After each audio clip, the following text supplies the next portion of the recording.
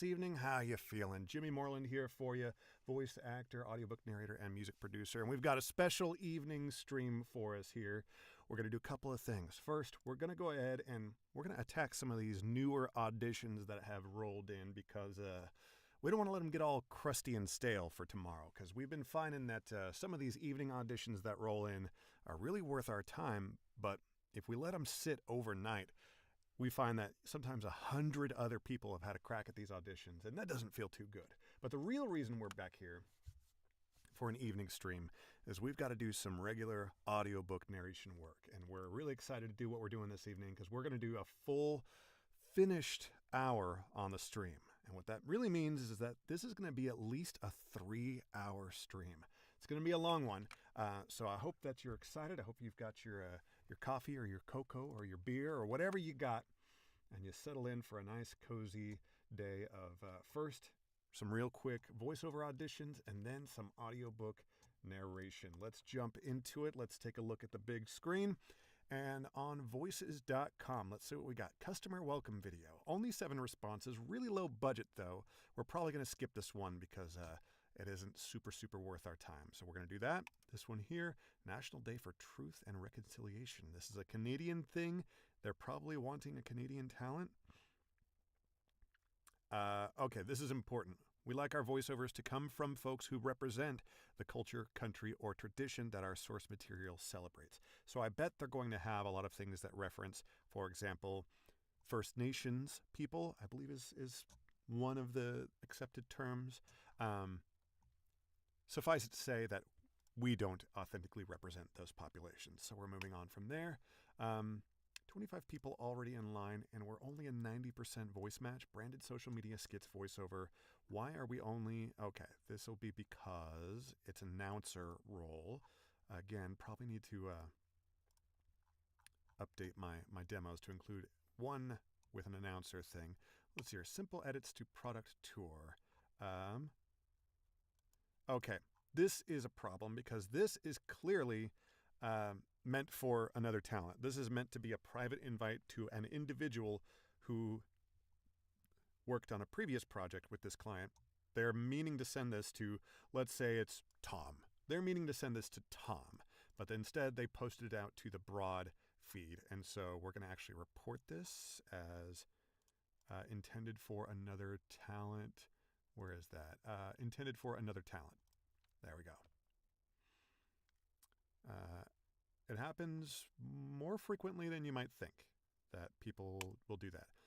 Multiple VOs for online paid advertisements. Let's take a look here. Okay. Looking for an authentic voice for multiple scripts, product material. Wonderside? Wonderside? That sounds like it's a tool for murder. Let's look at the script is in a PNG format, which is interesting. It's probably a screenshot of a PowerPoint slide. That would be my guess. And that's exactly what it is. All right. Playing in the yard is super fun. Just ask the bugs. They get on your pet and on your nerves. So get Wonderside. All right. Let's take a look at the specs here and see if there's anything here that would make us not interested in reading it. I think this is fine. We're going to go ahead and read this. So we're going to we're going to get creative with sizing this so that we can read it. I do like seeing specs or script sheets that look a little bit like this because we get a little bit of information about what we're going to be seeing alongside. So it's describing, pull back and show product. Owner sprays in yard. No pets around. Like, and even having this little screenshot here of a dog rolling in the yard. Like, okay, we get the vibe. So that's all super useful and can help inform our read. Let's go ahead and read this. Let's do it. Playing in the yard is super fun. Just ask the bugs. Playing in the yard is super fun. Just ask the bugs. They get on your pet and on your nerves. They get on your... The bugs. They get on your pet and on your nerves. So get Wonderside. With natural essential oils, it's proven to kill fleas, ticks, and mosquitoes without the conventional chemicals. Let's read that last bit. Mosquitoes. Ticks and mosquitoes without the conventional chemicals. Giving you, okay, goes right into that one. Kill fleas, ticks, and mosquitoes. Kill fleas, ticks, and mosquitoes without the conventional chemicals. Giving you peace of mind that you're keeping the ones you love safe. Don't let the bugs get in the way of play. Wonderside. It's all good. Okay, there we go.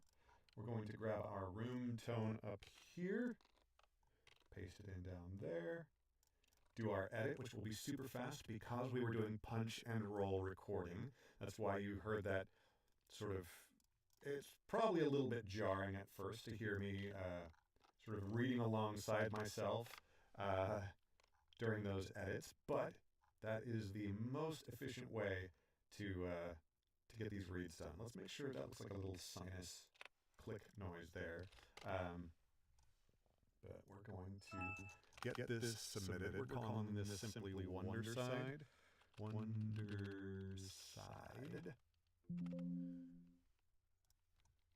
Here we go. Reply to job. And put our quote in. And there we go. Wonderside. Yay. All right, move on. Let's get our next track ready to go. And we're ready to roll. Send response. Here we go. Looks like we've had a couple of emails come in. Both of them are for voices.com jobs. Let's take a look at this one. 30-second video, education. Real person, all this looks fine. Friendly, casual, inviting. Think Chris Pratt.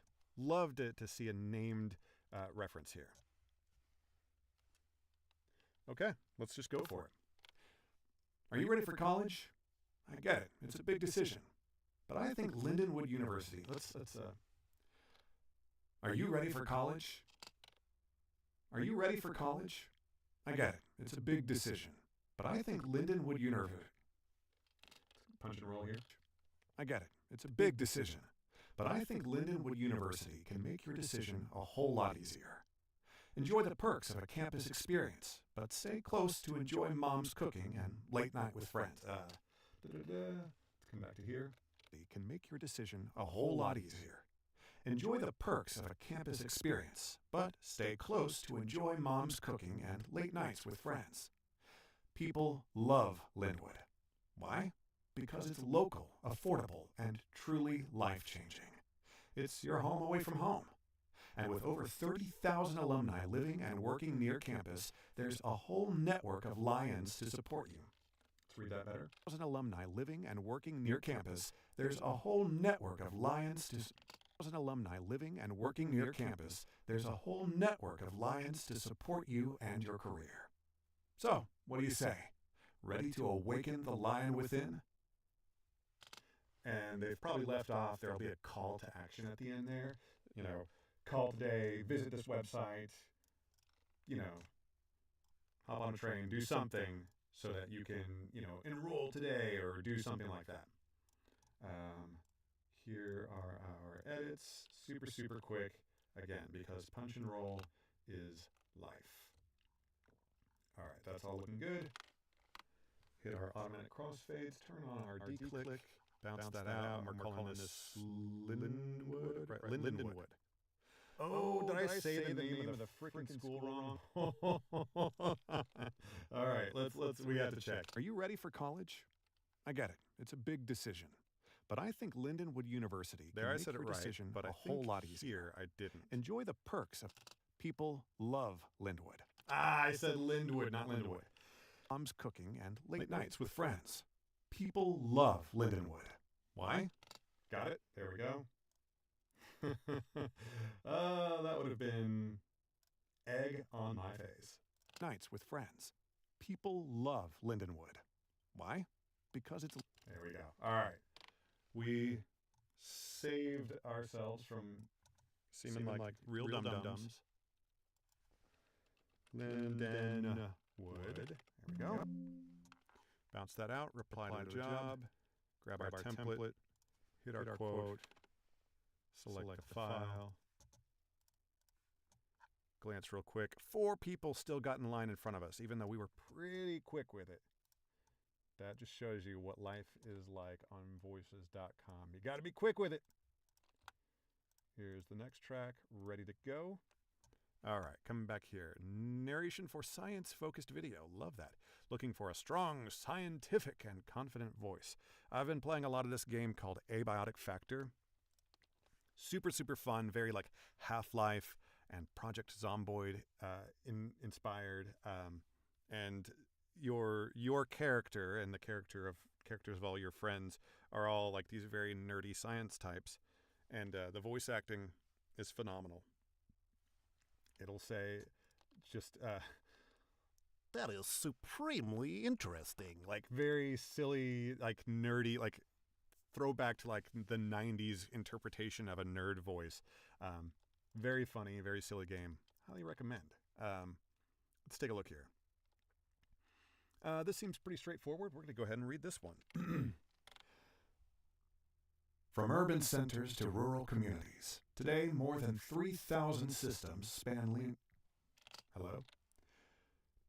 From urban centers to rural communities, today more than 3,000 systems span nearly 100 countries, strengthening healthcare, expanding access, scanning patients at one site alone, extending reach through local manufacturing. And now, it's time for our story to expand. Simple, easy. Don't even need to do any internal edits, just the head and tail. There we go. And we're ready to bounce this. What are we calling this project? Narration for science-focused video. Okay, we're just going to name the job number. 7228333. There we go. Reply to job. There's that. Here's the quote. Select the file. There we go. All right. I'll be interested to see if doing the evening slot here, which is not our normal time. We're usually on 1 to 3 p.m. Eastern time, because the live stream here, it's not about getting 1 million viewers. Like, I know that that's never going to be the end game of this. I'm not going to be the next Ninja or Shroud or whoever. This is all about keeping myself accountable and keeping myself to a schedule. I tend to be a bit of a degenerate, and I'll stay up later and later and later and sleep later and later and later until eventually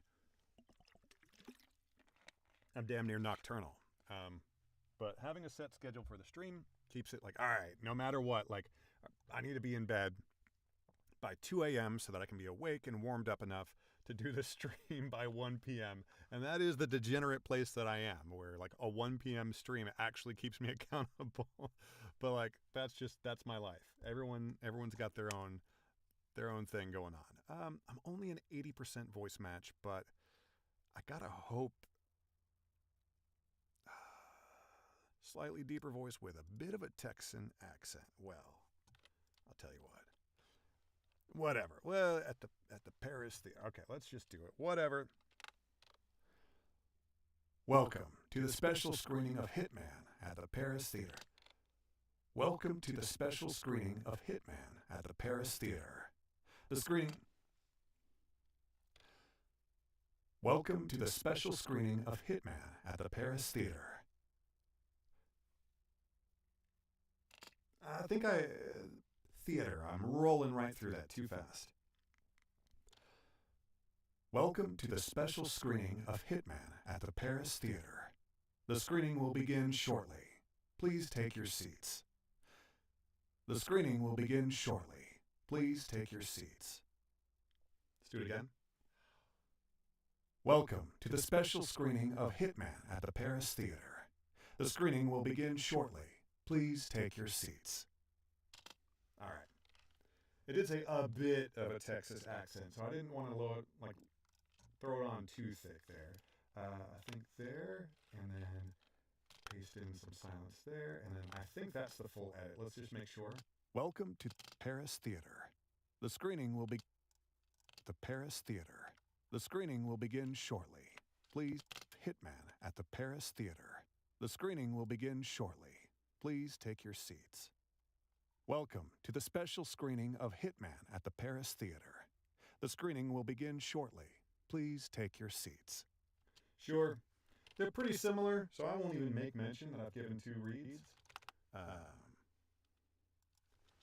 Hitman VOG. VOG means Voice of God. You see these jobs pretty frequently here and there. And the voice of God is just, it's the voice that comes on over the loudspeaker that usually is directing people to take their seats. The show will begin in 5 minutes, yada, yada. We're going to actually put the, where is it here? I've got a Texas copy paste, which is not too different from what I normally put. Here we go. 390. And again, I'm not going to quote that. I'm not going to make mention that I've given them 2 takes because those 2 takes aren't too terribly different from each other.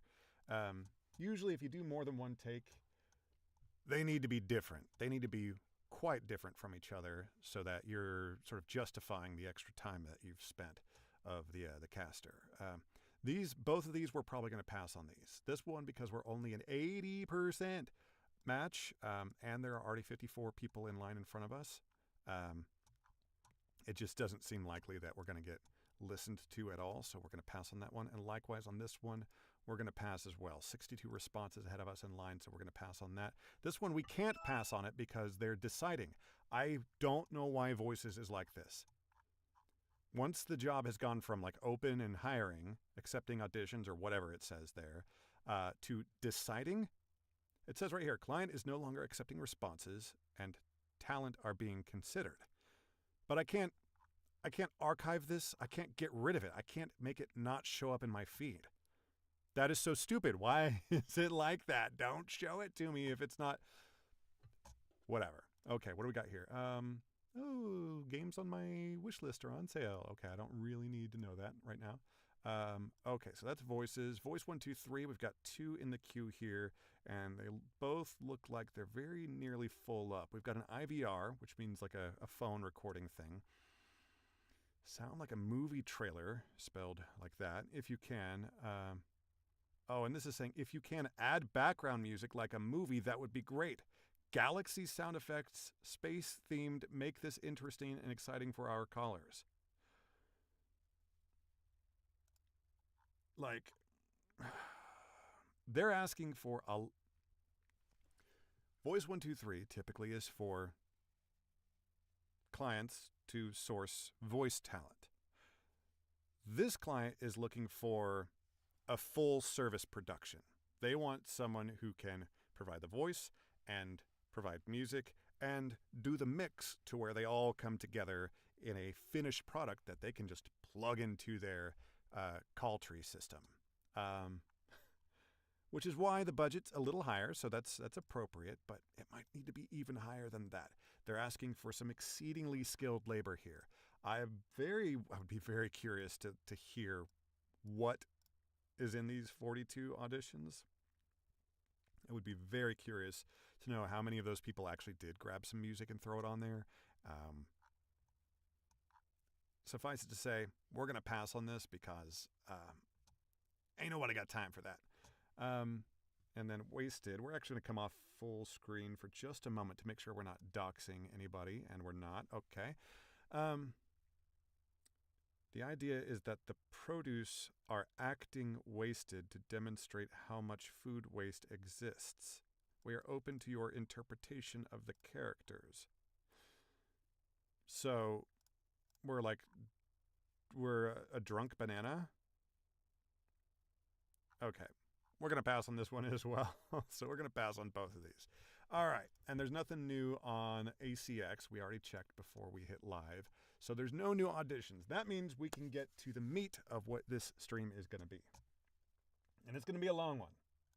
Open recent. We're going to open accidental healer. Now, this live stream is going to end up being cut down and turned into a YouTube video where I will demonstrate basically what it's like to produce a full finished hour of audio. That's the whole point of what we're doing today. And we're starting on chapter 17 with this. Let's go big here. Real quick, I need to check something. I need to check Positron and see what I've got going on there. Please just go. Log in. Here we go. I need to see if I've got any pickups that are awaiting my attention. Let's see here. I don't. Good. So we're good to go there. So we're going to close voices and Voice123. We're going to keep this thing open, and then we're going to open up our timer, or could we use something else? No, let's just use our regular timer that we like to use. Okay, so we've got our stopwatch here. So here's what we're doing today. So I've got Pro Tools with my audiobook project pulled up. I've got my big old spreadsheet here on the right. And I'm sure this is a little bit tough to read, especially if you're on a phone or something like that. But to suffice it to say, this big old spreadsheet here on the right is where I'm going to be tracking my time. So I'm going to be sort of alt-tabbing back and forth between this, my like online stopwatch is just an easy way for me to, start and stop a timer. And then I'll be inputting my times here. And this is how I track my own data. It's useful for me. It makes me feel warm and fuzzy. So we are going to be narrating a handful of chapters today between 17 and I think we're stopping at 35. Now, we're not narrating all of those chapters because this project is a dual narration project. Our narrating partner in this range, has already narrated chapters 20, 23, 25, and 28 through 31. So those are the chapters that we'll be skipping. So as you listen, we're jumping midway through the story. We're starting with chapter 17 today. And we're going to be skipping around a few chapters, and we're going to be saying goodbye on the stream, likely at chapter 35. So, if you like what you hear, highly recommend checking the audiobook out. Now, the first book in this series is already available. You can go buy it right now on Audible. The book is called Interview with Death. It is written by V.K. Passanen. That's the letter V, the letter K, and then Passanen. Interviewed with Death is book 1. Book 2 continues that story, but it does a bit of Tarantinoing, a bit of mementoing, of sort of jumping around back and forth through time and space to tell this big story that spans pantheons and realities, and it's a whole lot of fun. So if you're at all interested in this, then check out the first book and keep an eye out for this. I'm going to be I'll probably do another live stream or two as we near the wrap up on the production on this. Now, content-wise, there's going to be some swearing in this. This book does have realistic but not overly gratuitous or particularly graphic swearing or depictions of violence. What we're going to read today, there is no sex. There is one pretty mild scene in chapter 68. So that'll be one that we probably skip for the live stream. I don't want to get tagged with something. I don't want my stream to be age restricted or anything like that. So, but that's not a worry today. Today is going to be just lots of good story, character development. I think we're going to start to get, by chapter 35, we're getting into some of the meat of what really starts to go down in this book. So that'll all be super fun. Make that inactive real quick. Save. But for the purposes of the YouTube video that we talked about, we've already recorded the intro and outro for that video. So pretty soon here, I'm going to shut up, and then I'm going to be in hardcore work mode. So I will still make time to respond to chat and things like that if I see it come in. And certainly if I hear someone subscribe or something like that, I will definitely take a moment and say thank you or what have you. But generally speaking, I'm going to be a little bit lighter on explaining every single thing that I'm doing. I'm not going to be describing every mouse click and hotkey that I hit, because I want this really to be a real window into the workday of a working professional audiobook narrator. I really want this to be like, oh, that's what it's like. Because I want for people who are considering getting into this to be able to go like, all right, you think you want to do this? All right. Imagine that you've been hired to produce a 10-hour audiobook. Watch this entire video and imagine yourself doing that 10 times. And that's if you are as fast and efficient as me. On your first few books, you're going to be 3, maybe 4 times as slow as me. So imagine instead of doing that 10 times, imagine doing it 40 times. That really, really is the place you should be at in your head. This is not by any means an easy living. It seems luxurious because if I wasn't on stream, I could be out here in my pajamas or whatever, and I'm my own boss and yada yada. Like, there are some great things about it for sure, but it doesn't mean it's easy in any sense of the word. It's even physically, it can be tough out here. Your back, my ass hurts. Like, stuff happens, man. It builds up. So we've got the text up here on the right. Hopefully it's large enough to see on the stream. I have got like a tiny little preview window on my tablet over here, and I can't quite read it. I can read the 17 at the top. So if you're on a phone, maybe if you turn your phone sideways, maybe you can read that.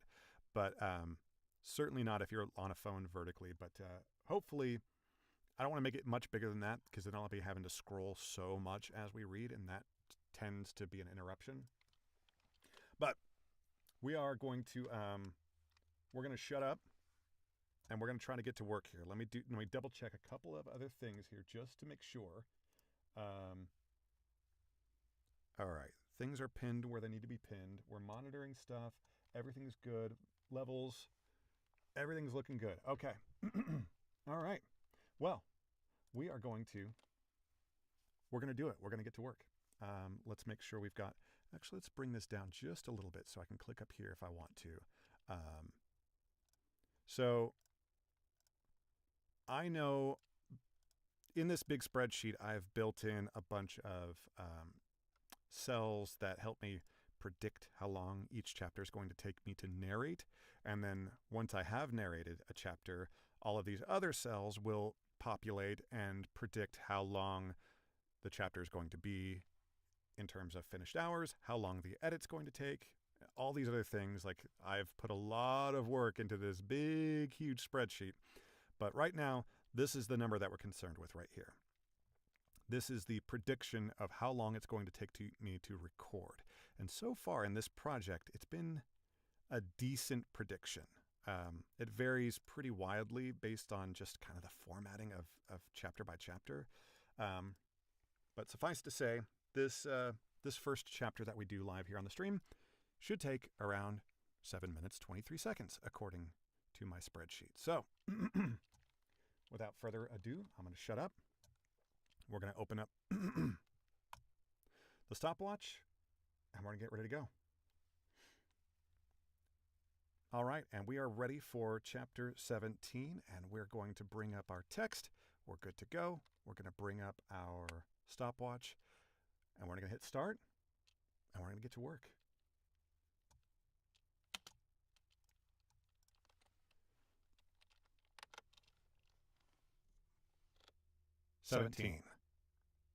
Sunday, September 2, 2007.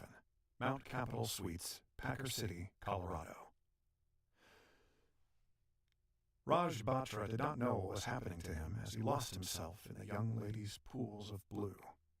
Little did she know that he was peeking through windows to her soul and a kind heart twisted by torrents of tragedy, joy, heartache, and terror, glimpses of memories of a life that should not have been. Raj, your head is being tricksy with you, he thought. But the images seemed so real. He had seen the eyes of the older white gentleman who held the little... Here we go. But the images seemed so real. He had seen the eyes of the older white gentleman who held the little girl in the pink dress. Now he was duty-bound to keep this woman safe, who looked no older than his oldest daughter, Anaya.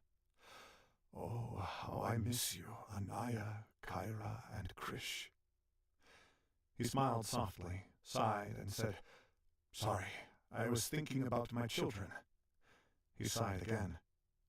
You may stay as long as you need. Do you need something to eat? Scroll. As you need.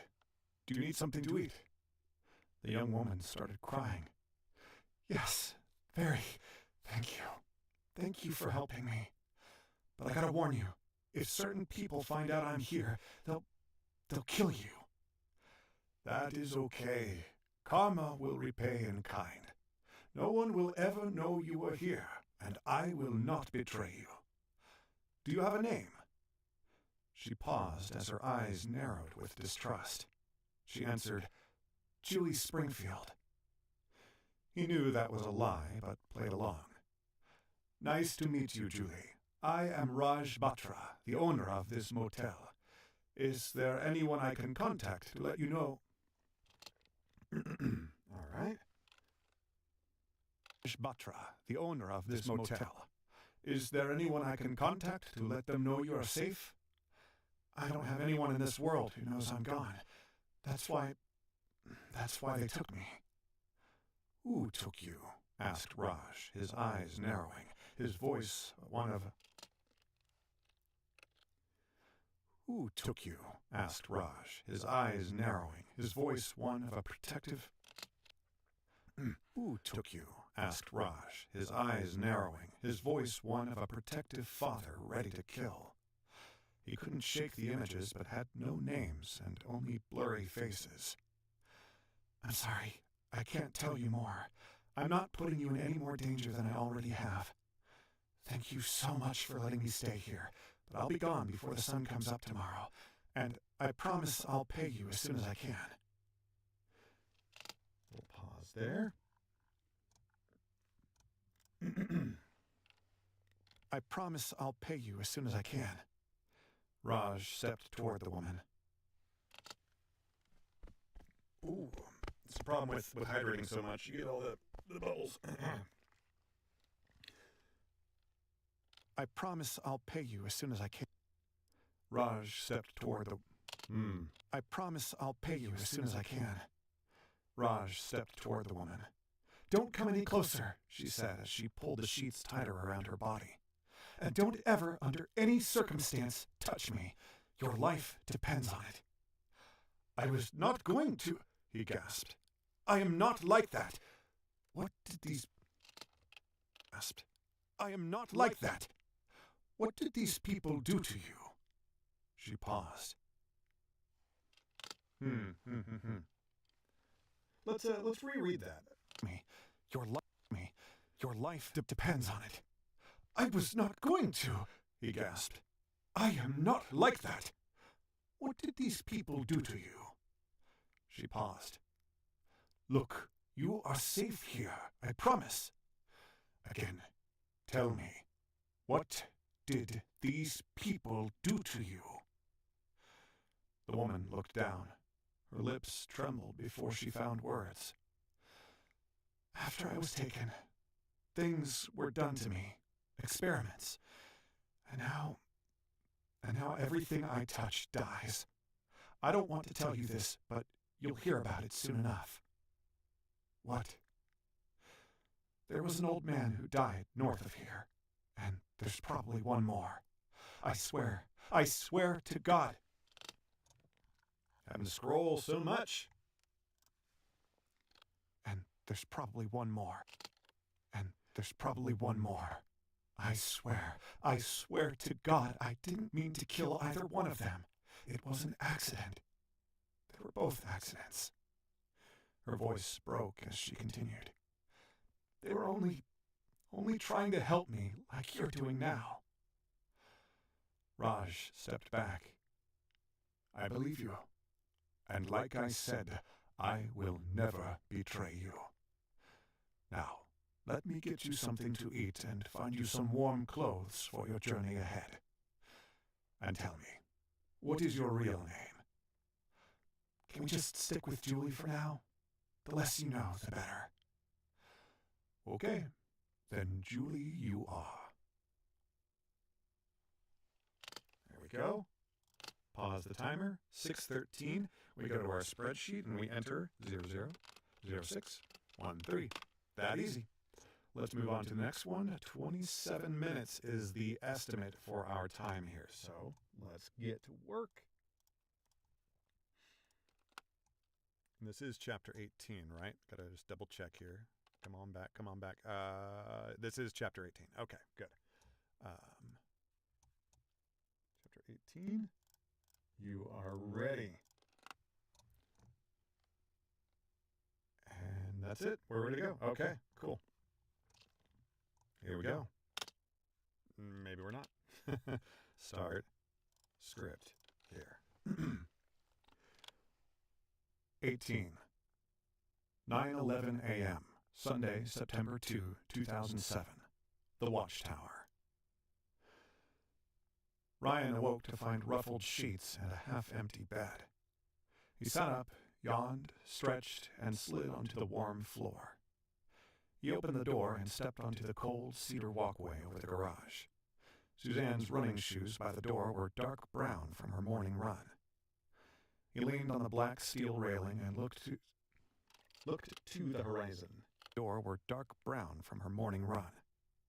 He leaned on the black steel railing and looked to the horizon and the mid-morning sun. The air was brisk. Come on. To the horizon and the mid-morning sun. The air was brisk. He felt great. Really great. Strangely great.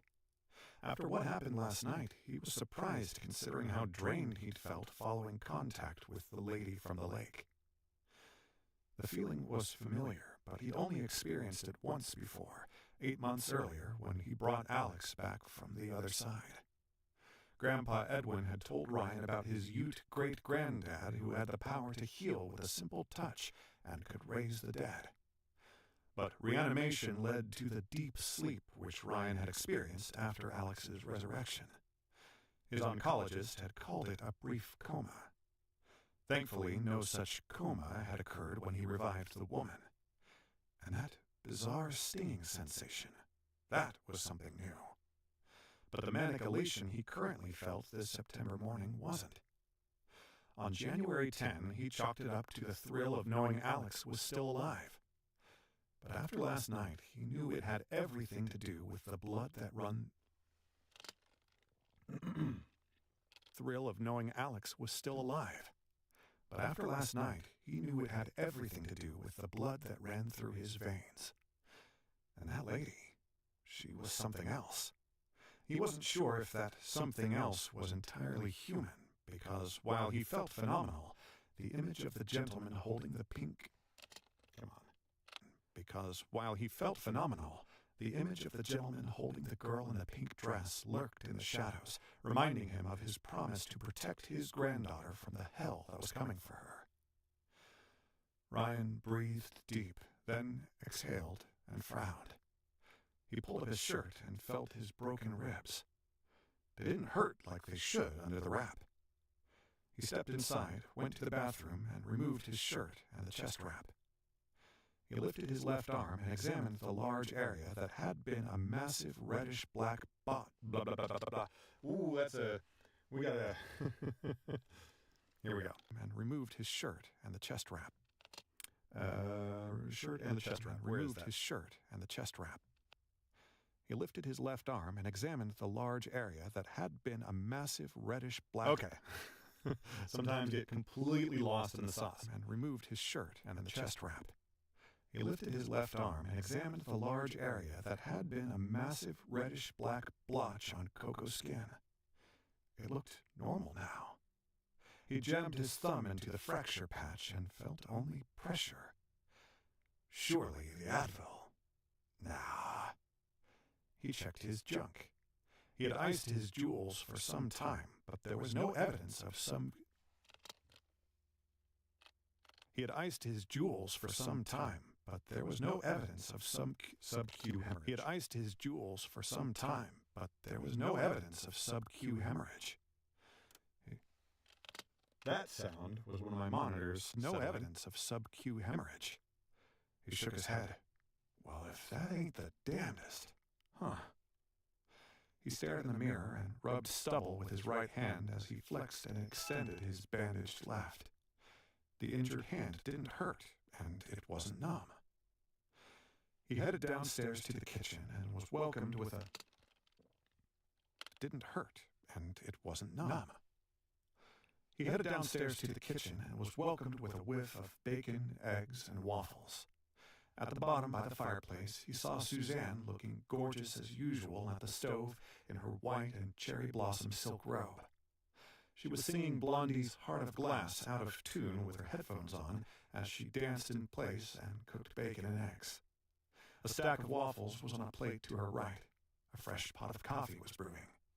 I feel like I said waffles weird. Out of tune with her headphones on as she danced in place and cooked bacon and eggs.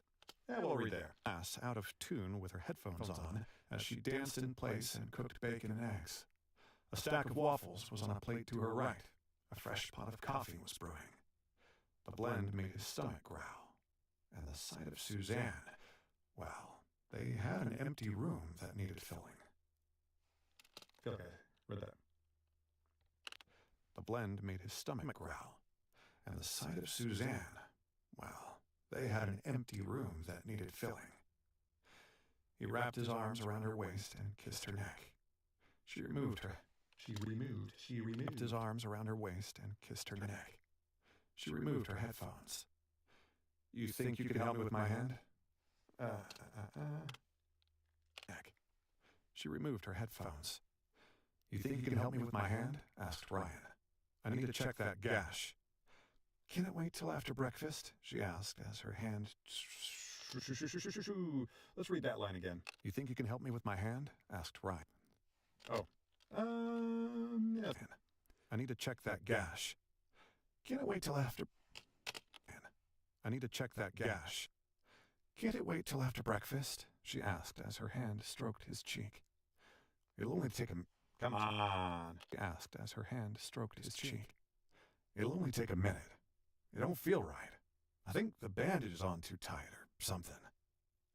She turned off the stove and followed him to the bathroom. She retrieved the bandage kit as he sat on the turned off the stove and followed him to the bathroom. She retrieved the bandage kit as he sat on the fluffy pink toilet seat. She knelt, unwrapped the bandage, and flipped his hand over. The hand over. As he sat on the fluffy pink toilet seat. She knelt, unwrapped the bandage, and flipped the hand over. Her jaw dropped. He stared, stunned to see that the deep gouge of gore now looked like an old pea-shaped scar. Come on. He stared, stunned to see that the deep gouge of gore now looked like an old pea-shaped scar. He stared, stunned to see that the deep gouge of gore now looked like an old pea-shaped scar. She looked at him. His eyes said, "Don't ask me." She shook her head and began to speak. The doorbell rang. "I'll get it," she said. She left him sitting dumbfounded, tracing a finger over the scar for no particular reason. He thought, P for what? The night before, he skipped the part about the strange sensation and the violent jolt he received when he touched the woman, or the omniscient memories that followed. Ryan couldn't explain any of it and didn't want Suzanne and Pete to know he'd gone stark raving mad, or that he'd made a promise to a figment of his imagination, or that he owed anything to this woman who'd stolen Uncle Mel. All right. A promise to a figment of his imagination, or that he owed anything to this woman who'd stolen Uncle Mel's Jeep. Now this? His head suddenly throbbed. He rubbed his temples. Okay, it's her talking. Sometimes it's not immediately clear who's talking, but now it's her. Okay. He throbbed. He rubbed his temples. "Hey, Ryan, it's Pete," she yelled from the foyer. "Says he needs to talk to you again." Come on. "It's Pete," she yelled from the foyer. "Says he needs to talk to you again." "Tell him I'll be a..." It'll, not I'll. It'll. Foyer. "Says he needs to talk to you again." "Tell him it'll be a minute." Ryan ran upstairs and threw on a faded Noreen Jasmine Jones t-shirt, navy blue shorts, but remained barefoot. He hopped down the steps 2 at a time. Pete was in the foyer dressed in his usual brown with hat in hand. The skin around his eyes was a few shades lighter than a raccoon's. He met Pete in the dining room. All right. He met Pete in the dining room. "Would you like some coffee?" asked Suzanne. "Just started a fresh pot." "That would be amazing," Pete said as he set his hat on the table and himself in a chair. "Cream and sugar?" "Always. I'm struggling, so keep it coming, please," he said with a half smile. She brought out 2 cups for the boys and the extras for Pete. "Thank you so much, Suzanne," he said. He dumped 3 heaping teaspoons into the black, topped it with cream, and stirred, spilling a sip. "You staying for breakfast?" she asked. "I wish I could, but this'll be a short visit.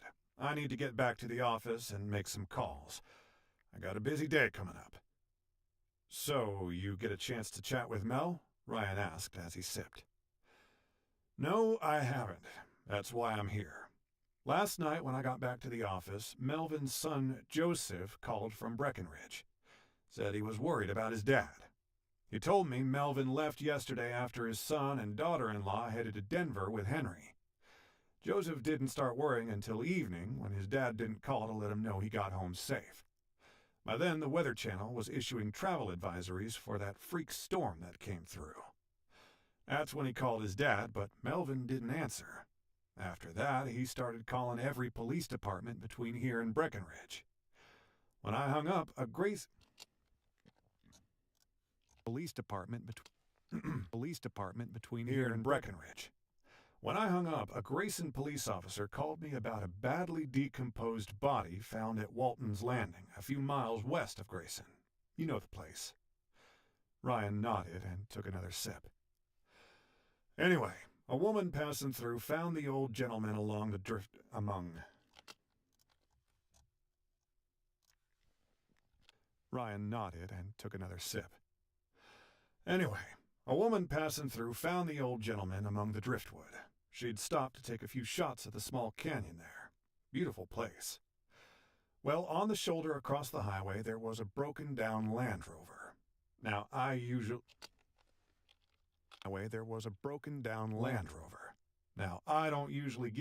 don't usually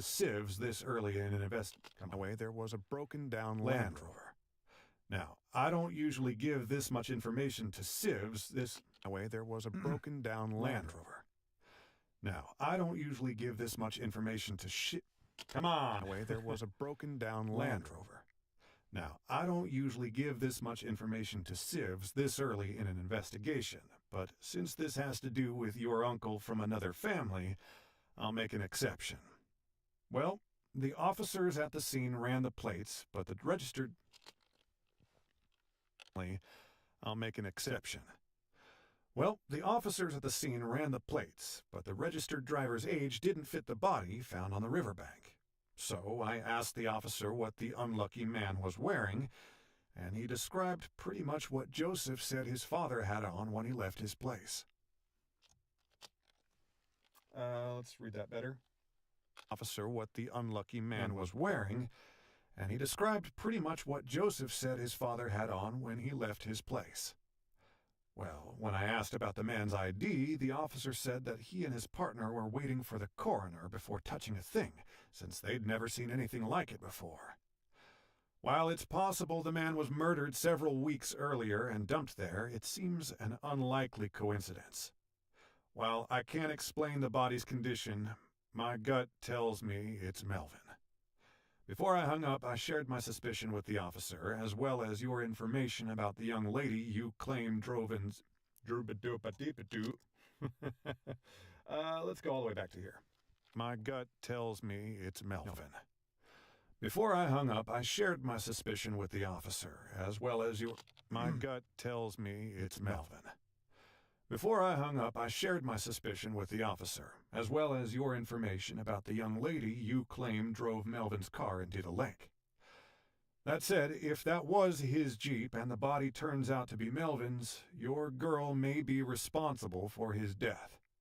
And even if she's not, she'll be a person of interest. Anyway, once the deceased gentleman's identification is confirmed, I'll head back out to let you know.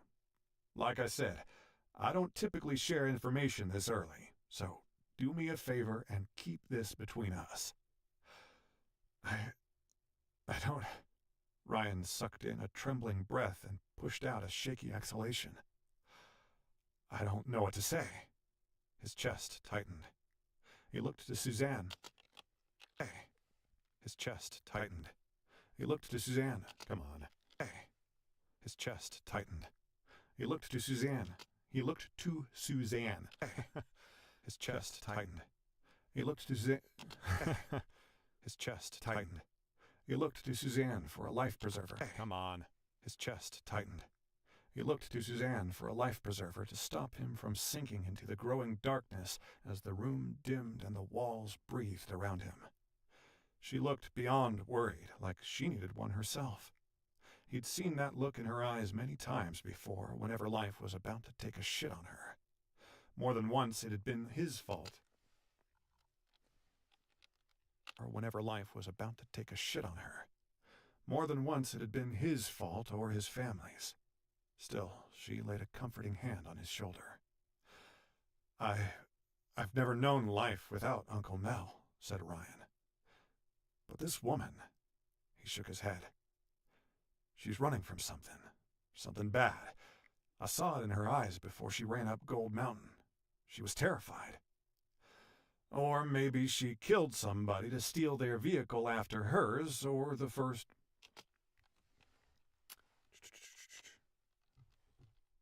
Gold Mountain. She was terrified. Or maybe she killed somebody to... Gold Mountain. She was terrified. Or maybe she killed somebody to steal their vehicle after hers, or the first one she stole broke down. The guilt might have been eating her alive, Pete said with a crass lack of sympathy. Prematurely. The first one she stole broke down. The guilt might have been eating her alive, Pete said with a crass lack of sympathy. Prematurely judging was completely out of character for him. Ryan curled his hands under the table. Come on now. Judging was completely out of character for him.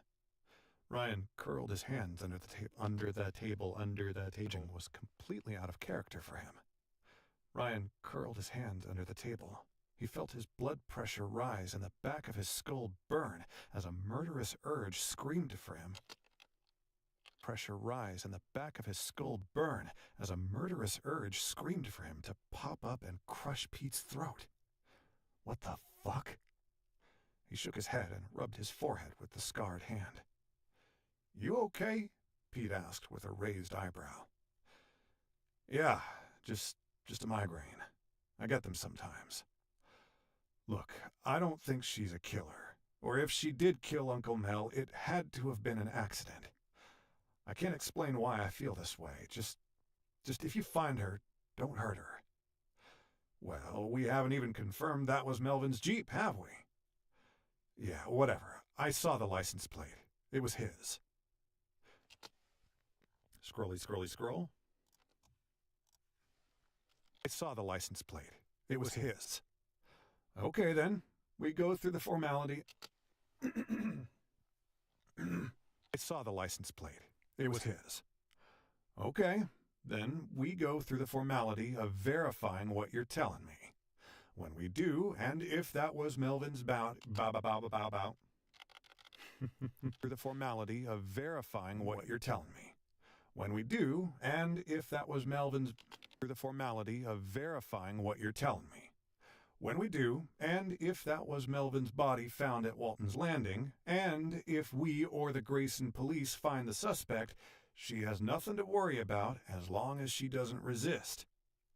Pete finished his coffee, stood, and donned his hat. Thanks for the coffee, Suzanne. I was planning on another, but I think I should go. He put his hat on and headed toward the foyer, stopped and looked back. He glanced at Ryan's unbandaged hand. How's your hand? Ryan narrowed his eyes and regarded Pete quizzically. What fucking business is it? Narrowed his eyes and regarded Pete quizzically. What fucking business is it of yours? Narrowed his eyes and regarded Pete quizzically. What fucking business is it of yours? He thought to say, but said, It's fine. It was just a little cut. Pete scoffed. A little cut? That was quite a bandage you had on last night. I never asked what happened. I scratched my hand on a rock by the lake. Like I said, it was nothing. I feel kind of silly about the bandage now. But you know Suzanne, she's the best, always taking good care of me. Don't you worry about it. Hand's fine now. He extended his left palm.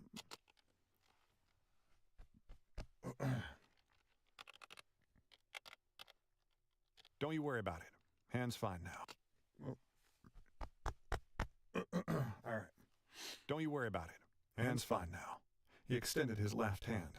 Don't you worry about it. Hand's fine now. He extended his left hand, palm up. See? It was nothing. Pete glanced at Suzanne. She returned a less than a convincing, come on. Pete glanced at Suzanne. She returned a less than convincing grin. Weird. Don't see a scratch on your hand, only an old scar. I swear it looks like a P. Where'd you get that? Ryan frowned at his overzealous curiosity and said, Almont Locofar. Pete blushed. I'm sorry. I'm sorry for being nosy. My curiosity sometimes gets the best of me. Come on. I'm sorry. I'm sorry for being nosy. My curiosity sometimes gets the best of me. All these years with a badge, you know. Glad your hand's okay. Well, gotta go. I apologize if I'm a little cranky. I haven't slept much the last... Apologize if I'm a little cranky. I haven't slept much the past few nights. Well, thanks again for the come on now. I haven't slept much the past few nights. Well, thanks again for the caffeine. It's hasta la vista for now. And like I said, I'll let you know as soon as there's an... Come on. Vista for now. And like I said, I'll let you know as soon as there is an... come on. Caffeine, it's hasta la vista for now. And like I said, I'll let you know as soon as there's an ID on the body. Don't lose hope. There's a chance I'm wrong. His words failed to reassure. Ryan and Suzanne followed him to the driveway steps. Come on. His words failed to reassure. Ryan and Suzanne followed him to the... Come on. His words failed to reassure. Ryan and Suzanne followed him to the driveway steps. They waved as he turned his forerunner around. He returned the formality and headed down the driveway.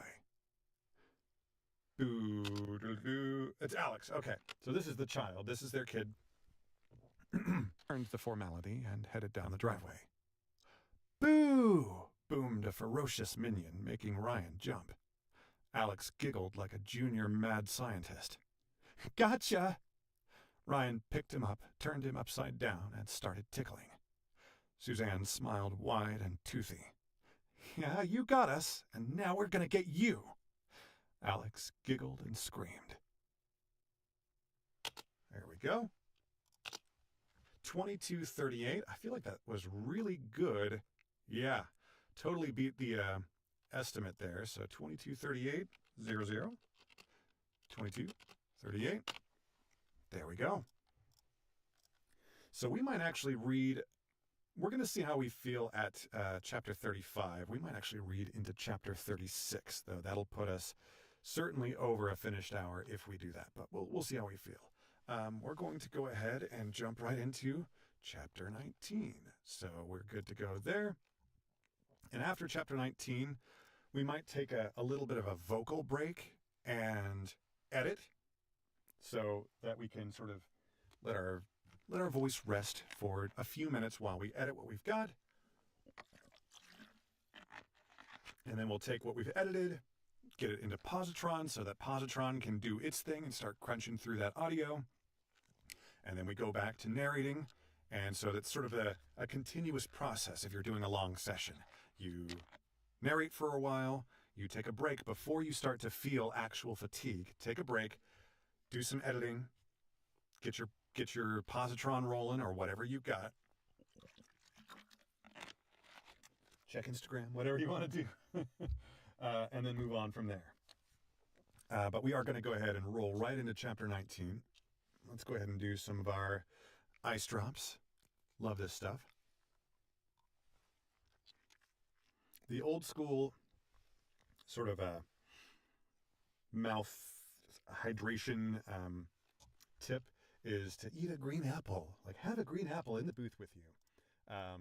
That sounds miserable to me, to actually have like food in the booth. Like, no, thank you very much. And to be like spitting particles of food like onto the microphone, like, ew, gross. No, thank you. So instead of doing that, I do these little ice drops, and that's something that a little tip that I picked up from Scott Brick. Highly recommend if that's oops, cancel. We're gonna save. Always save your work. We've got auto saves set up in Pro Tools, but it's still good to save your work. Let's see here. Double checking that we've marked the time so we can clear this out. Chapter 19 is ready to go. The track is armed.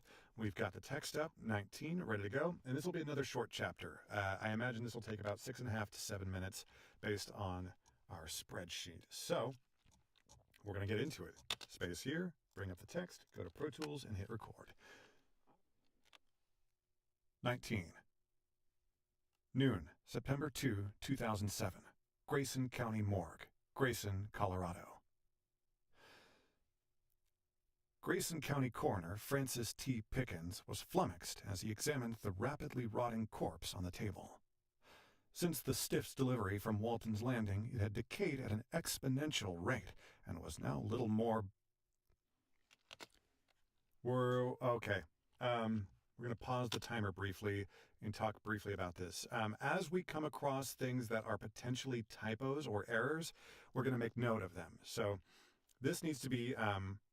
It had decayed at an exponential rate and was now little more than bones and cavities filled with a sticky da-da-da-da-da. So we're going to go ahead. First, we're going to copy. We're going to go ahead and just take the whole sentence here. We're going to copy it. We're going to paste it into... So that's chapter 19 that we're on. We're going to paste it here. Control-Shift-Space so that it pastes without the formatting. There we go. Now we come back to here, we come back to the text, and we're going to go ahead and insert a little more than. All right. So now we are ready to start the timer again. Let's actually, where are we here? Corpse on the table. We'll start there. We're going to hit space to restart the timer. Come back to the text, come back to Pro Tools, and here we go. The rapidly rotting corpse on the table. Since the stiff's delivery from Walton's Landing, it had decayed at an exponential rate. The rapidly rotting corpse on the table. Since the stiff's delivery from Walton's Landing, it had decayed at an exponential rate and was now little more than bones and cavities filled with a sticky gelatinous concoction of skin. Gross. Now little more than bones and cavities filled with a sticky gelatinous concoction of skin, muscle, and internal organs. Based on the Colorado driver's license found on the body, what lay before him were the remains of Melvin Anderson, age 83, of Packer City, Colorado. He knew Melvin. Everybody knew Melvin and loved him, or at least he'd never met anyone who didn't. Regardless, his death was... Or at least he'd never met anyone who didn't. All right. Or at least he'd never met anyone who didn't. Regardless, his death was most likely due to foul play, since his body was moved and his Jeep was stolen. But why leave his wallet with 2 credit cards, a debit card, and $162? Maybe it was some kind of an accident. He scratched his head, then looked at the gummy, gore-covered glove. "No, sirree, Bob, Melvin, you were murdered," he said to the corpse in front of him. He pushed his glasses further up his methyl... I'm going to have to look that up. Okay, 2 things. First here, I'm doing this ridiculous voice for this character because this is a recurring character. This is a character that was in book 1 and will continue to have a role in books further down the series. And the author described this character to me as... What he basically described was Ross Perot. If you're old enough to remember the third-party presidential candidate, Ross Perot, who ran during the George H.W. Bush versus Bill Clinton. I think that's 1992, that campaign. Ross Perot was a third-party candidate who he was a Texan, and he was quite a character. I'm trying to think who on Saturday Night Live was doing him, because Dana Carvey obviously was doing George H.W. Bush. I can't remember who was doing Ross Perot, but he's the "Can I talk? Can I talk?" Anyway, so I need to look up how to say methylatum. Let's see if it's on Forvo. This is a great resource for if you need to know how to pronounce something. This is usually my first stop, especially for things that are semi-common proper nouns or medical terms, and it's not on Forvo. Another place to look is Youglish. Youglish is a YouTube-based search engine that basically searches all of the closed caption information across YouTube. So let's see if anyone on YouTube, no one has said meth. Maybe it's, let's just search just the term by itself. Maybe it's mentholatum. Powerful, fast relief for migraines. So this is the... Well, we're going to say exactly what the author wrote. Well, it seems like this is another typo that we need to bring to the author's attention. So if we put an N right here, let's see if it shows up. And it does. Mentholatum. Mentholatum. Okay. There's a Japanese pronunciation. I am so curious. Mentholatum. Love it. Mentholatum. Okay. So we're going to make note of this to the author, like we did with that other thing. And the author has capitalized it. That means that he is very likely referring to this specific product. So we're going to copy it, come in here, once again, chapter 19. Here, shift enter. Oh, that doesn't work. F2, here we go. Whatever. Control shift space. I'll know what I'm talking about, right? Later when I come back to put together my little pickup report or whatever you want to call it. Oh no, are we still recording? We were still rolling that entire time that I was talking to myself. Oh no. When is the... And $162. Maybe it was some kind of an accident. No siree, Bob. Melvin, you were murdered, he said to the corpse in front of him. Okay, I need to reread that. So we'll start right here. Go ahead and save our work there. Let's come back to the timer. Let's come back to the text. Let's insert that N. All right. No siree, Bob. That's how we're going to read that. All right. Space here. Bring this up and record.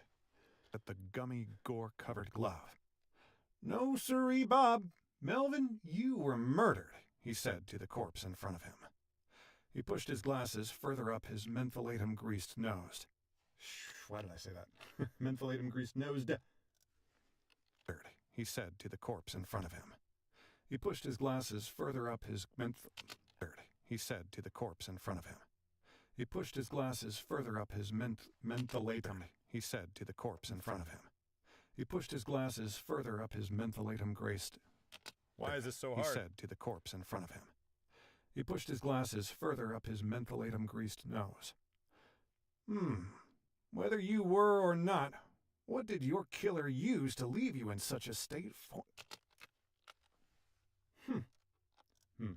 I want to get that right, you know? Further up his mentholatum-greased nose. Whether you were or not, what did your killer use to leave you in such a state 24 hours after you reported... Come on, reported... We're going to use that. Used to leave you in such a state 24 hours after you were reported... You were reported... Used to leave you in such a state 24 hours after you were reported missing. Used to leave you in such a state 24 hours after you were reported missing. He thought about his examination at the scene. It had only been slightly more enlightening. He had quickly ruled out hit and run since Melvin had no injuries consistent with trauma. There were also no punctures or bullet holes to suggest his killer used a weapon, but even that was hard. And we scroll. To suggest his killer used a weapon, but even that was hard to determine. Got some bubbles. To suggest his killer used a weapon, but even that was hard to determine by the time he arrived. Oh, Jesus. Excuse me. To suggest his killer used a weapon, but even that was hard to determine by the time he arrived. He felt downright silly going through the motions of considering anything but what was blatantly obvious to this county's only coroner and coffin salesman. He removed his gloves, went to his office, and sat at his desk. He shuffled through his drawer for a peppermint, then went to his office and sat at his desk. He shuffled through his drawer for a peppermint, then composed an email marked urgent to the director of Centers for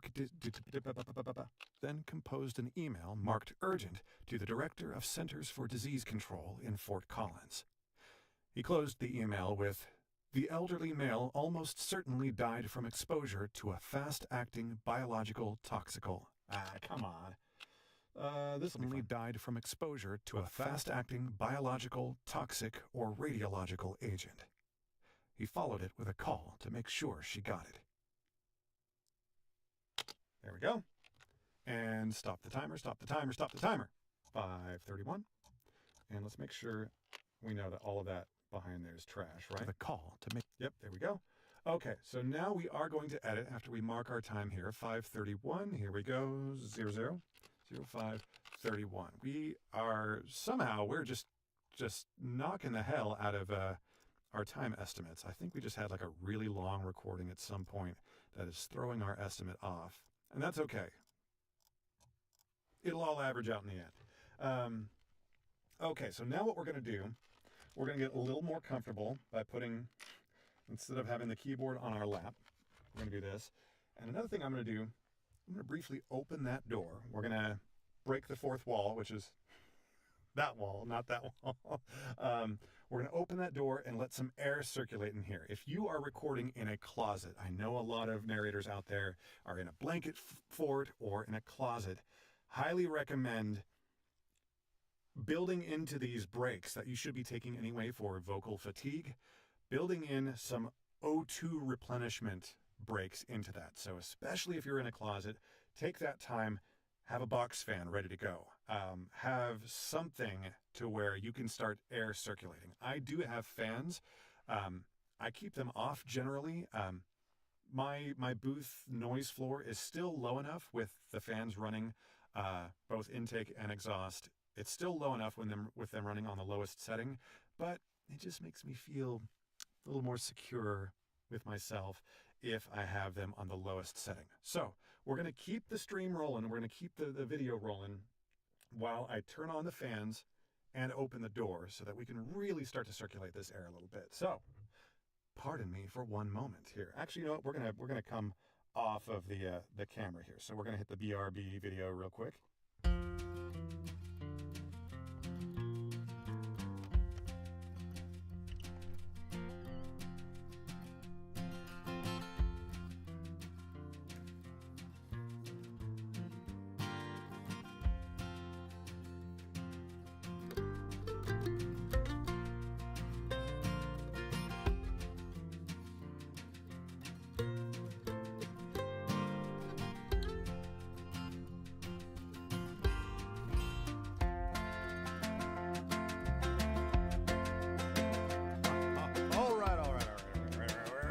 We're back. Okay. I've got the big boy headphones on now. And we're going to get into our edit. So we're going to go back to our first chapter that we have to edit. So we'll go ahead and throw this up on the full screen here. Chapter 17 is what we're looking at. And we're going to, let's see here. None of the things that we've got here. Let's see here. All three of these chapters have the little mini heading where it's like chapter name or number. So chapter number, and then I read the setting. You know, we're in Colorado. It's 9 a.m. on Sunday, September, whatever. So there's the chapter number, and then there's the setting, and then a gap, and then the regular narration starts up again. So I've got a standard set of silences, gaps that I use for this. And what that is right here on this track, these are bits of room tone. I'll make it a little bigger here. These little clips here, this is room tone. In audiobooks, you never want complete dead silence. You want to use room tone. And so this is room tone that has previously been recorded. I'll even prove it by, let's see, come on now. I thought it was Control Shift. Am I crazy? I guess maybe I am crazy. No, here it is. So there we go. I'm proving that it's room tone because this is not pure silence. You can see that there's actually waveform information there. It's just the quietness of our booth here. So let's bring that back down to there. I'm going to copy this thing, and then I'm going to zoom in to my preferred zoom level.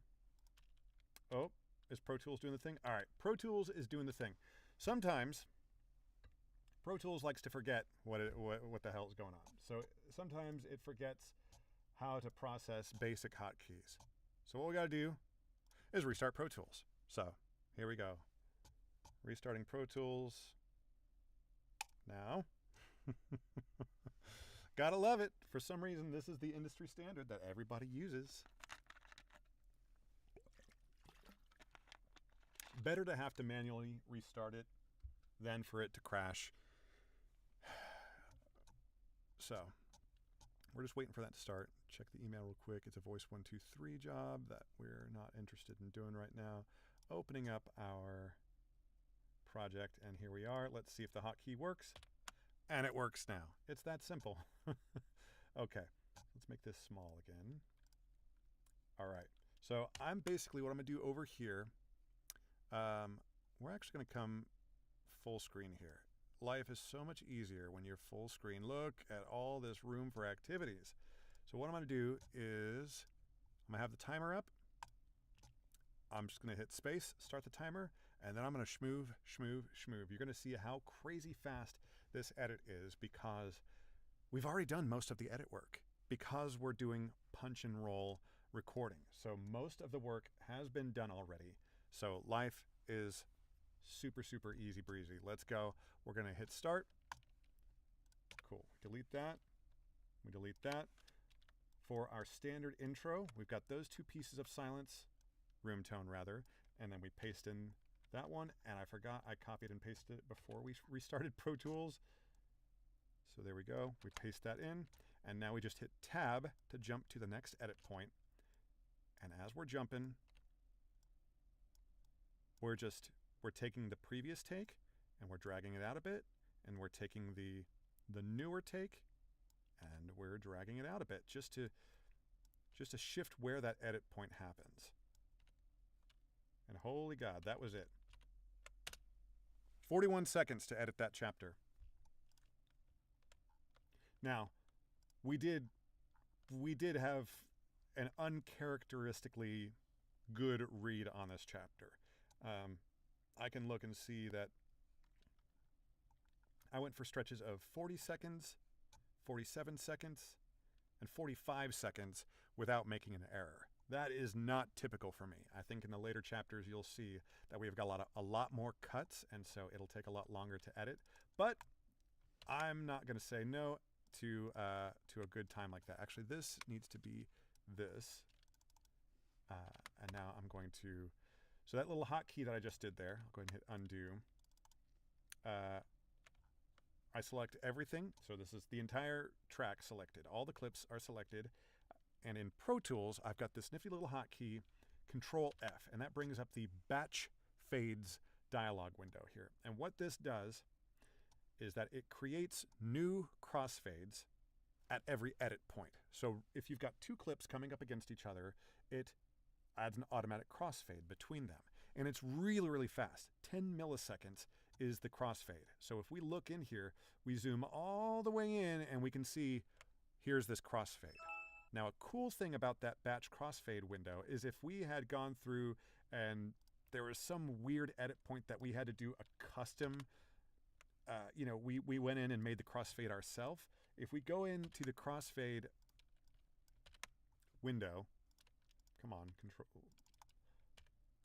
If we go into this batch crossfade window here, we've got this option here that says adjust existing crossfade length.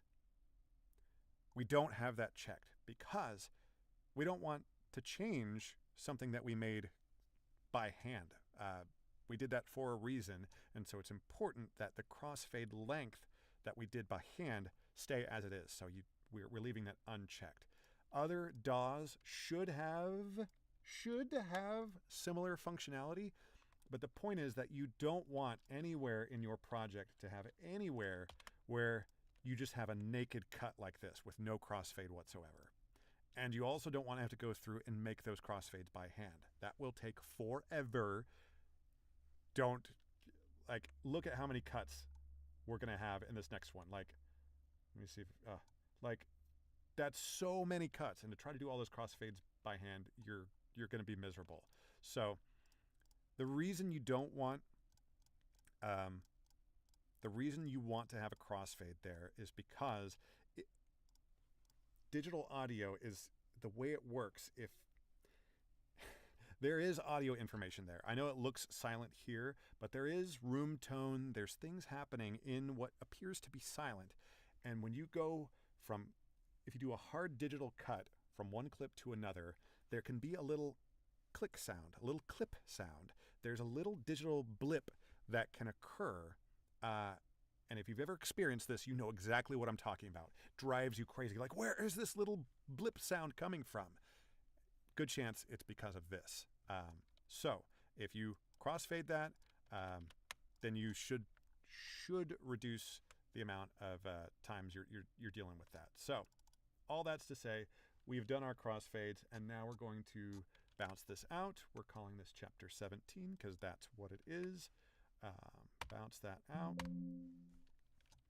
All right, and now we're going to get over into Posotron. Where are you? Here we go. Make you big. And then we're going to bring up, where are our audio books? Here are audio books. There we go. Chapter 17. And this is okay, here it is. Chapter 17, dropping it in here. There we go. So this is the positron window. We're dropping it in here. Later we'll be doing the proofing. So this is we're kind of mixing these two things. But later we'll actually do something with all of this information. But right now we're just loading it in as part of our edit process because it just makes us feel good, and it's a bit efficient. Let's see here. 41 seconds. We're going to go ahead and mark that time here for the edit. So that's over here in this. We are on chapter 17. So chapter 17, this, and then here. 000041. And the chapter length we can see over here was 4 minutes 13. So 000413. And we can see our ratio just for that chapter was an amazing 1.64. Now that is not sustainable. We got really lucky on a short chapter. So that's going to even out in the long run, and our ratio is not going to be that amazing. So let's see what happens with the next chapter. Chapter 18, let's get it ready to go. Chapter 18, make you big. Come back to the beginning, zoom in to my preferred zoom level, which is right here. There we go, making sure I've got the right thing copy-pasted. Yes, I do. Let's bring this down so I can grab it. Head over here to the thing right there, clear, and here we go. Drag you, delete, drag you, come over here, grab that little click, paste you, and now we are tabbing and dragging. You'll notice that we're not listening to anything.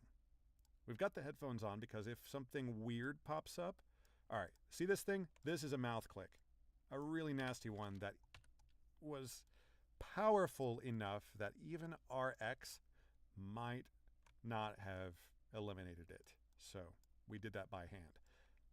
If a mouth click gets through your RX declick, it's fine. It's not the end of the world.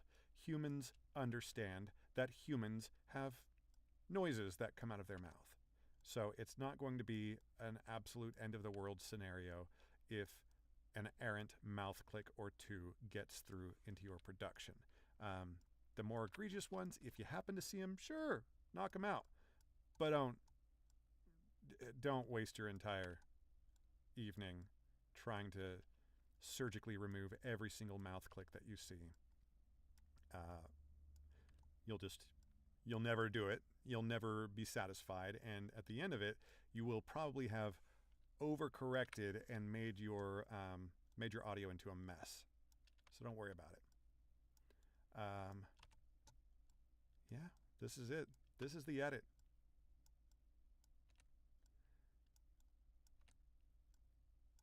Really simple, straightforward. I'm just tabbing. And again, you'll notice that I'm not listening to any of these edits. I'm sure we will come across spots where I need to listen to make sure that I'm preserving a good pacing after I've made an edit. Or maybe there's some part where I haven't done the same breath pattern between an original take. Like, let's listen to this. To rise and the back of his skull burn as a murderous... See, that's fine. Once again, I'm getting all of these pre-breath clicks. That might be a technique thing. That might be something that I need to fix in the way that I'm breathing. You learn a lot about yourself, about the way that you perform, that you read. See, here's a spot where we are going to listen just to make sure, because I changed the way I did this breath. I'm sorry for being nosy. My curiosity sometimes gets the best. I think I like the original. Let's take a listen here. I'm sorry for being nosy. My curiosity... There we go. I liked the original breath better. And damn it, I did it again here. Let's make sure we like that. If I'm a little cranky. I haven't slept much the past few nights. There we go. All right. So generally, when you're doing punch and roll, you want to try to replicate the breath pattern from take to take. Unless there's a problem with the breath pattern, and then you should probably be putting your playhead further back so that you can fix whatever is wrong with your breath pattern. Hit our batch fades there and bounce this out as chapter 18. Go. So now I had initially planned to have these as like discrete sections of narration, big giant block, editing, smaller block, and then proofing, another block. But I think it's more useful to show that this is an iterative back and forth process, and that also kind of keeps it a little bit more interesting. For me, the producer, and hopefully for someone viewing this absolute mess. All right, so we're getting the next track ready to go. We could just jump right into the edit, but we want to do a couple things first. First, we want to start the upload into Positron. So we're going to do that by grabbing chapter 18. Here it is, the WAV file, drag and dropping that right onto this window. That's a fire and forget. You don't have to babysit that. 314 on that edit. So let's go over here into this window. And here it is, 0003, 00:03:14. And then the finished time on that chapter, the finished time on chapter 18 is 13:37. We have an elite time, my friends, 00:13:37. Oops. Oh my God. And then we're good to go there. So let's see here. Anything else we're waiting on? I don't think so. So we are ready to go here. Save our work. Tab back over here and get to work. Delete that. Delete that. Drag that short silence there. Paste in our 2 seconds of silence there. I say silence, but obviously I mean room tone. Something you'll notice here, I'm not attenuating or deleting breaths. You see this question pop up on the newer narrators like Facebook groups. like, ooh, should I be deleting all of my breaths or just some of them? None of them is the answer. You shouldn't be deleting breaths just for the sake of deleting breaths. Humans breathe. Listeners understand that. And in fact, if you ever submit something with no breaths in it, you ever watch a movie that has a scene, like a suspenseful scene where like the main character is like underwater and like, oh, like they're running out of air. That feeling of like, all right, hold on. From exposure to a fast-acting biological... That sounds good. Oh, and there's the edit. That's done. Drag this one in.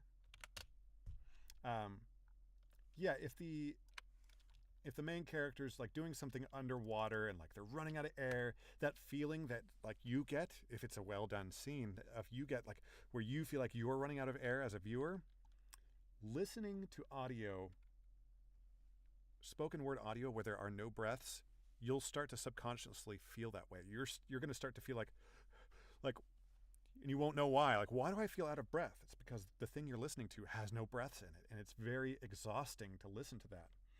Humans breathe. Now, you don't want to be gasping into the microphone or anything, but humans breathe, and that's okay. There are tools, like even in the RX noise reduction suite that we use for the mouth clicky noises, there is a de-breath tool that you can use to not totally eliminate breaths, but you can attenuate them by maybe a couple of decibels. I still don't recommend it because a tool like that is going to be so broad in its application that it's going to be catching your H's, your TH's, your S's. It's going to be catching a lot of things that aren't breaths and attenuating those, and it's going to be a mishmash. It's going to be a bit of a mess. So there are very, very few situations where I would recommend using something like an RX de-breath tool. I really recommend just working on your mic technique. Like I can see, you can just visually spot where all of my breaths are, and you can just see the magnitude of difference between how loud my breaths are and how loud my normal speaking is. Like, big difference. Now, if my breaths were like big giant gasps, hey, maybe we'll delete that mouth noise. If my breaths were big giant gasps, then yeah, like obviously, but again, I'm not just going to, I'm not going to go through and try to fix those in post. That's something that is clearly a technique issue. But we're going to shut up. We're going to go over to Positron here, and we're going to grab chapter 19, drop you in, and there we go. Now, don't be scared by these numbers here. The first number is the number of pickups, potentially. Now, Positron is running like a beta test of their noise detection algorithm, and it is way, way, way too sensitive right now. Like outrageously sensitive. And like the things that it will tag, like we'll see this later in the video when we get to the proofing. But it'll tag like regular speech as like a gasp. It's like, whoa, calm down, Positron. That was not a gasp.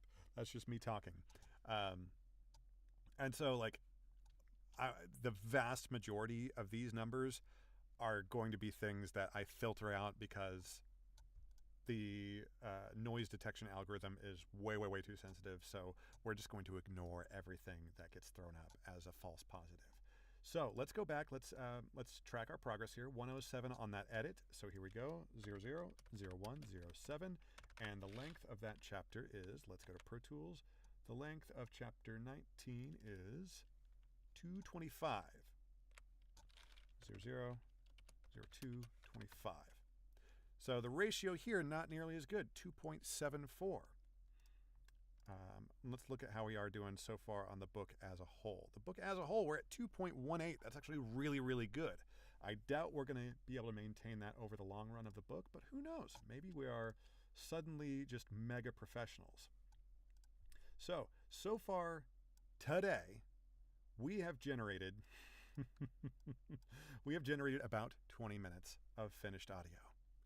So we got some work to do, friends. let's get back to it.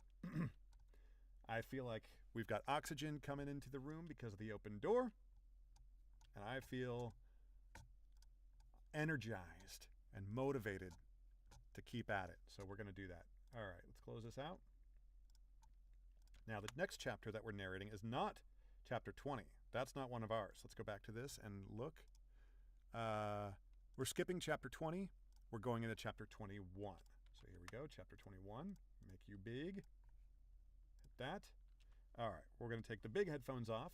We're going to re-prepare the studio for actual recording. So I'll hit the BRB video while I get that ready.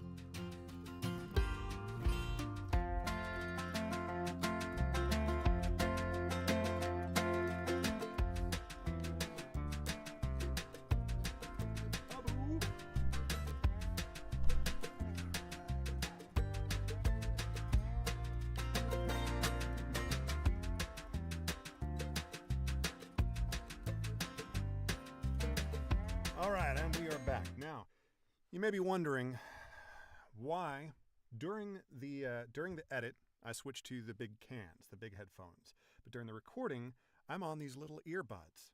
The reason is the big cans have a tendency, even though they fit pretty well, they have a tendency to bleed, which means the audio that I'm hearing in my ears is loud enough that it will then seep into the microphone. And if my cans were loud enough, and if I was close enough to the microphone, you could actually get feedback. It's not that intense, but it's enough to where it can cause phasing and other kinds of issues in the microphone that obviously we don't want. But we're going to get back to work here. We're going to resize our windows once again. We're going to do this one first because that's how it has to be. Then bring this one to here, and then bring this one to here. All right. So we are ready to go. Chapter 21 is what we're on. We're going to bring up our stopwatch. That's ready to go. We're going to check our email real quick. None of these need to be gotten to right away. We're going to head over to our script here. This is ready to go. And once again, we're on 21, not 20. So here we go. We're going to hydrate. Very important.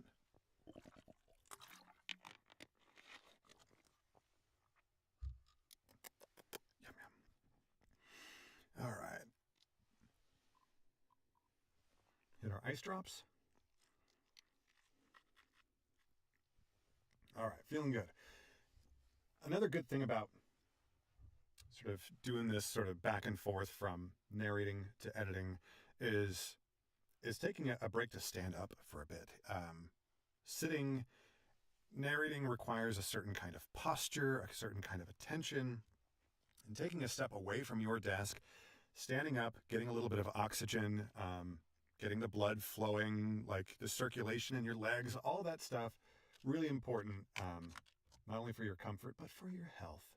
So, chapter 21, we're ready to go. We're going to jump right back up into it. Let's head over to our stopwatch. We're going to hit space, and then we're going to hit record. Here we go. 21. Early afternoon, September 2, 2007. Mears County Sheriff's Office, Packer City, Colorado. Pete's office manager was out with the flu, and he was asleep at his desk. Oh, and he was asleep at his desk. Got it. Sheriff's Office, Packer City, Colorado. Pete's office manager was out with the flu, and he was asleep at his desk. Only soon-to-be Federal Way Detective Bob Roberts was in the office.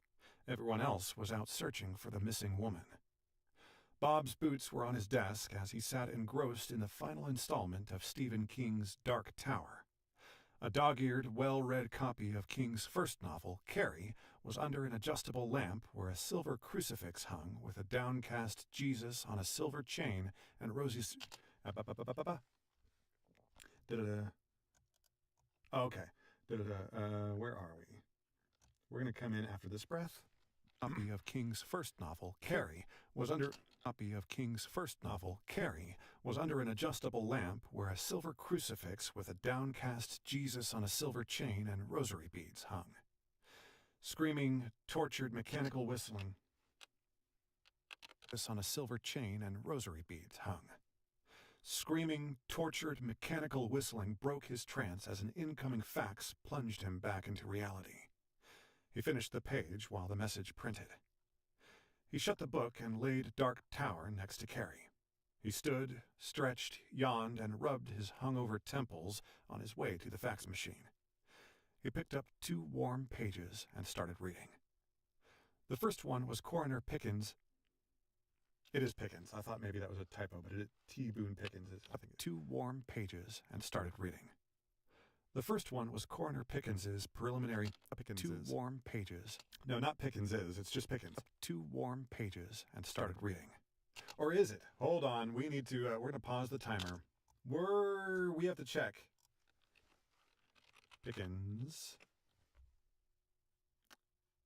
We're checking all of these. Okay, this is a typo. So let's do just Picken and actually do the apostrophe S. Yes. Not found. Excuse me. I was just looking at it. Okay, let's go back to what? Carrie to find where we were. Find. Oh my God.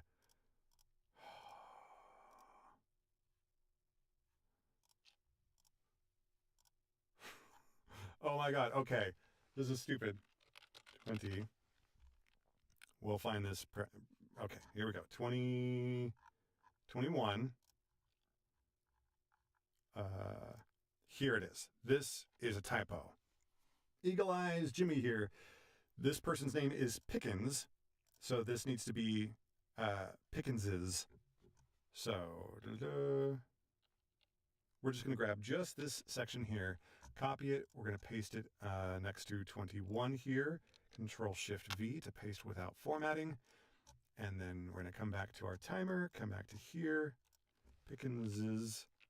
I don't know if that's... Maybe that's the right way to write it? I don't know. I'm not a writer. I'm a narrator. But I knew that what I was seeing there wasn't right. Let's take a look here. Timer. Space, text, record. Up 2 warm pages and started reading. The first one was Coroner. Up 2 warm pages and started reading. The first one was Coroner Pickens's preliminary report. Up 2 warm pages and started reading. The first one was Coroner Pickens's. Oh my God. 2 warm pages and started reading.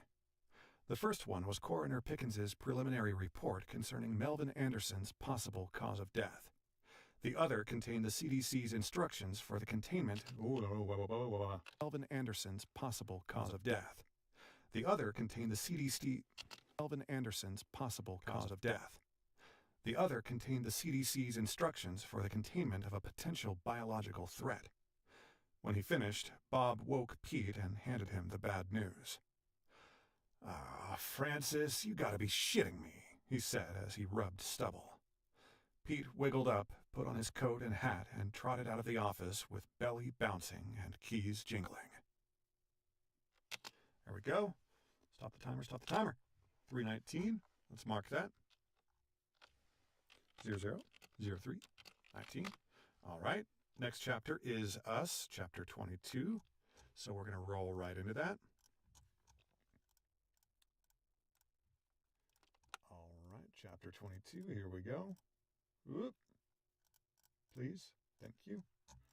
Here we go. Save. Bring up the text. 22. Here we go. This chapter is going to take us about 13 and a half minutes or so. Let's get to it. Oh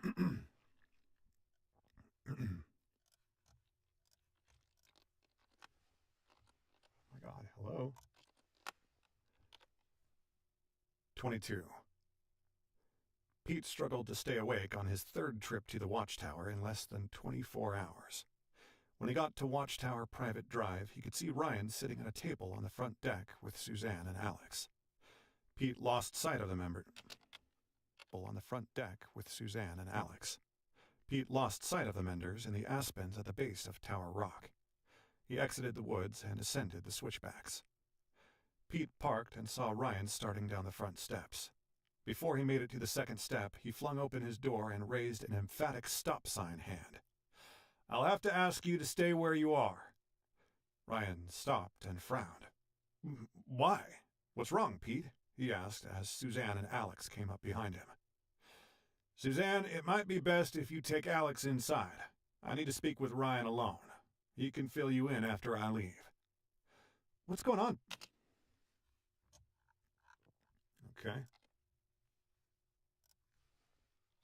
He can fill you in after I leave." "What's going on, Pete?" she asked, sounding alarmed and a little peeved. "Suzanne, trust me. I don't think this is something you want Alex to hear. Not like this." "Okay then, I'll go inside and let you boys talk," she said. She grabbed Alex's hand and went inside. Pete walked to the front of the SUV, keeping a healthy distance from Ryan as he delivered the grim update. "I'm sorry to tell you this, but the Grayson County coroner positively identified the body as Melvin Anderson. We still don't know if the abandoned Land Rover is connected, but Grayson police suspect whoever killed Melvin stole that vehicle as well. When it broke down at Walton's Landing, they suspect Melvin stopped to help the woman before she killed him and took his Jeep. Tomorrow morning we'll be dragging that Jeep from the lake to verify that it's Melvin's to confirm what you told me. As of now, his death is being treated as a homicide, and our prime... All right. It's Melvin's to confirm what you told me. As of now, his death is being treated as a homicide, and our prime suspect is that woman you rescued and seemed so worried about this morning. And there's more. Due to the bizarre condition of Melvin's body, the CDC suspects the woman killed him with some kind of weaponized biological agent. The Colorado and Federal Bureaus of Investigation and Homeland Security are even involved. Let's see here. Weaponized biological agent. The Colorado and Federal Bureau weaponized biological agent. The Colorado and Federal Bureaus of Investigation and Homeland Security are even involved. Weaponized biological agent. The Colorado and Federal Bureaus of Investigation and Homeland Security are even involved and are probably fighting over jurisdiction as we speak. They're worried this might be a forerunner to a major terrorist attack. That said, everyone exposed to Melvin's body, including the coroner, the officers at the scene, and the woman who found him, have been placed under temporary quarantine pending autopsy results and screens for toxins and infectious agents. Unfortunately, even if that woman didn't murder Melvin, she's a carrier or she's been exposed to whatever killed him. She may even already be dead. Look, until the CDC confirms... She may even already be dead. Look, until the CDC confirms that no biological agents were used, your family can't leave the Watchtower. What? No, what the... Come on, Pete. I'm sorry. You know I hate doing this, but the CDC is being cautious, that's all. And since so few people were exposed and our suspect is still at large, I've decided to keep this on a need-to-know basis. Currently, only Undersheriff Joe and the rest of my office know about the bioterrorism concern, since they'll have to take necessary precautions if and when they apprehend the woman or find her body. Ryan stood, shaking his head with a disbelieving scowl. Come on, Ryan, I need your cooperation. I mean, there's no need to alarm everyone. We'll just warn them that the woman is armed and dangerous so they don't try to capture her themselves after we post wanted flyers. Ryan added a raised eyebrow to the scowl. Okay, maybe that is alarming, but we have to keep people away from her until we know what kind of threat she poses. And hey, thanks to that photographic memory of yours, that suspect we know what kind of threat she poses. And hey, thanks to that photographic memory of yours, that suspect sketch is really going to help. Look, I'm sorry for the inconvenience, but you know it's for everyone's safety. This is some major bullshit, Peter. Pete. My cursor was in the way. But you know it's for everyone's safety. This is some major bullshit, Pete. That woman isn't a killer, and she surely isn't a terrorist. Like I said, there's something happening here that neither of us understands. Maybe you're right, but I don't get it. Oh, okay. No, that's...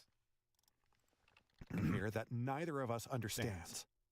Maybe you're right, but I don't get it, he said, shaking his head, his tired words growing testy as he continued. How can you be so sure about this woman when she's at least guilty, according to you, of grand theft auto, possibly twice, and destruction of Melvin's property? You act as if you've peeked inside her and discovered she's pure as the driven snow. Kinda makes me think you aren't telling me everything that happened last night. I told you what happened, Ryan spat. Then I'll take you at your... I told you what happened, Ryan spat. Then I'll take your word, because I like you and respect you for more than just your service and who your mother is. And for the woman... your service and who your mother is. And for the woman from the lake's sake, I hope you're right. Again, I'm sorry about all this, and I appreciate your cooperation. Pete's tone softened. All the bubbles are coming up, everybody. And I appreciate your cooperation. Pete's tone softened. Look, I'm in the same boat, and I'm quarantining myself voluntarily to be extra safe since I was exposed to you. His eyes locked with Ryan's. Neither spoke for several seconds. Ryan sighed. Okay, it's cool. I guess if you're playing it safe, I will too. Think you can have somebody bring me some good masks to limit Suzanne and... If you're playing it safe, I will too. Thinking... If you're playing it safe, I will too. Think you can have somebody bring me some good masks to limit Suzanne and Alex's exposure? Come on. If you're playing it safe, I will too. Think you can have somebody bring me some good masks to limit... If you're playing it safe, I will too. Think you can have somebody bring me some good masks so... If you're playing it safe, I will too. I think we need some more ice drops.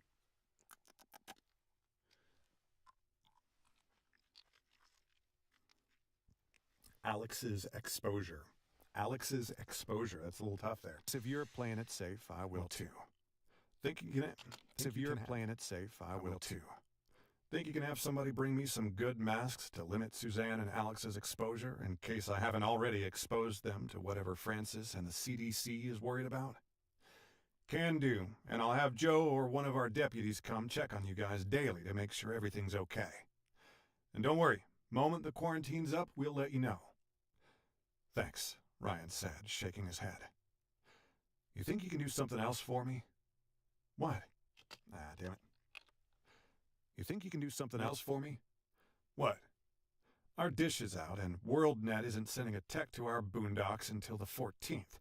Can't even send an email. We were relying on the landline at the restaurant after Alex dropped the sat phone off the rock. Think you can call Alex's school and let my employees know the restaurant will be closed until we're well? Consider it done and done.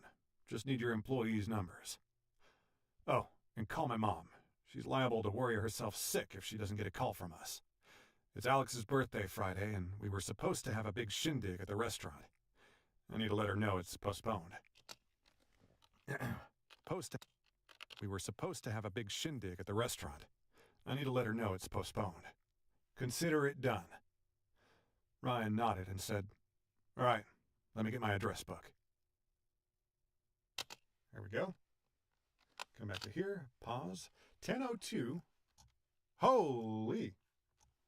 Did I skip something?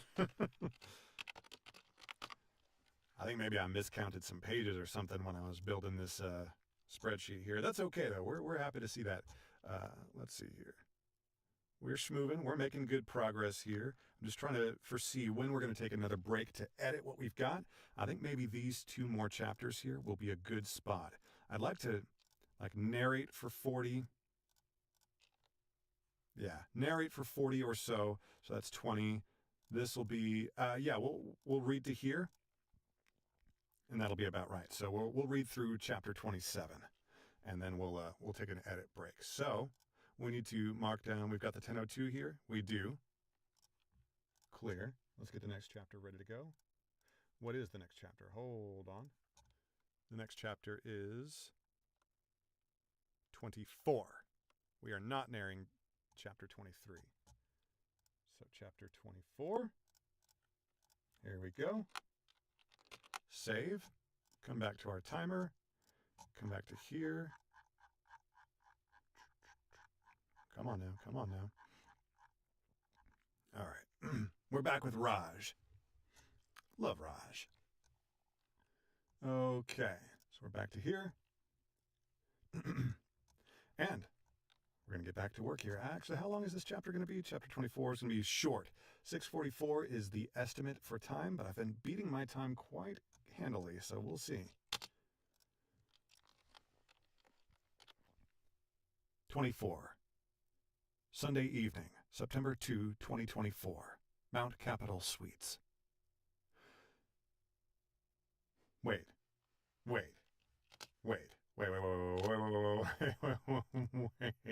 We might have just got a very funny typo. Is that supposed to be the year? Am I crazy? I don't think the year is supposed to be 2024. I thought this was... Let's keep... Yeah. Got him.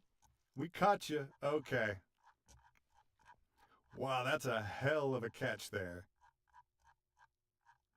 So we're on chapter 24, and he mistaken the author. I bet this was like a, whatever software he was using to write with, like automatically filled in the date, and it filled in 2024.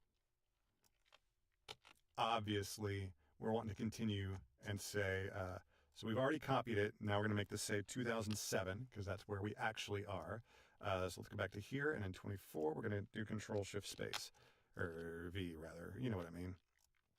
Okay, we're going to restart the timer, and we're going to restart reading the entire chapter here. So here we go. Space, text, Pro Tools, record. 24. Sunday evening, September 2, 2007, Mount Capitol Suites. Raj Batra was sitting at the check-in desk when Under-Sheriff Joe Turner walked through the glass door. The television was tuned to an episode of Hogan's Heroes. Actor John Banner, as Sergeant Schultz, was delivering his signature line, "I know nothing! I know nothing!" Joe chuckled. Love that show. We need to research real quick. I'm pretty sure this is the character that sang Ich weiß nicht, right? Hogan's Heroes, I know nothing. We are going to find... I see nothing. I know nothing. There we go. So I was close. We're gonna hear another. I know nothing. Nothing. All right. We're not gonna go full on like crazy doing a full on impression. I know nothing. I know nothing. Not too terribly far off, but we want to be closer. I thought he said it in German, Ich weiß nicht, but I guess not. Let's see here. And we're good to go. Schultz was here, space, back to the text, now back to Pro Tools, and here we go. Schultz was delivering his signature line, I know nothing. I know nothing. Joe chuckled. Love that show. Me too, and very nice to see you, Joe. How is Jocelyn? He asked. She's good, said the tall, manly white man of the mountains. White man of the mountains. She's good, said the tall and manly white man of the mountains. Got well just in time for Bob's going-away party. She had it bad, though. Don't think I told you. We're having a baby boy. Her with that flu so early was a big scare. I can imagine, said Raj. Now Pete's got the bug. Just a matter of time before it catches me. But niceties aside, I really need your help. What can I do for you? Did any of your guests... help. What can I do for you? Did any of your guests come up missing this morning? No, unfortunately, business has not been good enough to miss any. So I sit here praying to Ganesha that he will clear away obstacles and bring me fortune and success, Raj said, reverently regarding an icon on the wall of the elephant. Shiva and Parvati. Fortune and success, Raj said, reverently regarding... Fortune and success, Raj said, reverently regarding an icon of... Fortune and success, Raj said, reverently regarding an icon on the wall of the elephant. Oh my God. Fortune and success, Raj said, reverently regarding an icon on the wall of the elephant-headed. Oh my Fortune God. and success, Raj said, reverently regarding an icon on the wall of the elephant-headed son of Shiva and Parvati. Yeah, okay. Well, look, here's a copy of a sketch Pete drew last night from Ryan Mender's description of a missing woman. She was in a car accident. She has a head injury and a large gash on her forehead. That's not in the sketch. Wow, Pete is quite an artist, he said as he tried not to give himself away. It was the perfect likeness of the only guest currently staying at his humble motel. Well, if you could ask around and keep your eyes open for any stranger in town, that would be appreciated. You're the last lodging I've checked, and no one recognizes the woman. My office fears the worst, especially if she didn't find some place to stay last night. Raj studied the sketch and headline below. If you see this woman, please call the Mears County Sheriff's Office at 970-967-5309. He looked up at Joe. Yeah, if you could post that on your board over there in case anyone comes through, I'd greatly appreciate it. I would be happy to, and I pray that this woman is warm and well somewhere. Yeah, me too. I guess I'll... Here we go. Woman is warm and well somewhere. Yeah, me too. I guess I'll call it a long day and a short evening. Woman is warm and well somewhere. Yeah, me too.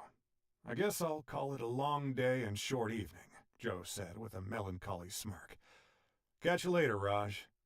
Would you like some tea before you go? No, I'm good, thanks. Joe tipped his hat and stepped out. Raj waited for Joe's engine to sing, then jumped up and placed the sketch on the bulletin board with Julie Springfield's face hidden under an advertisement for a yard sale next Saturday. Under-Sheriff Joe had failed to mention the advertisement for a yard sale next Saturday. Under-Sheriff Joe had failed to mention the mutilated body found outside Grayson. Come on, advertisement for a yard sale next Saturday. Under-Sheriff Joe had failed to mention the mutilated body found outside Grayson earlier that day. There was no need. Raj had already heard about the suspected homicide of the local veteran on the news. He was sure the victim was the same whose death, whether accidental or intentional, this woman who calls herself Jewelry... Jewelry? Whether accidental or intentional, this woman who calls herself Julie... Whether accidental or intentional, this woman who calls herself Jewelry... Oh my God. The bubble chest is making me lose my mind. Whether accidental or intentional... Whether accidental or intentional, this woman who calls herself Julie... Oh my God. Accidental or intentional, this woman who calls herself Julie already claimed responsibility. He knew from her eyes that she was innocent, or at worst, not responsible for her actions.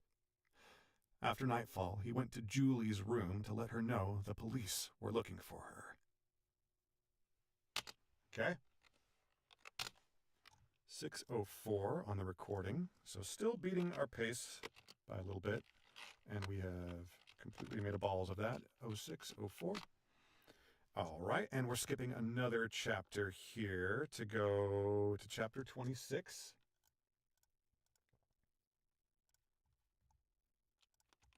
Chapter 26, here we go. This one will be 11:45 is the estimate, so let's see if we can beat it. Let's scroll down past chapter 25 to chapter 26. All right. Okay, who? Pete. All right, cool. All right. Little simple things here, like we're going to narrate this as September 3 through 10. Very simple. We could be reading these as September 3rd through 10th, but we're going to read it as the author has written it. Because this is sort of like journal style, there have been cases where we have used the ordinal version instead of the numeral version, but for this book and in these headings, we've been doing as written, the numeral version. Okay, 26. We've got it loaded up here. We've got our timer ready to go, so let's do it. Boom, boom. Here we go. Please record enable. 26. September 3 through 10, 2007. Mears County, Colorado. The fog of Mary persisted, seen by one and revealed to another, but an eye greater than destiny's, seen by one and revealed to another, but an eye greater than destiny's saw all during this uneventful week in this fateful fall in reality 313. Here's a spot where we're going to do the little ... trick. Fall in reality 313. ...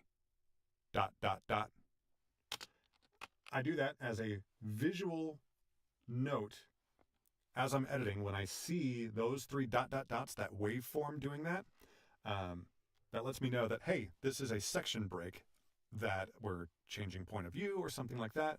The author has very intentionally put a break there, and so we're going to honor that. And we'll be able to spot that and deal with that very quickly in the edit later. But we're going to carry on with narrating now. 1-3. ... At the Maxwell house, Pete had settled into his man cave where he slept alone. His wife, Patsy, understood the necessary precautions, especially after hearing the gory details of Melvin Anderson's demise. As such, Undersheriff Joseph Yukon Turner was carrying the weight of the office and was there at the lake when a wrecker retrieved Melvin's Jeep. Word of the Anderson murder spread like a gas fire, as did wild rumors. Joe only added fuel to fears by refusing to give details while plastering updated Wanter, I barely know her. Gas fire, as did wild rumors. Joe only added fuel to fears by refusing to give details while plastering updated wanted posters around the town that read, "Suspect considered armed and dangerous. If seen, do not approach. Call 911 or the sheriff's office at 970-967-5309. Again, do not, under any circumstance, approach or attempt to apprehend the suspect." The wording could have been better, but how else was he to mention about the... Okay. Here we go. Approach or attempt to apprehend the suspect. The wording could have been better, but how else was he to mention the health hazards or attempt to apprehend the suspect? The wording could have been better, but how else was he to mention the health hazards the suspect posed without raising suspicion about the hush-hush quarantine? Plus, in a town filled with hunters and those whose favorite pastime was popping off rounds at the firing range, he knew several citizens who were unlikely to heed his warning. He was especially worried about members of BNM, the late Brigham Norsworthy's Minutemen, who refused to disband after their leader's death. By that evening, Joe and the rest of the office had distributed posters to every police department refused to disband after their leader's death. By that evening, Joe and the rest of the office had distributed posters to every police department and sheriff's office across the state.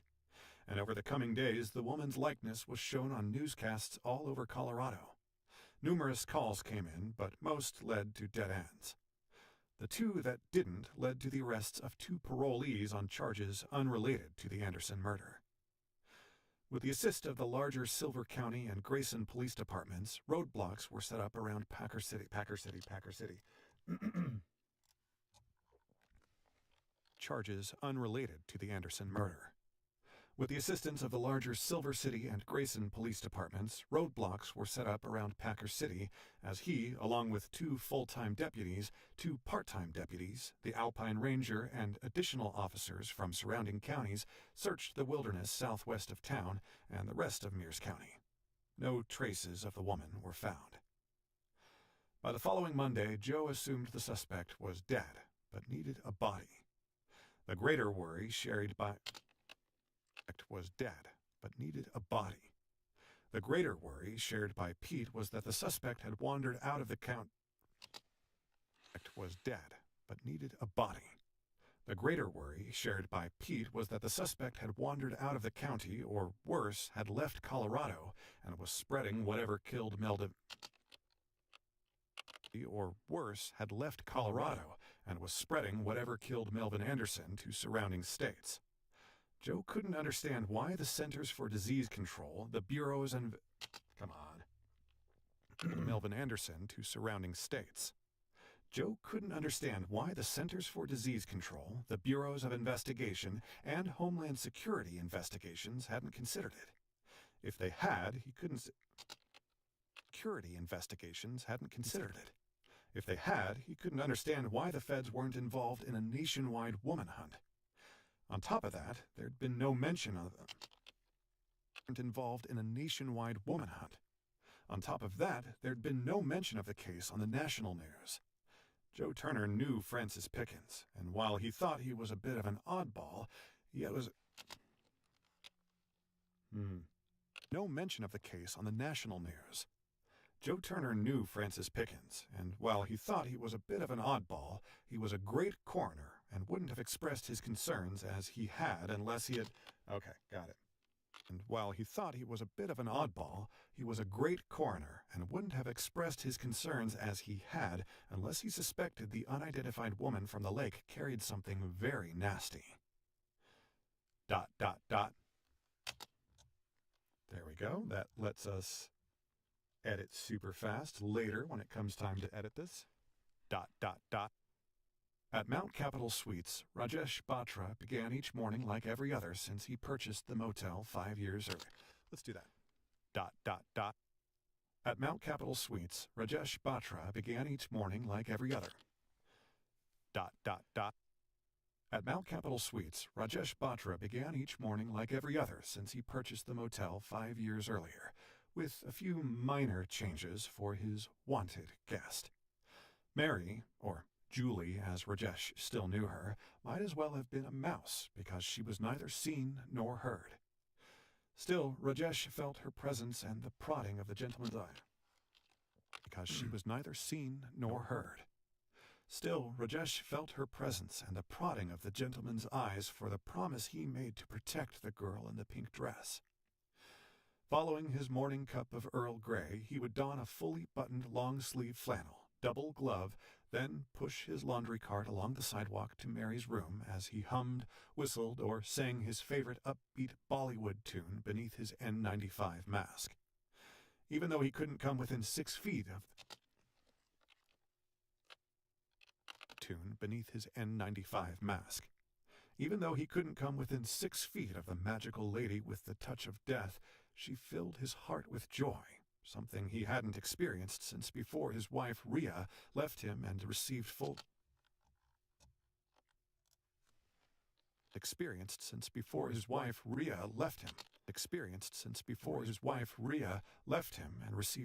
custody of their children.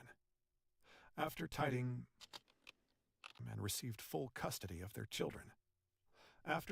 Mary's room, he left fresh to Magical Mary's and received full custody of their children.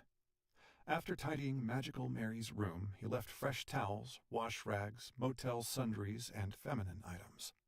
Every 2 or 3 days, he would leave 2 paper sacks on the kitchen counter filled with groceries for her voracious appetite. He would then double-bag her trash, wrap it in a sheet, and place the sheet ball in the cart. He left a few makeshift biohazard bags for the next delivery/trash day and locked her door.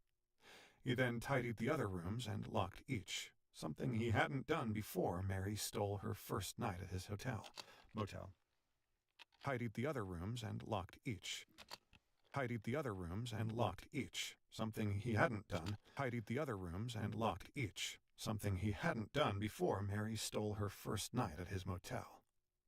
When he was done, he would park the full cart in the laundry room by the office, make another cup of tea, and return to the check-in desk where he would sit beneath icons of Ganesha and Krishna, read or watch TV, and wait for the next guest to arrive, who rarely did.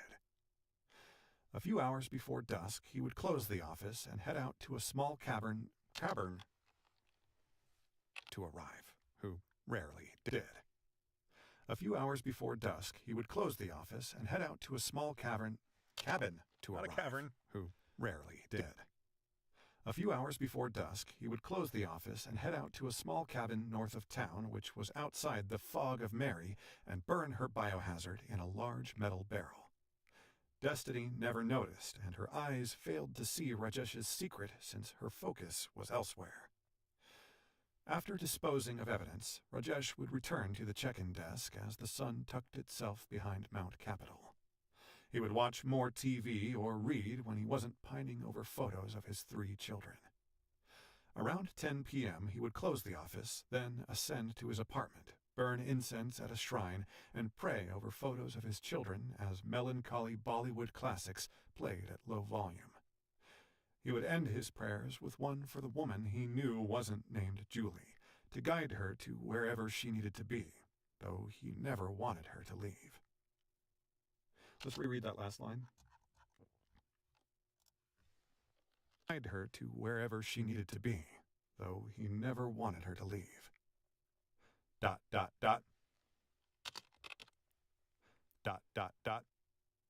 Like Rajesh Batra's cabin, Mary's Like Rajesh Batra's cabin, Mary's amorphous fog didn't extend to the watchtower where the farseer's eyes remained glued. Destiny and D'Amato were a bit bored, but observed with bated anticipation for what would come next, or at least what they believed would come next, now that Magical Mary had cast a shadow of doubt. There we go. Stop the timer. 11:27. Pretty good prediction there. 00, 11:27. All right, we've got another 5 minutes to read, and then we will take an editing break, edit what we've got. We're going to go ahead and do this next chapter, which is chapter 27. Okay. Clear that. Come back to our text. 27. Should be a pretty quick read. And we're ready to go. Ooh. I need to stretch some. All right, let's go to the timer. Start, text, Pro Tools.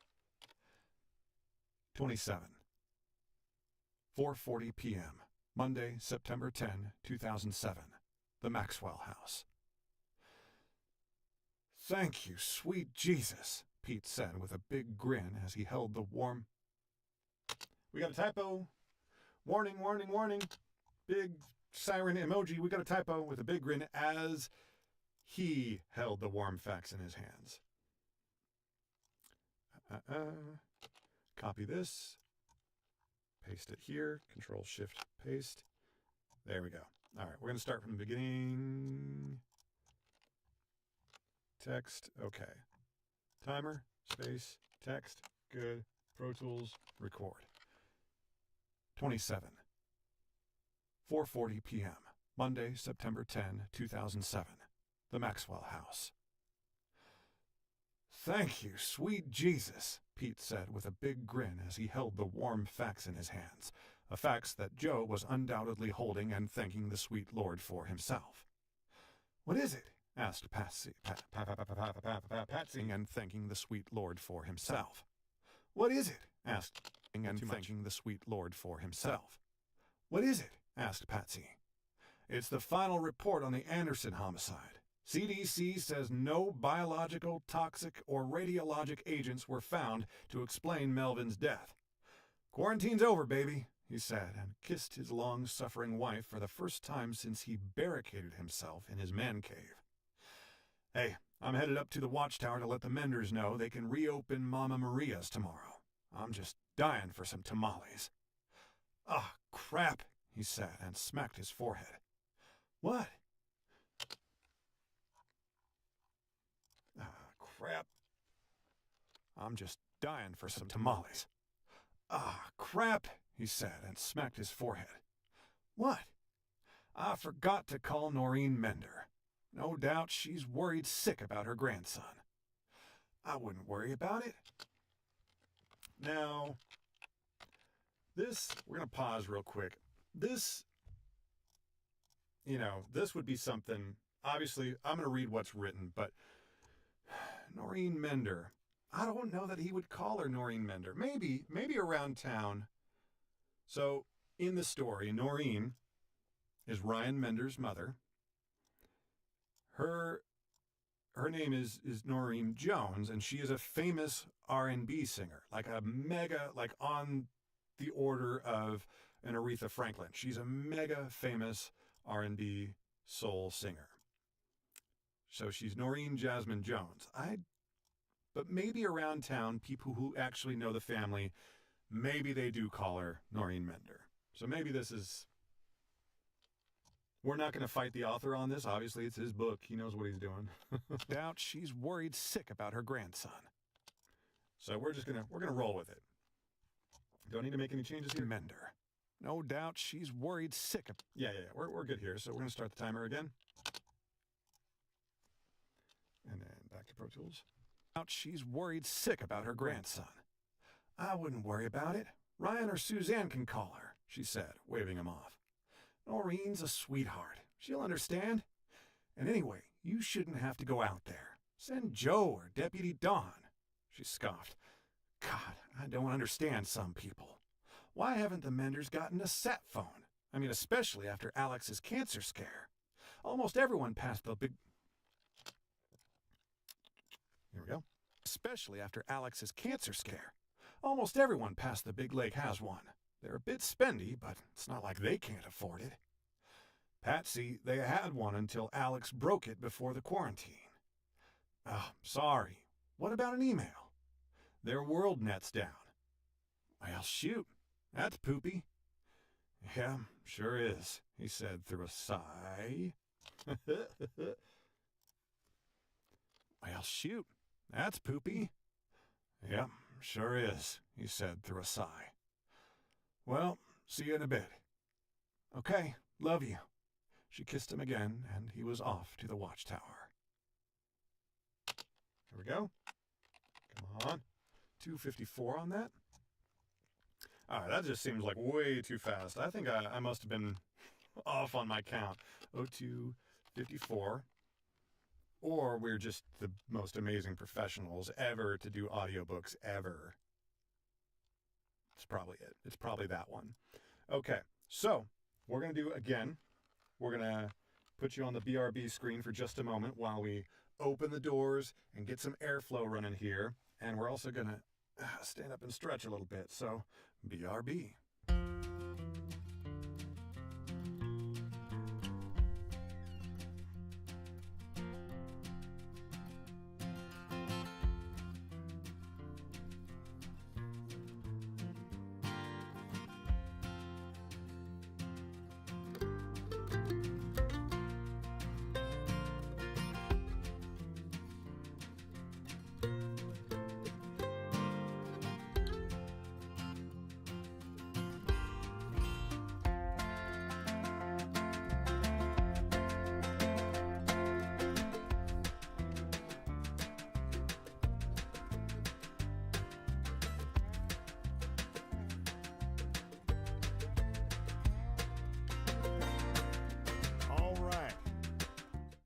we are back and we are ready to get to editing here. Let's take a look here. Bring us back to full screen on this. Now, what's the first thing that we've got to edit here? We've got, is it chapter 21, I believe is correct? I think that's right. Yep, right here, 21. Okay. Solo this. Save. Let's make sure, yep, we still have that on our clipboard. Zoom in a little bit here to my preferred zoom level. There's our room tone up there at the top. All right. We're going to jump right into this. This is going to be a super fast edit. I'm going to guess this is going to take about 20 seconds. Let's find out. Actually, first, damn it. First, I want to make this Pro Tools window full screen because I like having the real estate. So here we go. Boom, boom, delete you, grab you there. And this does appear, yeah, that looks good. And now we're just tabbing and editing, tabbing and editing. About as simple as it comes. This series is really fun. I'm excited to do more with this author for sure. It's going to be, I think he said at least a 7-book series, 30 seconds. So 7 books, that sounds fun. 0, 0, 30. And the length here, and 136. 0, 0, 1, 36. All right. So that's number 21. Go ahead and grab everything, hit our crossfades. Bounce this out. This is chapter 21. Bounce, bounce, okay. Then we go into here. We bring up positron, which is right here. We bring in chapter 21. Here we go. So this is probably going to need a refresh. There's no way this is still processing that short chapter. So that's our, and there it is. It refreshed itself. Good, good, good, good, good. Love it when things actually work. Okay. Now let's get the next chapter ready to edit. This will be chapter 22. Here we go. Save our work. Put our first cut right here and get ready to go. Actually, I'm going to check real quick just to make sure that this is what I meant to do here. This, Packer City, Colorado. That's right. This one doesn't have the header. It goes right into the chapter. So I don't need to do the same opening, copy and pasting. It's going to be a little bit different, a little bit faster. Clear that and hit space. Let's go. Delete, delete, grab, copy, tab. So we're not pasting in that 2 seconds because we didn't have the little subheader where it talks about time and date and place. Doesn't have the little setting subheader.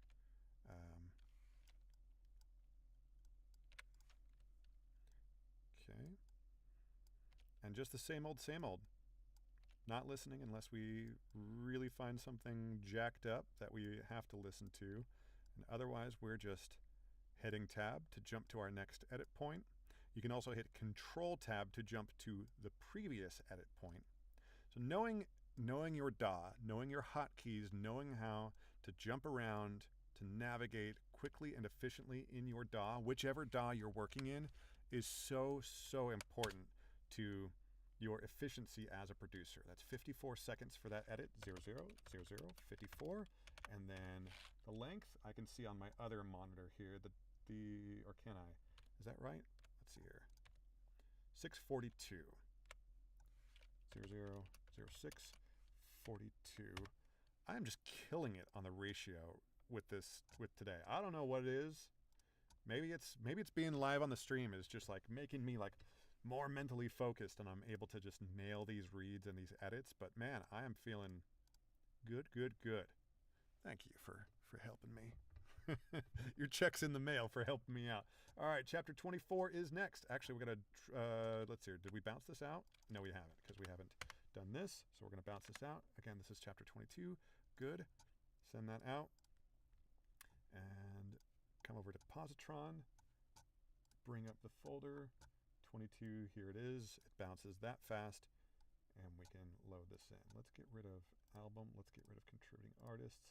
I'm just doing a little bit of housekeeping in the way that my folders show up. Please show me size, there it is, and go ahead and show me length. There we go. And we'll put length right there. Cool. Okay.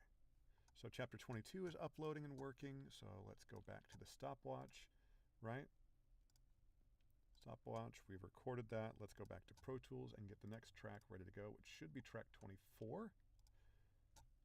There it is, 24. Let's bring this down. Let's get 24 ready to edit. Save, and let's see here. This one does have a header again, so I'll be doing my normal mojo with the copy paste. Save our work once again, just in case, and hit start. Boom, boom. Drag you, come over here. Holy. And paste you in. There we go. Yeah, I can't stress enough. Learning your DAW, becoming an expert within whatever your DAW is. Different DAWs will have different, different capabilities, different workflows that work faster for some things than other DAWs. There may be people out there who are experts in Reaper or Studio One or Twisted Wave who look at my workflow and go, oh my God, this could be so much faster if you did it in this other DAW. And maybe they're right, but I'm a curmudgeon. I'm stuck in my ways. I have put in the time to learn the horrible slog that is working and living in Pro Tools, and so damn it, I'm gonna get my money's worth. I paid for Pro Tools, and I'm stuck with it because I am an idiot who does music. 339 is the length of this. Let's go back to it. 000339. There it is. A 1.89 on the. Wow, this ooh boy, we're doing really well on this. Okay. 2 more chapters to edit, so let's go ahead and have we bounced this? We have not. There we go. Bounce. This is chapter 24. Boom, boom. There we go. Let's head back over here. Let's go over to Positron. Let's go over to this window and drag you in. There we go.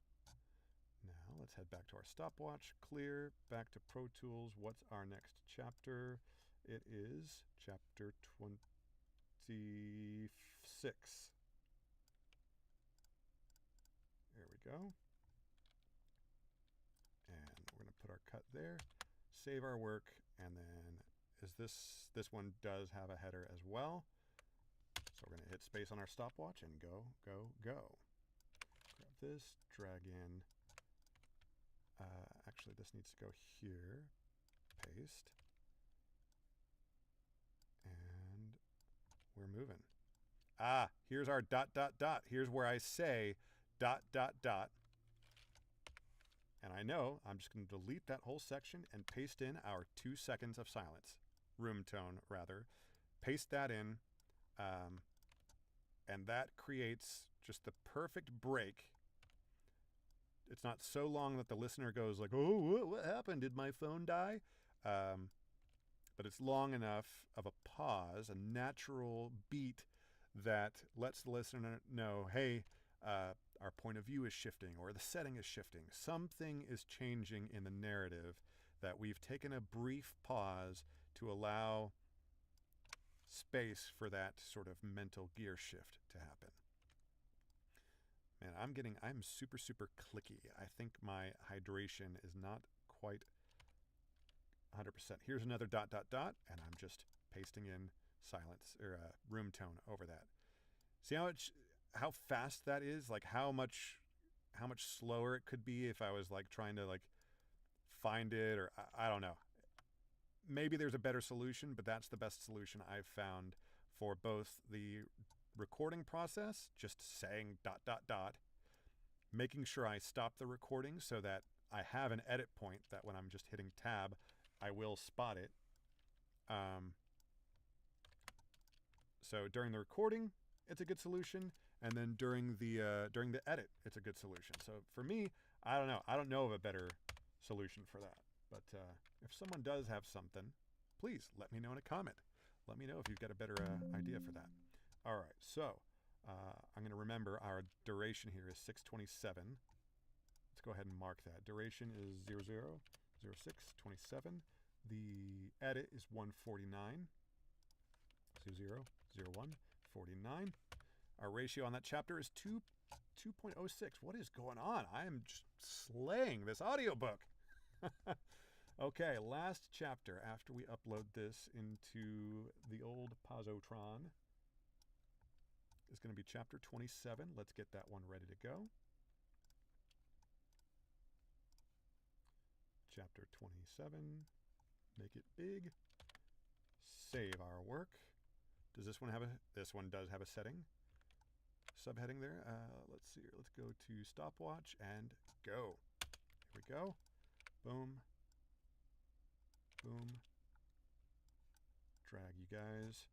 And the way I'm doing that dragging that, is in Pro Tools. If you hold Alt as you click and drag something, it's like you've done a copy-paste.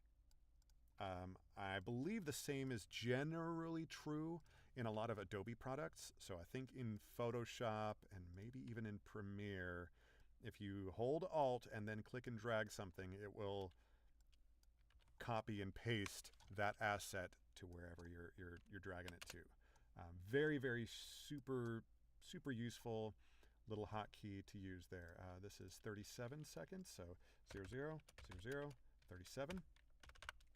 And then the finished time on this is 1:54. Let's go ahead and get this rendering. This is chapter 27. There we go. And we said once again, this is 1:54. 00, 01:54. So we're absolutely crushing it. How many, let's see here. Will a sum work in this column? My sum function was acting a little bit weird earlier. Let's see how much finished. We're right at 40 minutes. Okay, that's perfect. That's what we thought we were at. So just really quick ballparking this. This is going to be 22, call it 23 minutes, 26, call that 31. So we might actually cut this a little short of a finished hour, or do we? Let's do it. Let's go long. We're going to make this a little bit longer than a finished hour by going all the way through chapter 36, unless we really don't feel like it. So we'll see what we do here. We've got an email, and it's a voices.com job, but it's pretty low paying, so we're not too terribly concerned with getting to that right away. All right, so we are ready. Let's actually get this next thing rolling into Positron. So that's chapter 27, rolling into Positron. There we go. So there's another 20 minutes of finished audio. Remember, we haven't done any pickups yet. Proofing and pickups are going to be one of the final steps that we do here, but we'll get to it. But we are ready to go to start recording on chapter 32. So now this next big long run of chapters are all us. We've been handing back and forth every couple of chapters between us and our narrating partner, but we've got a huge big swath of story where it's us narrating. There are a couple of swaps in about 10 chapters from now, and then Teresa gets to narrate a big swath of chapters. So it's sort of interesting how the story weaves these two points of view together. But for the duration of this video, it's going to be us doing the narrating. So you won't be skipping around missing things in the story, though obviously you're missing a lot of context unless you have read or listened to Interview with Death, the first book in this series, and you're like, I don't know, super into the world and everything. Maybe you got an advanced reading copy or something, and so you know what's going on. But we are ready to go, I think. We've got Positron is processing everything that we've given it. Our stopwatch is ready to go. Let's get our window resized once again. Bring this over, bring this to here, bring this back over. Let's close you down. And now we're starting back up again with, remind us, we are at chapter 32, is that right? That is correct. So chapter 32. We're going to have to duplicate a bit. So I believe my big giant head is blocking it. But we have got a wee issue here in that our little project template, I only give myself 30 chapters. So we just go duplicate, and we're going to make, for right now, we'll just make 10 duplicates. And then if we do Alt-Shift rename, I think Alt-Shift rename chapter 31. Yes, okay. 32, 33. I'm sure there's a better way to do this. Don't at me. 36, 37, 38, 39, and 40 should be it. Okay, that's good enough for right now. And once again, we are on chapter 32. So here we go. We're going to go ahead and bring this room tone down to here. Fit, go back, zoom out just a little bit, save once again, and we're going to be ready. So what we're going to do, we're going to put you on the BRB screen once again while we turn off all of our fans and stuff, close the door, and we get ready to roll again.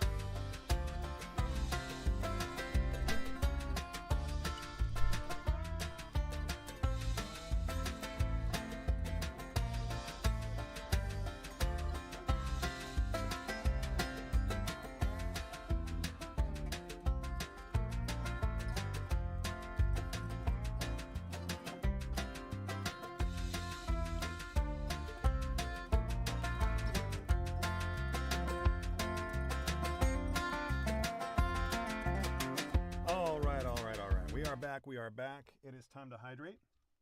If you're watching along, highly recommend you hydrate.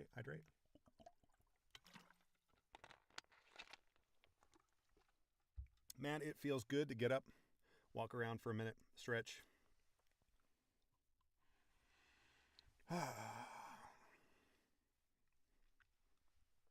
Move around a little bit. Stretch yourself out. Do some yoga. Do something. This job can, man, you can find yourself in a rut for sure.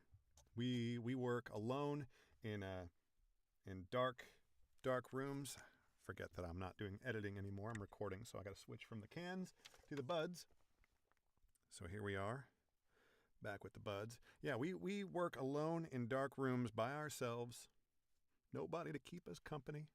So you got to do things to keep your sanity up. And as we've already experienced in this video, narrators, we go a little crazy as we start to stumble over the same phrase 10 times in a row. Weird little combinations of consonants and vowels that can trip us up and just start to drain our sanity.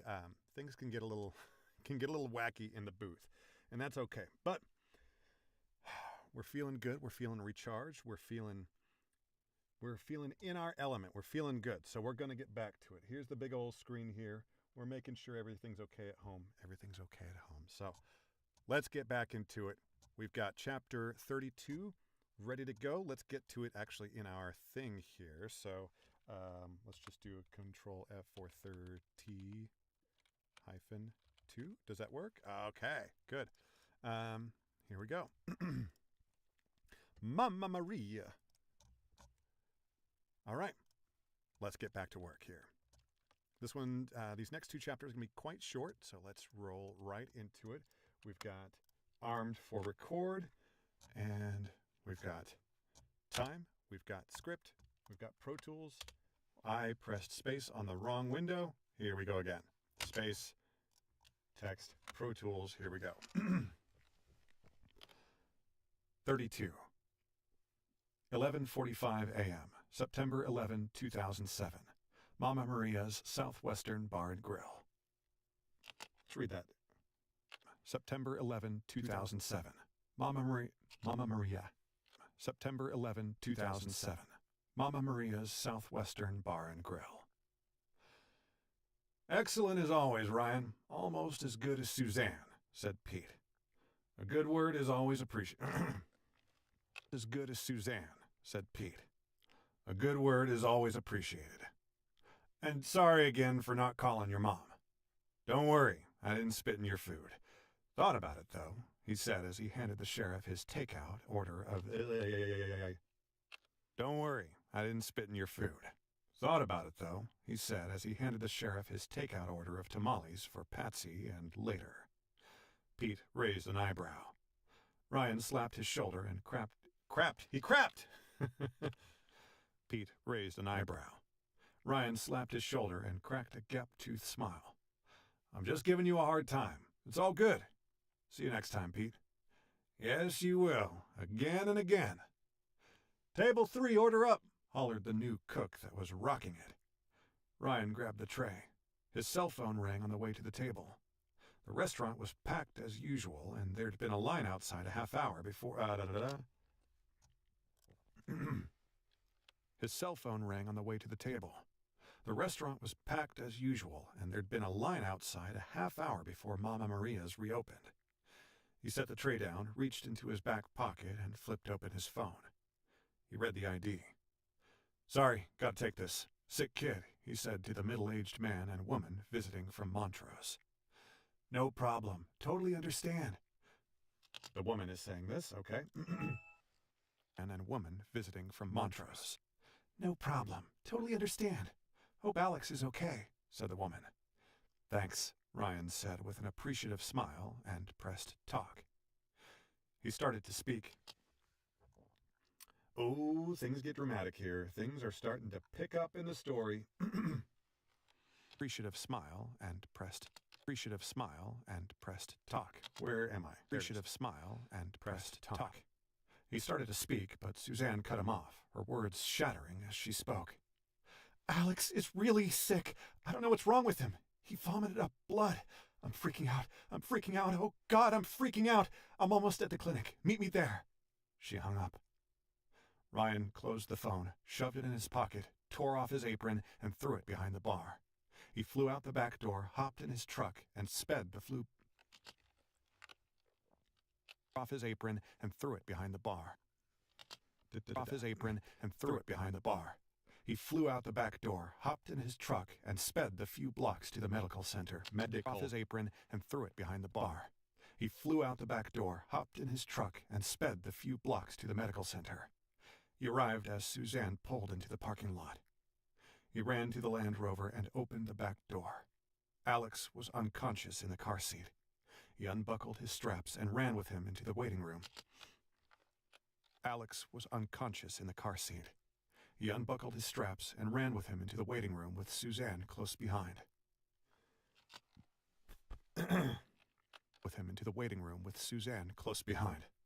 We need help! We need help now! He yelled. P.A. Lay Tran stopped what he was doing. Help! We need help now! He yelled. Help! We need help now! He yelled. P.A. Lay Tran stopped what he was doing and led him to the treatment area. Okay, let's go here. Stop the timer. 4:10, 00, 04, 10. Good. Let's roll right into the next chapter. What's this email?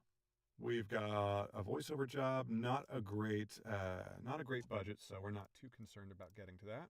We'll save that for tomorrow's stream. How about that? Okay. Chapter 33. We should be ready to go, so we're just going to hit start on the timer, bring up the text, head over to Pro Tools, and hit record. 33. 11:50 a.m., September 11, 2007, Packer City Area Medical Center.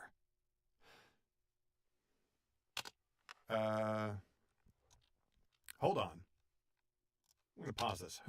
I got to remember who these people are. Okay.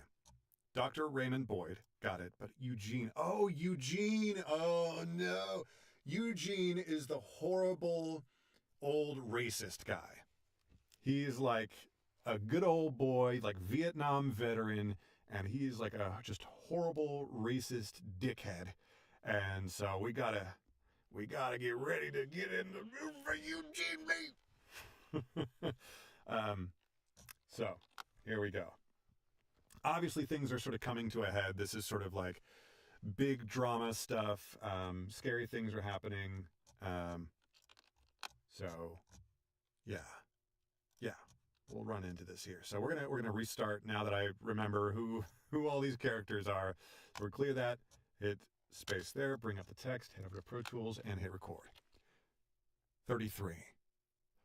11:50 a.m., September 11, 2007, Packer City Area Medical Center. Eugene, I'll be right back, said Dr. Damon. Dr. Damon? Dr. who? Packer City Area Medical Center.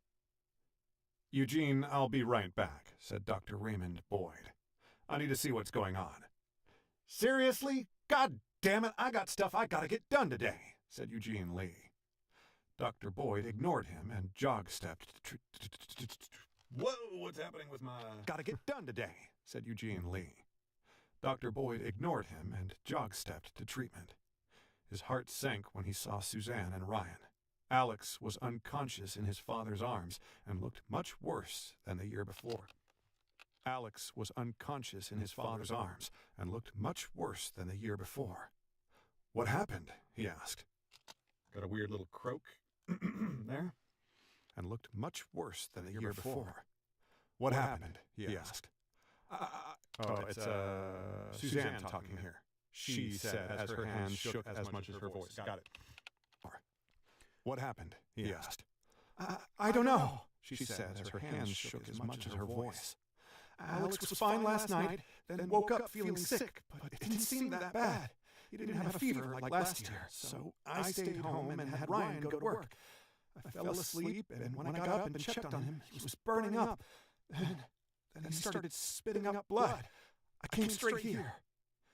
Dr. Boyd put on his game face. It'll be okay, Suzanne. I know you two want to stay with Alex, but would you mind waiting up front while Leigh and I stabilize him for transport? I don't want to take any chances, and you know... Okay. Leigh and I stabilize him for transport. I don't want to take any chances, and you know how limited. Leigh and I stabilize him for transport. I don't want to take any chances, and you know how limited we are here. Suzanne fast nodded with machine-gunning breaths as tears streamed. Ryan's eyes were fixed, his face stern, halfway to tragic. Tran took Alex from his father and laid him on a treatment table. Ryan stepped backwards, mouth half from his father and laid him on a treatment table. Ryan stepped backwards, mouth half open, unable to take his eyes off his boy. Dr. Boyd turned his attention to Alex, and he and Tran went to work. There we go. Stop that. 2:46 on the timer. 000246. There we go. All right. Moving right along. We're schmoving, people. On to chapter 34. Here we go. Control S. Save our work. Okay. Estimate on this is 11 minutes. So we'll see how we do. Larry, what is going on, brother? Off for a bike ride. Good to see you, bro. You know what I'll... You're gonna ride a bike while listening to me narrate the one of the tougher parts of this audiobook. More power to you, brother. Good to see you, and I hope that I don't make your bike ride too depressing or intense. But we'll see how we feel. We only got 3 more chapters to get through, and then we'll edit and do pickups, and it'll be probably quite a disorienting thing to hear. But stay on 2 wheels, my friend. All right, we've got the stopwatch up. We're going to hit space. We're going to bring up the text, back to Pro Tools, and hit record. 34. Ryan turned and walked away, weeping. He put an arm around Suzanne. She was What was she doing? He put an arm around Suzanne. She was sobbing, snorting, and struggling to catch her breath. He sat in the waiting room, his face cupped like Suzanne's. After an eternity of minutes, Dr. Boyd entered the waiting room. His face was ashen and grave, but he maintained some composure as he struggled for words that shook with every syllable. Suzanne, Ryan, Alex didn't make it. We did everything we could. No, no, whimpered Suzanne. I am so sorry we couldn't save him, Dr. Boyd said with ready breaths as his eyes glistened. Okay, this is going to be ready breaths as his eyes glistened. No, no, no, no, no, no, no, no, no! It can't be, can't be. My baby, my baby. Alex. She tried to catch her breath again. Ryan put an arm around her. She slapped it away. What happened? Growled Ryan.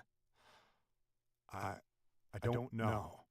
I don't know what killed Alex, but I don't think it was leukemia this time.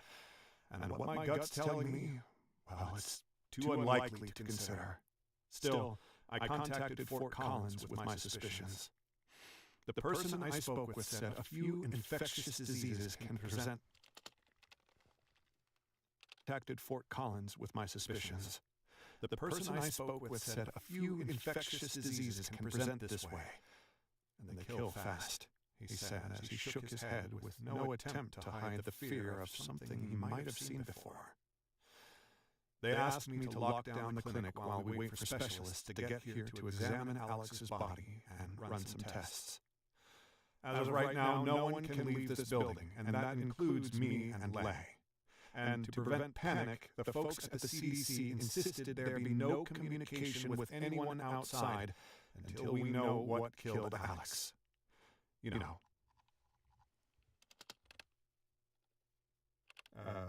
Until we know what killed Alex. You know, to keep people from skipping town. Eugene's head popped up. His eyes narrowed, adding canyons to his forehead's wrinkles. Before Dr. Boyd's return, Ryan had to listen to the piece of shit mutter profanities as he impatiently waited while Alex was dying. Eugene sneered as his eyes tore into Dr. Boyd. I will call anyone I goddamn well please anytime I want. This is a free country last time I checked. He took out his phone and started punching numbers.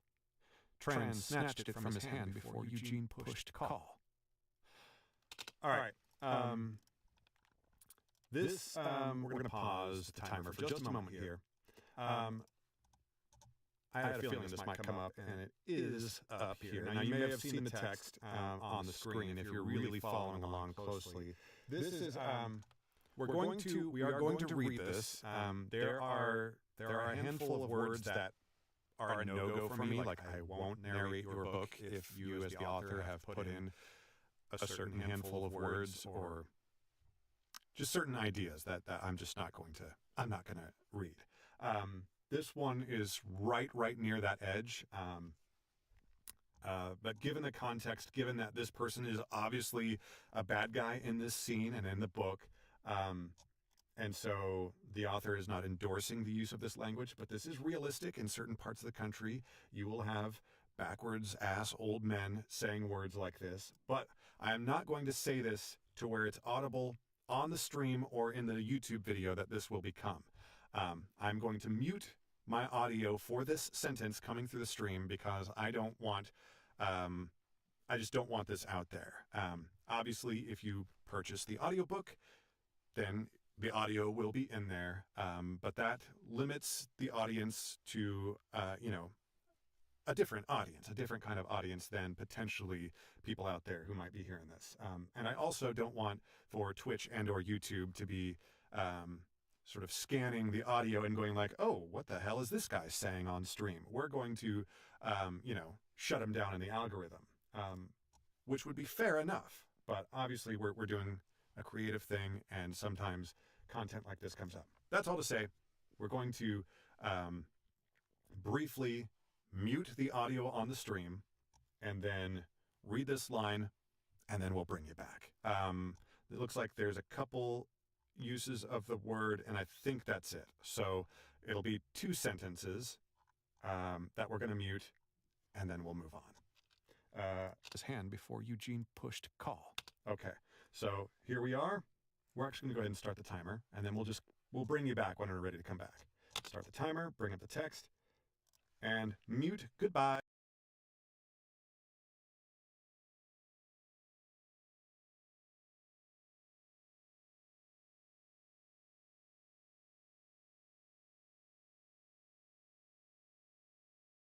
Go. All right. We got it read in one take, so we don't have to say it again. Hopefully we're beyond, okay, we are beyond the 2 seconds of pre-roll, so we're not going to hear it during the pre-roll either. So let's move on. Tran inhale. Actually, you know what? Because of where I picked up that roll, we are going to have to briefly...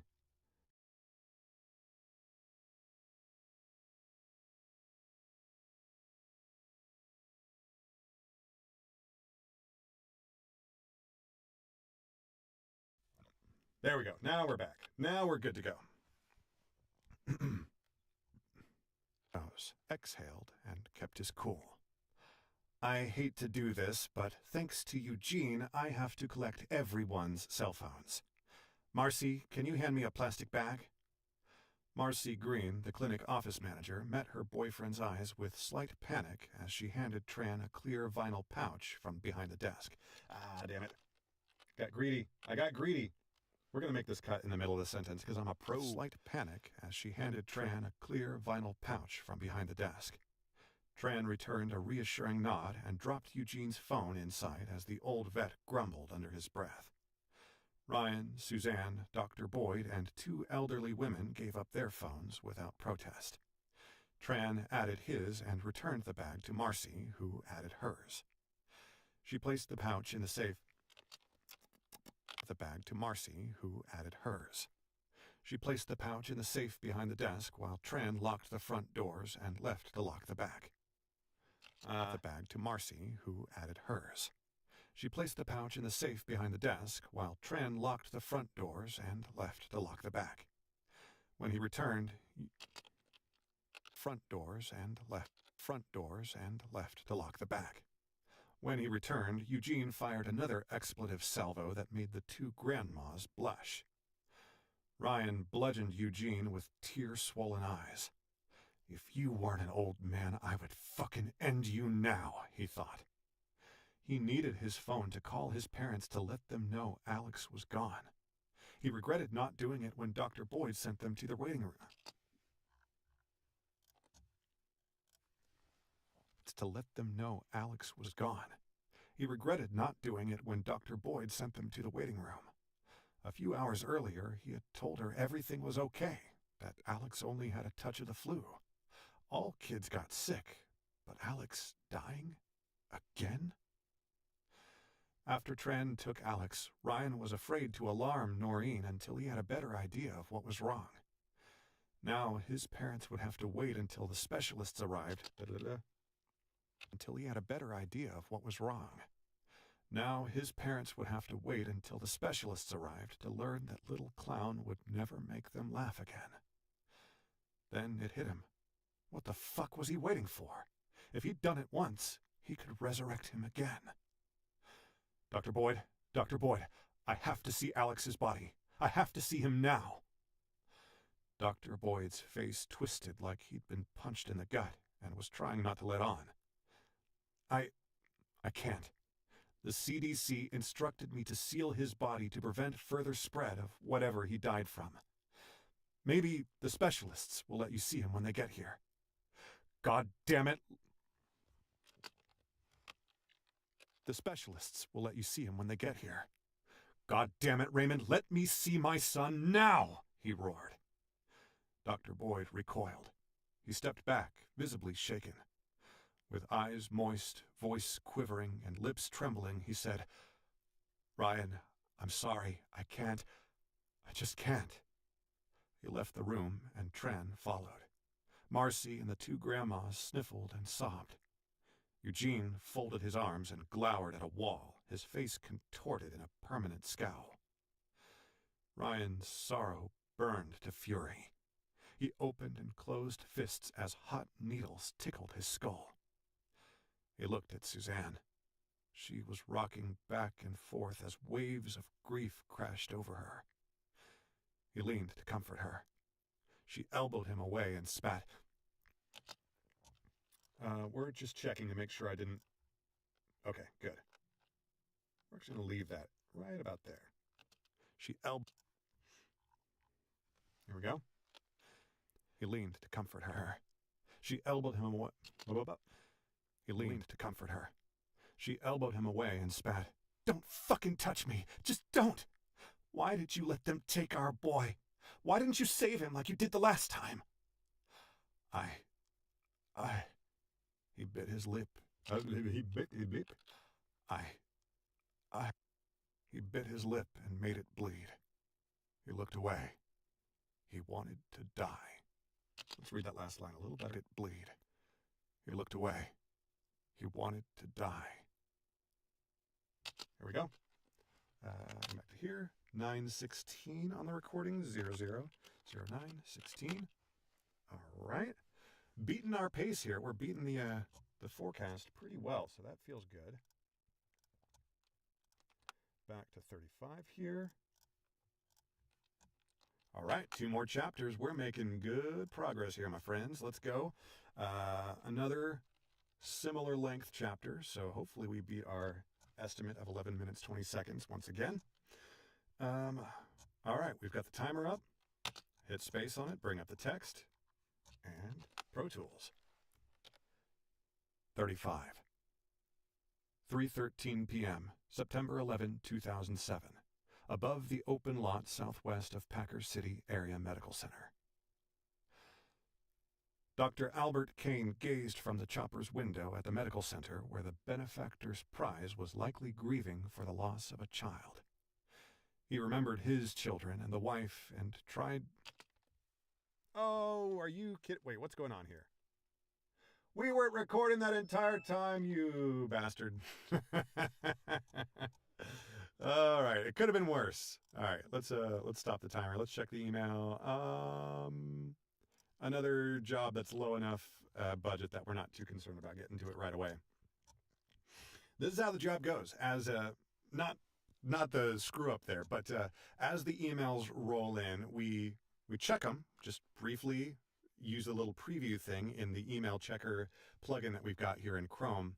We just sort of peek at it and like, hey, if it's worth dropping our audiobook and sort of tabbing over into voices.com, we go and we do that. But it's not worth breaking our groove, and we're in a groove of some kind here. Let's start this again. Let's start the stopwatch. Let's bring up the text. Let's go back to Pro Tools, and let's make sure... Okay, Pro Tools has decided once again... Whoa. Okay. We're going to have to restart Pro Tools once again because it has decided to stop responding to hotkeys. That happens. I don't know what this is. What is this? Why is that? What if I press... Are you going to record now? Okay. I must have fudge-fingered something there. So I think we're good to go now. So we're going to clear that, start the timer, bring up the text, go back into Pro Tools. We're going to make damn sure that we're recording. All right, we are. 35. 3:13 p.m., September 11, 2007. above the open lot southwest of Packer City Area Medical Center. Dr. Albert Kane gazed from the west of Packer City Area Medical Center. Dr. Albert Kane gazed from the chopper's window at the medical center where the benefactor's prize was likely grieving for the loss of the...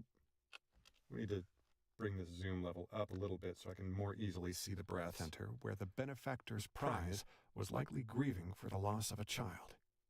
He remembered his children and the wife and tried to feel something for the man, but center where the benefactor's prize was likely actually, let's come to here. Was likely grieving for the loss of a child.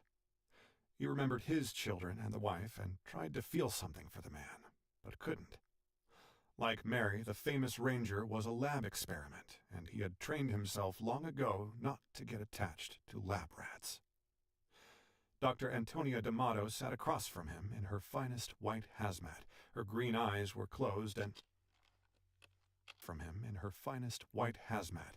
Her green eyes were closed and likely blue as her passenger did her thing.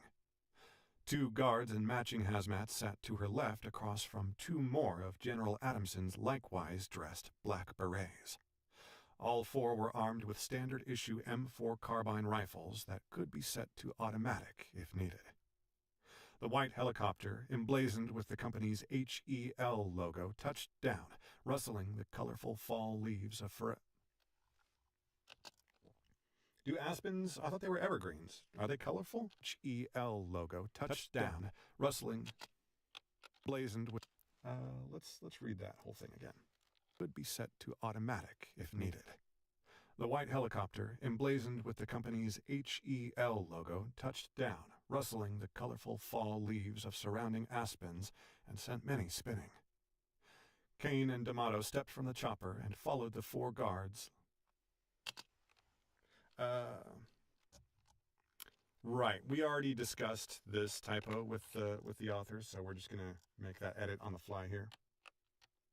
Aspens, and sent many spinning. Kane and D'Amato stepped from the aspens, and sent many spinning. Kane and D'Amato stepped from the chopper and followed the 4 guards to the front door, where an Asian man held the aspens and sent many spinning. Kane and D'Amato stepped from the chopper and followed the 4 guards to the front door, where an Asian man held the door. Oh no. I knew it was coming, but I thought I could get to the end of the sentence. That's life, my friends. Aspens, and sent many spinning. Kane and D'Amato stepped from the chopper and followed the 4 guards to the front door, where an Asian man held the doors open. The front 2 guards brushed past him and took up positions on each side of the double doors. The Asian went inside as the 2 others took up... As the other 2 took up... Okay. My reading comprehension is going. Positions on each side of the double doors.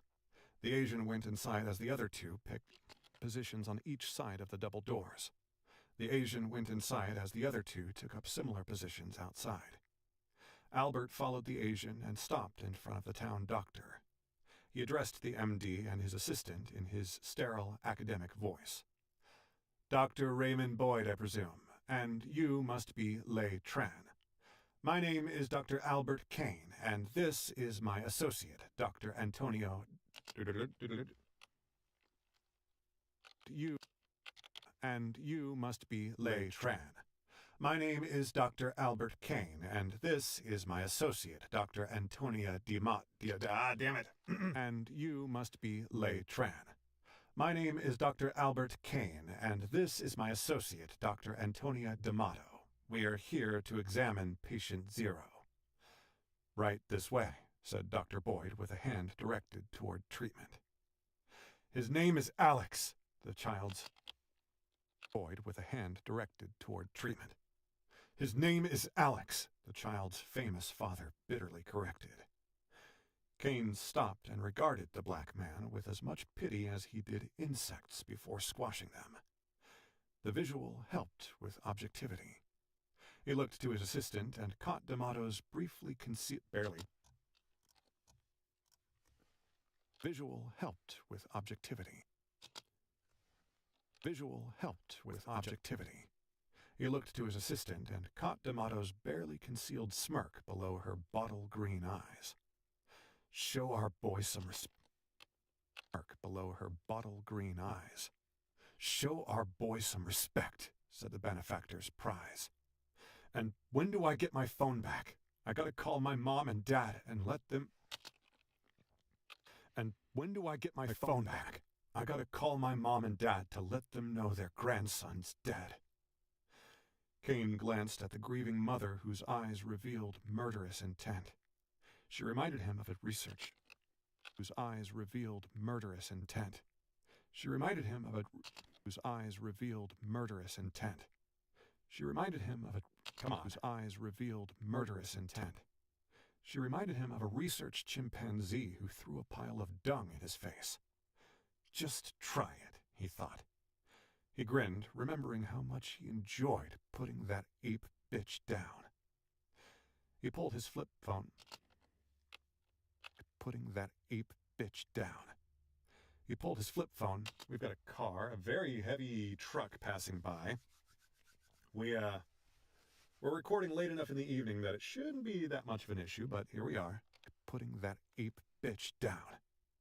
He pulled his flip phone from his pocket as D'Amato did the same. Putting that ape bitch down. He pulled his flip phone from his pocket as D'Amato did the same. No bars. He regarded his associate. Her lips held the hint of a grin. His gaze returned to the famous son of the Queen of R&B, then around the room at sad, fearful, and angry expressions. He flicked his hand. Let them have their phones back. A young, plump white woman retrieved them.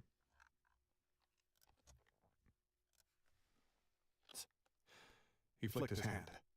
Let them have their phones back. A young, plump white woman retrieved them, and the Asian man returned them to their owners. Dr. Kane followed the doctor. Asian man returned them to their owners. Dr. Kane followed the doctor and his PA to the makeshift morgue. Inside on a table sat a small black body bag with a tag attached. D'Amato. She's got a bit of a German accent. Black body bag with a tag attached. I must ask that you wait outside, said D'Amato with her sharp German-tinged accent. No need exposing yourself any more than you already have. May I ask, is this what I... Exposing yourself any more than you already have. May I ask, is this what I think it is? Yes, do we know? This is probably still her thing talking, right? Right?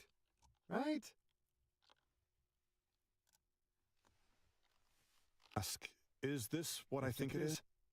Yes, it likely is, Dr. Boyd, but our snap tests will determine if the Mender child died from a strain of... Who would...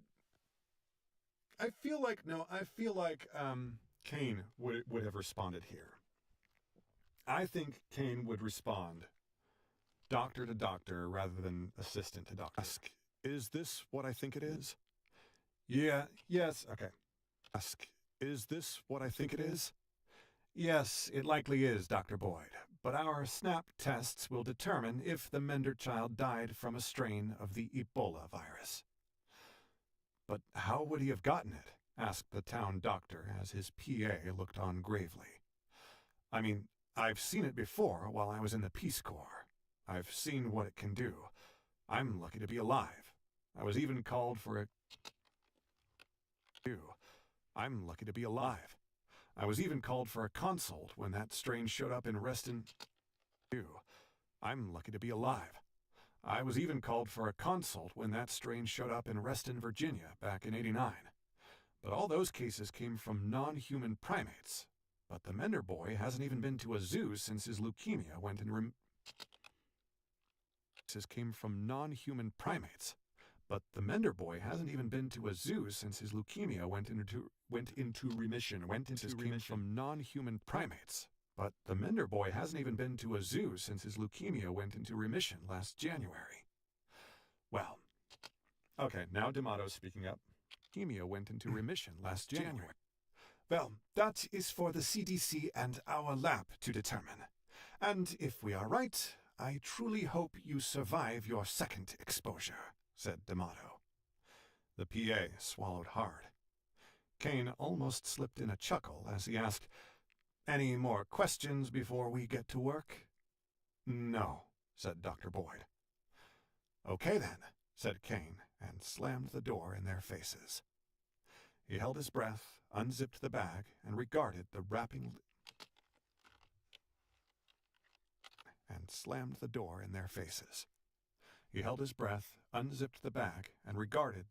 decaying remains of Alex Mender. He regarded D'Amato, whose lips were curled in a rare smile. It made him smile too, but unlike her, he was afraid to breathe. She seemed to savor the stench, while he was doing his best not to eject the breakfast they ate together at that nice restaurant a block from the lab annex. He was sensitive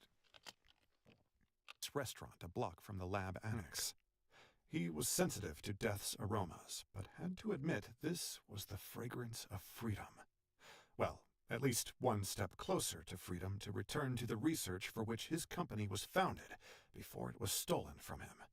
Unfettered freedom to return to what General Adamson had derailed for the benefactor's purposes. While the general's purpose was blatantly clear, the benefactor's was enigmatic, and one he refused to expound upon when occupying Kane's consciousness. Boom.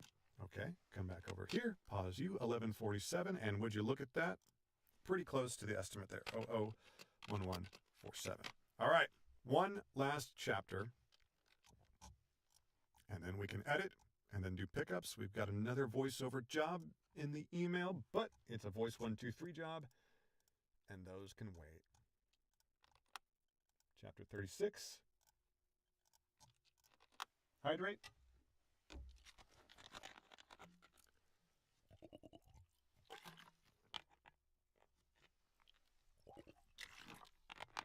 For these longer sessions, I have taken a liking to a very similar sort of hydration scheme as something that Scott Brick has described.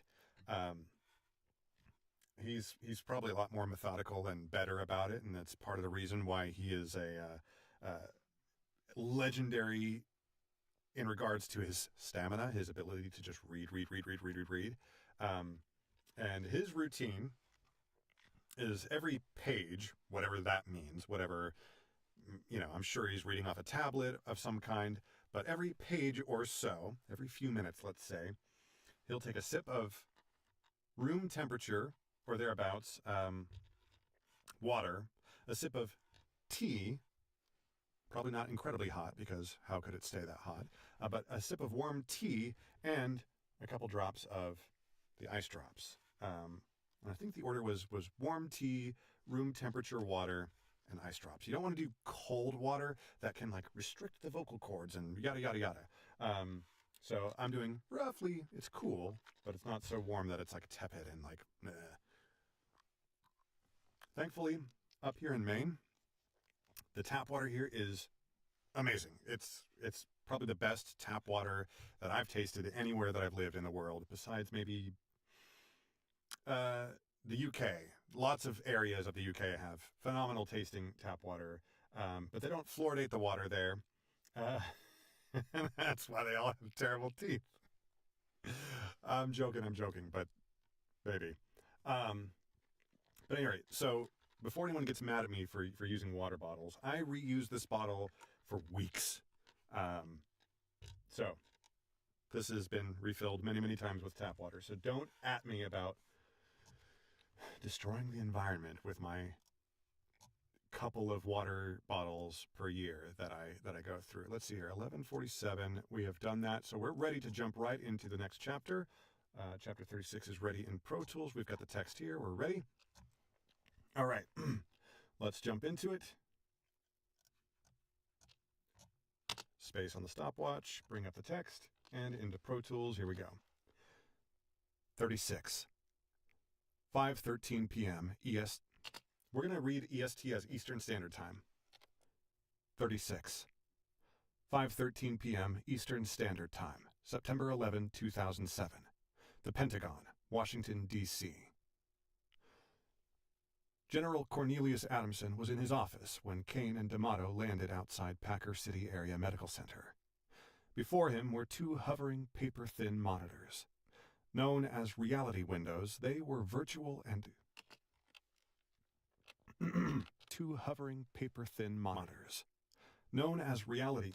Huge click there. Two Holy. hovering paper-thin monitors. Known as reality windows, they were virtual and created by ethereal-powered ocular implants with touchscreen capabilities and direct feeds to each of his black berets, all of whom had similar required enhancements, as stipulated in their blood contracts. The implants allowed visual and one- or two-way audio. Standard communication devices were used as backups, but they were archaic in comparison. Adamson spread all 10 fingers in the air to enlarge his reality windows to clearly see the POV of 10 fire team leaders in 4 Blackhawks loaded with 10 security contract Are we going to keep POV or are we going to say point of view? To see the point of view, we'll keep it as POV. We got a breath here. V of 10 fire team leaders in 4 Blackhawks. V of 10 fire team leaders in 4 Blackhawks loaded with 10 security contractors each. He watched as each chopper landed outside Packer City to secure. Come on. With 10 security contractors each. He watched as each chopper landed outside Packer City to secure the county. One landed at the Mears/Grayton. We're not going to say the slash. We're outside Packer City to secure the county. One landed at the Mears County. Outside Packer City to secure the county. One landed at the Mears-Grayson County line to lock down Grayson Highway north of town. Another landed south at Bullion Pass. The remaining 2 landed east to secure the difficult and less traveled Nutmeg and... Another landed south at Bullion Pass. The remaining 2 landed east to secure the difficult and less traveled Nutmeg and Alpine passes. Can never be too cautious. Traveled Nutmeg and Alpine passes. Can never be too cautious, he thought. War agreed. These extra roadblocks would remove access to several ghost towns, Bakersville and Kench near Telluride. I need to look up how to say that town name. I'm sure people watching who know are like, you idiot, you don't know how to say that. Quinche? Quinche? Let's look it up in Forvo first. It's not in Forvo. Let's look it up in Youglish. It's not in Youglish. Is this a real place? Kinch. Am I crazy? Olivia to die. Kinch. All right, so this isn't a real word. So I'm going to assume sort of a Spanish rules interpretation of this, and with that, Kenche. Kenche? I'm going to say Kenche and Kenche. That's how it would be interpreted in Spanish, and that feels the most appropriate, given where this is set. Blocks would remove access to several ghost towns, Bakersville and Kench. All right, Kenche. Okay, let's go back to our timer. There we go. And here we go. Access to several ghost towns, Bakersville and Kenche near Telluride. Of the 10 contractors exiting each Bakersville and Kenche near Telluride. Of the 10 contractors exiting each helicopter, 2 would set up and guard the roadblocks, while the others would break into groups of 4 to secure Packer City. The exiting contractors were good soldiers, his best. He watched them move in tight formation like one would a beach bimbo's. Oh my God. Oh God. VK, I love you, man, but I don't like this metaphor. Okay. Were good soldiers, his best. He watched them move in tight formation like one would a beach bimbo's bouncing boobies. But he was not gay. Heaven forbid, no. He just appreciated a finely dressed soldier with the power to kill with a word from his lips or from an obedient subordinate. Dressed soldier with the power to kill with a word from his lips or from an obedient subordinate. and from his lips or from an obedient subordinate. And these good soldiers in their black and white camo and backpacks with their solid black berets, their M4 carbines with scope and a hip-holstered air pistol. Yes, this was why he... Now, my monitor made a funky noise there. Or carbines with scope and a hip-holstered air pistol. Yeah, that's definitely audible, so we're gonna back up. Packs with their solid black berets, their M4 carbines with scope and a hip-holstered air pistol. Yes, this was why he loved command. It was the power of... This was why he loved command. It was the power over life and death, but mostly death and mass destruction. He thought of the orange mushroom over Almat Lilkafar. Better than sex. He picked up his phone and made a call. The subordinate answered as if they were waiting for his call, which he damned well better. And it answered as if they were waiting for his call, which he damned well better be. "It is time. Initiate Operation Calm Black," he said to the subordinate. Adamson hung up before he could reply, "Yes, sir, General, sir." His phone buzzed. He pushed... I'm pretty sure I already notified the author of this typo before he could reply, "Yes, sir, General, sir." His phone buzzed. He pushed the intercom. "Yes. General, sir," said Sergeant Major Skip Fossum. He pushed the intercom. "Yes. General, sir," said Sergeant Major Skip Fossum. "The President wishes you to speak at 1700 concerning the Sir," said Sergeant Major Skip Fossum. "The President wishes you to speak at 1700 concerning the troop surge in Iraq. I have your talking points ready. Shall I bring them to... Iraq. I have your talking points ready. Shall I bring them into you now? No, I already Shall I bring them into you now? No, I already know what I need to say. I do not need Shall I bring them into you now? No, I already know what I need to say. I do not need Cranston's namby-pamby speechwriters to speak for me. Yes, sir, General, sir. Can I get you coffee or anything? That will not be necessary, but you are welcome to leave and get yourself something. Thank you, General, sir. Fossum was a good soldier, but had not yet been approached by the man in white to sign a contract. Fossum had still not earned his trust, unlike his old secretary. But Lance Corporal Maynard Coltrane never signed one either. It would have been best... Maynard Coltrane never signed one either. It would have been best to do so before he was nearly killed during the arranged ambush in Almat Lilkafar. He was somewhat sore over that and left the military the next year.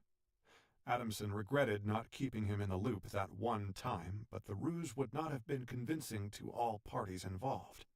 And if not for that damn Navy SEAL, Captain Marty Rice, no one but Nathan Miller within his tight circle would have known.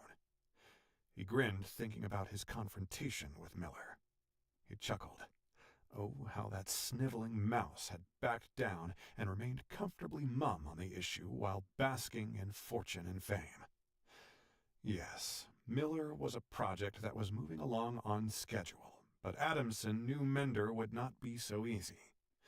Unlike Miller, Mender was a good man, the kind the benefactor took great pleasure in destroying. And as for Martin's loose tongue, the only took great pleasure in destroying. And as for Martin's loose tongue, the only repercussions Adamson suffered were blackened eyes, a Picasso nose, and 4 missing teeth from Mender's fists of fury. Adamson regarded himself in his desk mirror. Everything had healed good as newborn, and Adamson regarded himself in his desk mirror. Everything had healed good as newborn, and the teeth had regrown since that notorious 4th of July ceremony. Better than any plastic surgeon. True, his acne-pocked cheeks were anything but pretty, but he was pleased that Kane's formula, for whatever reason, had failed to remove them. They added grit and steel to his menacing countenance. After all, he was Mr. Fire and Brimstone. His gaze returned to the reality windows. He watched as his black berets set up the 4 roadblocks to contain the benefactor's prize. He still did not understand why Mender and Mary had to be captured together. It was one of the few things that war inside his head.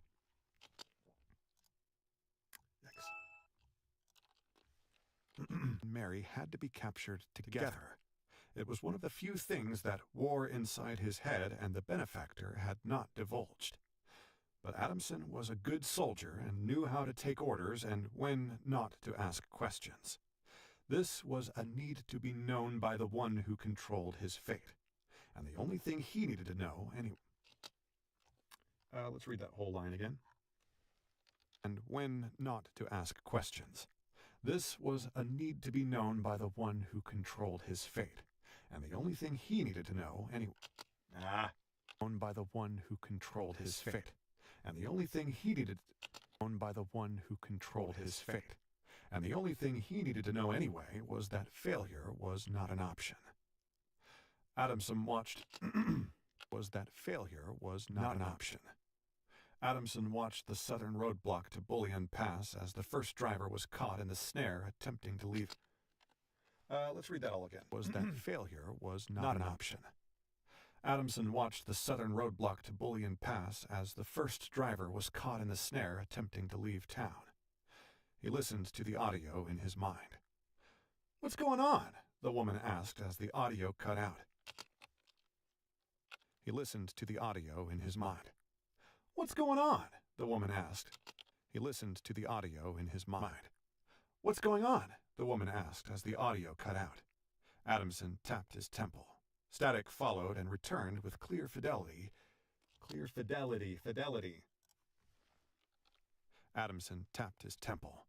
Static followed and returned with clear fidelity as a black Jeep Raptor pulled up behind the woman's car. Packer City and the surrounding area are locked down by order of the CDC. "What? Why?" she asked, her voice raised in alarm. "That's all I can tell you. You'll have to turn around and head back into town and stay put until I have orders to let you do otherwise." "This is ridiculous. I don't even live here. I was just passing through for a drive to enjoy the scenery." He lifted his rifle as his tone changed to the... "I'm gonna do a swear. Passing through for a drive to enjoy the scenery." He lifted his rifle as his tone changed to one to that... "Passing through for a drive to enjoy the scenery." He lifted his rifle as his tone changed to one that did not give a fuck. "Look, I told you, turn your car around now." Okay, she said in a pleading whimper. The team leader peered down the growing vehicle chain that now included 4 links. He saw the last link pull into the opposite flow lane and a vehicle chain that now included 4 links. He saw the last link pull into the opposite flow lane and approach the barrier. The good soldier raised his hand to halt the vehicle, but the car accelerated and skirt. Opposite flow lane and approach the barrier. The good soldier raised his hand to halt the vehicle, but the car accelerated and skirted the first barrier. The fool ignored a second hand warning, nearly hit one soldier, and was about to skirt the second barrier. A less than stellar soldier who was zipping up his pants after leaving his post without permission raised his rifle. Without a word of warning, he fired several shots into the unoccupied passenger side before taking out 2 tires, redeeming himself. Redeeming himself in Adamson's eyes. Would have hated to use him. Redeeming himself in Adamson's eyes. Would have hated to use him as an object lesson, he thought. War agreed. When the car stopped, the redeemed... He thought. War agreed. When the car stopped, the redeemed soldier yelled, "Get the fuck out of the car, now!" The team's... car stopped, the redeemed soldier yelled, "Get the fuck out of the car, now!" The team leader and the other 2 soldiers, "Come on. Get the fuck out of the car, now!" The team leader and the other 2 soldiers closed in with rifles raised as the man tried to comply. Before he could, the team leader opened his door. Another soldier yanked the man from his seat and dragged him back into the quarantine. Another soldier yanked the man from his seat and dragged him back into the quarantine zone by his white collar and gray suit coat. The team leader looked at the woman who had halted her U-turn back to town. Her phone was up, capturing the incident with one of those new camera phones. Others snapped photos. Not good, thought Adamson. But no matter. On other RW picture-in-pictures, other fire teams were entering town. 4 teams were already searching the first homes and businesses they came across. The other 2 that were dropped at the northern county line. First homes and businesses they came across. The other 2 that were dropped at the northern county line were already first homes and businesses they came across. The other 2 that were dropped at the northern county line were already at the courthouse for their meeting with Sheriff Peter Maxwell, his staff, the Alpine Ranger, and the divisional wildlife officer, who just happened to be in town. The proposed purpose of the meeting was for Dr. Antonia D'Amato to discuss security measures for the lockdown. Sadly, D'Amato had business elsewhere and could not attend. Adamson made prayer hands and grinned as the meager police force was hustled into the only working jail cell in the 1 or more horse town. His good soldiers said nothing as curses were hurled their way. They locked the door to the jail museum, left, and immediately began searching the neighboring businesses. A few local residents were less than cooperative, but the black eye of a carbine began searching the neighboring businesses. A few local residents were less than cooperative, but the black eye of a carbine shut the mouths of the most recalcitrant. There we go. 1614 on the recording there, which is to the second what our spreadsheet predicted. Would you look at that? 001614. You love to see it. Well, we loved it more when we were beating the estimate, but I'll take the satisfaction of nailing it to the second. Hey, my refund. Yay, I got a refund. All right, that's the reading done.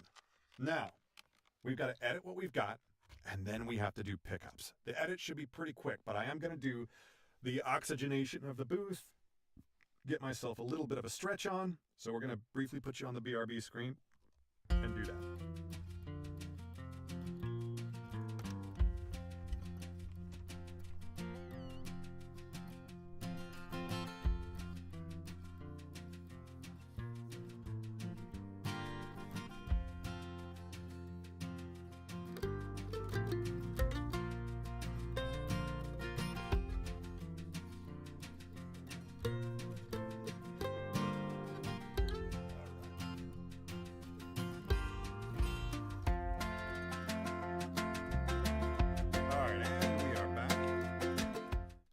How we feeling? All right, we are going to get right back into the edit because we want to finish this up. We want to go to bed, or at least head inside. We've got a voiceover job, but again, low enough budget that we're not too terribly concerned with it. All right, let's turn that off. Let's make you small.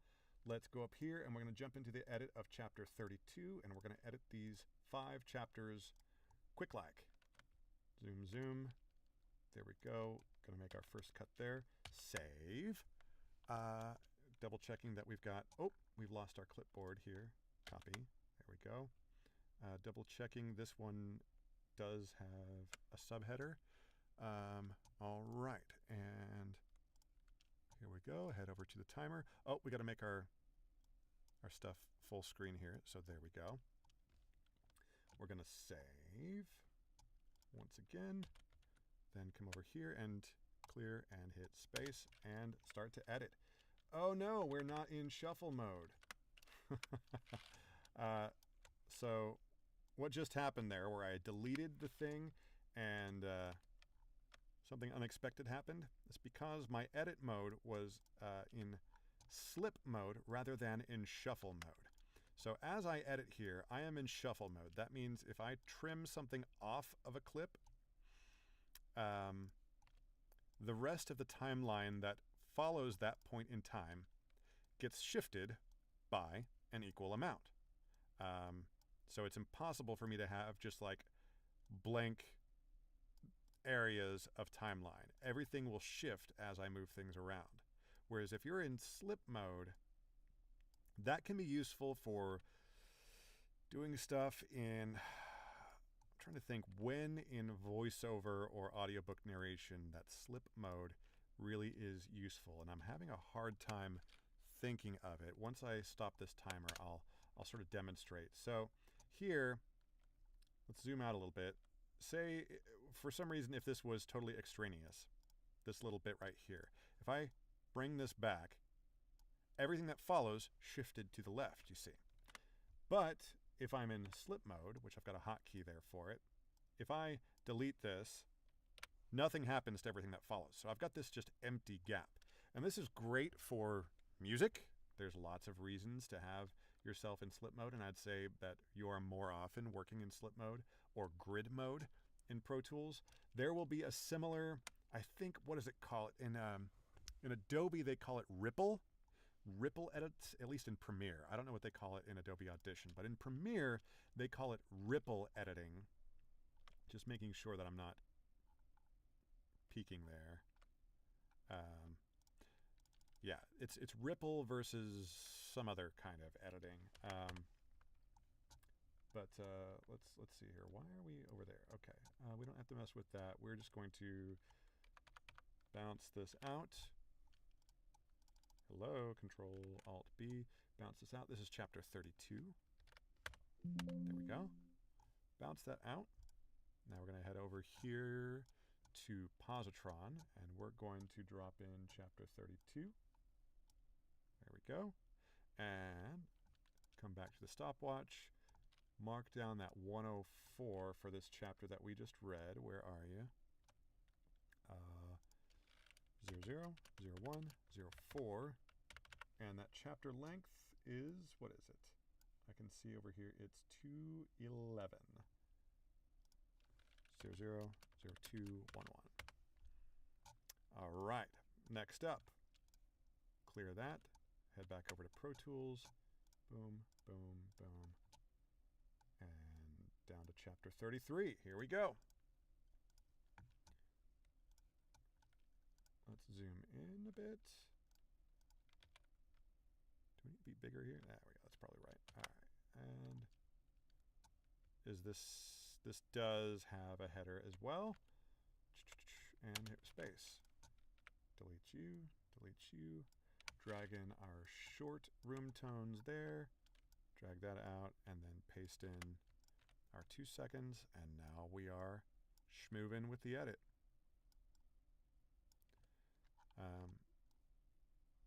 Before you get discouraged, if you try out punch and roll edit, keep in mind that this is maybe my, oh, that is a nasty couple of mouth noises there. Ooh. Don't judge yourself by what I'm doing here, because this is maybe my 20th book that I've done punch and roll for. So I've been doing this for a minute. So you don't need to judge yourself by what I'm doing here. This is all, did I grab the right thing here? I'm just making sure. Yeah, that's a 3. Okay. You don't need to worry about this. It's and in fact, the very first book that I did punch and roll edit on, versus doing the dog clicker method, like I had been getting better and faster at doing the dog clicker method. And so the first book where I switched over from doing the dog clicker method to doing punch and roll, I didn't really see an improvement. It was basically the same. But from there, as I continued to improve and get better at the dog clicker method, my ratio just got better and better and better to the point where like I would never look back. And it's also just the quality of life. Like my my agony of like just thinking about going back and editing something that's been recorded via the dog clicker method, like, oh my God, I don't want to do that at all ever again. It's just a miserable way to edit. Your edit is so much slower. You spend a lot of time. Whereas this, you can see I'm just like churning through this. It feels great. I got no regrets from coming over here and doing the punch and roll. I really think that if you don't believe me on the productivity standpoint, if you think that you are the best dog clicker narrator ever, maybe just give it a try based on the possible benefits to your mental health, because it really is a difference. I have yet to meet a professional narrator who has made the switch to punch and roll and regretted it. Like, we're not pulling your leg here. We're serious. It is as good as we say it is. I promise. Okay, so this thing's ready to go. Chapter 34. Here we go. Grab you. I did not check to see if this one had a subheader, but it looks like maybe it does. Move you. It looks like maybe it doesn't. Ryan turned and walked away, weeping. Ooh, we got a nasty mouth click right here. Happened to see it. But again, if you miss a mouth click, ain't no big deal. Ooh, we see another one right here. I was especially clicky today. I think that I just... Ooh, we got it. Oh, okay. This is a spot where we're going to have to listen. Till we know what killed Alex. You know, to keep people from skip. Let's hear what it sounds like with the breath. What killed Alex? You know. Nah, we'll keep this like this. Alex. You know, to keep people from skipping town. I think that's fine. When I'm making an edit, I like to think that I tend to err on more space. Let's listen to this edit. This seems Panic weird. as she handed Tran a clear vinyl. That sounds great. Just making sure that some of these edits that might look a little funky, just making sure that the pacing remains solid. If you were doing dog clicker method, you're going to have to listen to every single edit point to make sure that your pacing is good. That's a big reason why the dog clicker method is so much slower. It's because you just have to listen to every freaking edit you do, and that is no way to live, my friends. That is no way to live. Here we go. Stop you. Come over here. Apply. Bounce out. This, yes, is chapter 34. This is working out well because I'm starting to feel that I'm coming near to the end of my vocal stamina for the day. And before you go, oh, you baby, you've only one finished hour, remember that I'm talking through the entire edit, and I did a 2-hour live stream earlier in the day doing all of my voiceover auditions. So I've actually been talking for, like 5 hours today? Just, you can't shut this guy up. All right, 135, 00, 01, 35. And then the length on this chapter is 609, 00, 0609. So that's an excellent ratio on that particular chapter. Let's come back, get the next chapter ready to go. 35.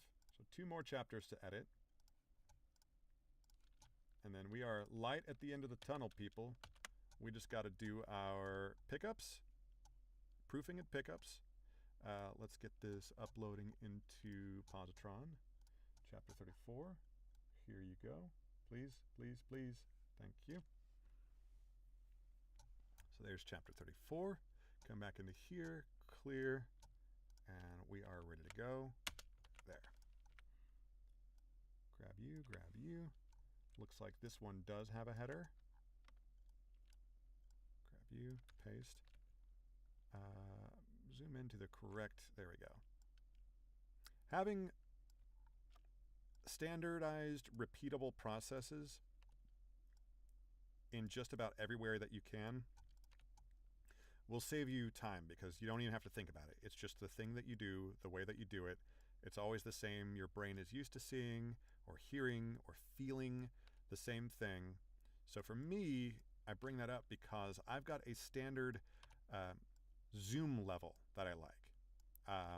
as far as like left to right, like how far zoomed in on the timeline I am. And I know that that is a zoom level to where each tick up here on my time ruler, each tick is 0.2 seconds. That is a zoom level that lets me really comfortably, like, it's not these huge mouse movements to make these corrections, but it's zoomed in enough that I still have plenty of fine control over exactly where an edit point is going. Oops, what did I do there? All right, just making sure. And there we go. Paste, delete, drag you in. There we go. Stop the timer. Get this bouncing out. Bounce, that's chapter 35. Yes, it is. Come over here. 131 is the edit. 00, 01, 31. And then the length on that chapter is 000543. All right. Let's bring you into Positron. There you go. And now let's come back into Pro Tools, get the next track ready to edit. Bring you down. Next track, ready to edit. Come back, make our first cut, save. Come back over here, head to the stopwatch, clear, hit space, and start editing. For folks watching this in the future, I'm sorry if I'm schmoovin', but damn it, this is life. This is what you got to do. You know, when I talk about ratio, when I talk about how I have a roughly 2.5 to 1 ratio, this is what that looks like. This is what this is what speed looks like, my friends. You know, you really do have to, oh, look at this nasty mouth click. Holy, we are going to delete that. Oh, my. You know, yikes, what is this? Access to several ghost towns, Bakersville and Kent. That sounds fine. You know, if you are agonizing over every edit point and just trying to be, I need to listen to this like one little edit point 15 times to make sure the pacing is just perfect. My friend, don't get lost in the sauce. You got to just move along. Again, this is a marathon. Marathon runners are not sprinters. We are just, you can't do it. You can't make your life miserable by trying to be absolute perfection. Like, you need to work on your craft to where, let's see, we might need to listen to this transition. I have your talking points ready. Shall I bring them into you now? All right, that's good. You need to work on your craft to where after you've done a punch and roll, that you know that like what you've given, each line is 90 to 95% perfect. That's plenty good. And I don't say that flippantly or in a derogatory matter. Like, I say on the stream pretty often, like, hey, that's good enough. And I don't mean that, again, flippantly. I mean that good enough is a real thing. It really is good enough. And you'll never make it perfect enough. You'll never make it perfect enough. But it will be good enough, and you need to be okay with that. You need to make peace with good enough being a real thing that is okay. It's not, you don't have to ruin your own life. Let's listen to this transition. Stopped. The redeemed soldier yelled, "Get the All right. No need to hear all that screaming again. Yeah. Make peace with your own version of good enough. Work on making your good enough better, but don't do it by agonizing over tiny decisions in the edit. That's not going to help you. The good enough that's going to help you is having a faster read, being more efficient in your edit. Those kinds of things are going to be the things that really help you in the long term. Just generally being a better actor, being a more empathetic actor, just improving your storytelling craft, listening to great audiobook performances. All of those things will make your good enough good enough. But again, you know, sitting in your DAW and, making frame by frame edits on every single track, that's not going to make you. Scott Brick's books don't have that done to them. Scott Brick is the king of good enough. There are little weird, edits and I don't know if that sentence was interpreted perfectly. The emphasis in this one sentence was shouldn't that have been switched around or something like that? But you know what? Scott Brick is the king of storytelling and stamina. It's quality and it's quantity. He's the king of doing something good enough and doing it for hours and hours and hours on end, day after day, week after week. He's got over 1,000 audiobooks. He's got a fistful of audio awards and every award imaginable. The guy is, there's a reason that he's the king. And so just learn to love yourself. Love your output. Love what you do. We need to, how long is this track here? And did I export it? I don't think I did. Did I? Oh, I did. Okay. How long are we here? This is 9:14. Let's mark it here. 0009:14. I feel like we crushed the per finished hour ratio on almost every single chapter here today. In fact, only one of them were we below, or if you will, slower than our standard quoted 2.5. All of these. Look at this. 1.64, 1.9, 2.74. There's our one slow chapter. 2.39, 1.6, 1.82, 1.8. I am thrilled with my speed on these chapters. Let's go back to Positron. We need to get this thing uploading as soon as possible. Okay. Now it is time for proofing. We've got our final chapter that's been edited, that is uploading in here. So what we're going to do, we're going to open this in a new tab by being a little bit sneaky and going into this and then back into this so that we can open the proofing of this first one. Now remember, we're going to ignore all of the beta testing noise detection feature because it's just way over calibrated right now, I think, because they're testing and figuring it out. So let's see here. Please check that the audio starts at the beginning of your chapter. Okay, yeah, sure. That one always is correct. I've never seen it wrong. It doesn't like the way I said Raj. Let's listen. Positron is great because when I'm looking at this particular thing that it's marked as a potential error, as a pickup, I just click it and then I can just press space and it plays it. In. Raj, your head is being... I think that's great. We're going to mark that as okay. We're going to filter out all of these because listen, noise detected. Gasp. Let's hear if we have a gasp. Older than his oldest daughter, Anaya. Oh. I think that's a perfectly acceptable breath. Maybe someone out there finds my breathing gaspy and really upsetting and distracting. That may be the case. Different strokes for different folks. But humans breathe, and so I'm not going to do anything to try to filter that out. So we're going to filter out all of the noise detection. Will I like to? Yes, filter them all out. And we're going to go look at all of these things that we're not having to check. So we went from having 30-something things that were noted as errors to having, looks like one here. Looks like maybe, let's listen. Some warm clothes for your journey ahead. That's correct. So we actually have 0 errors in this chapter, even though it was marked as having 36 or something like that. So that's great. Love to see. So chapter 7, 0 errors. Love to see it. Okay. Open proofing here. Let's take a look. Word missing. Knew it had everything to do with the blood that ran through his veins. This is a typo, actually. After he knew that it had everything to do with in the blood. I think it's just with the blood. So we're going to copy this, and we're going to go, this is 18.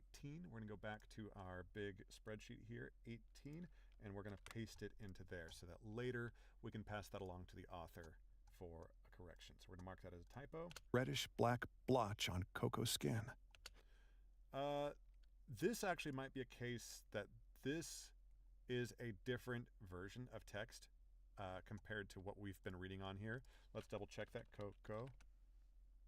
Yes, please. Another.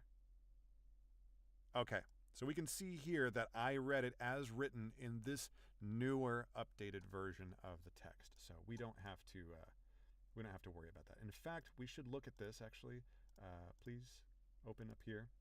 Knew it had everything to do with the Let's do a search for veins. Veins. Find. Yes, start at the beginning. Find. That it had everything to do with the blood that ran through his veins. So we actually don't need to pass that along to the author because in this version of the manuscript here, it has been updated. So maybe I need to re-upload the script. I'm not going to do that right now on the stream because it actually takes Positron a while to analyze a script when you upload it. So we're not going to do that. We are going to go over here and we're going to delete this one here. So we're back into here and we're going to say, we're going to keep that as typo. We're going to keep that as, we're just going to call that okay, I guess. Doesn't matter. in place and cooked bacon and eggs. I didn't say axe, I said eggs. Ash. Can't it wait till after breakfast? She asked. Let's double check. After breakfast. It doesn't say indeed say until. So we're gonna do a pickup, even though it's such a tiny difference. It doesn't change the meaning. Some people might not actually do that as a pickup. Some people might leave it. But for the sake of the stream and for the sake of being as correct and accurate to the text as possible, we're gonna read it. Teaspoons into the black, topped it with cream, and stirred. Topped with it cream. Surely. Let's take a look here. Cream. Topped it with cream. Okay, so this is another case where it's correct in our version of the manuscript. You claim drove Melvin's car into the lake. That one's fine. More than once it had been his fault. Positron is quite aggressive about marking contractions. I don't know how more contracted some of these contractions could be, but it really Down. The guilt might have been eating her alive. there. I'm going to keep Mida because that's how that character talks. So we're going to call that okay. Eyebrow. Yeah, just a migraine. That's fine. Said it was nothing. I feel kind of silly about the band. You know what? For dialogue, being a little bit sloppy, not sticking exactly to the text, I think during dialogue, I think is fine. If it's natural, if it fits the character, if it fits the voice of the story that's being told here, I don't get too hung up about it. Said it was nothing. I feel kind of silly about the bandage now. We're going to call that okay, even though I did indeed insert a word. In fact, here, Ash. Can't it wait till after breakfast? you know what? No, we're going to call this okay. And that means that chapter is completely clean and free and clear of errors here. Okay, let's take a look here. 19. Noon, September 2, 2007. Positron has a hard time with dates. I don't know why, but it has a hard time. Great, and was now little more than bones and cavity. Here, that was a typo. Examination at the scene. It had only been That's fine. desk. He shuffled through his drawer for a... Let's see if this is wrong. Let's look at drawer.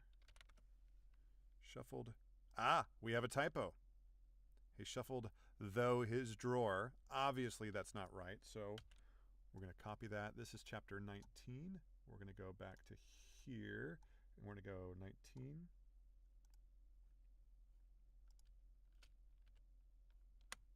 There we go.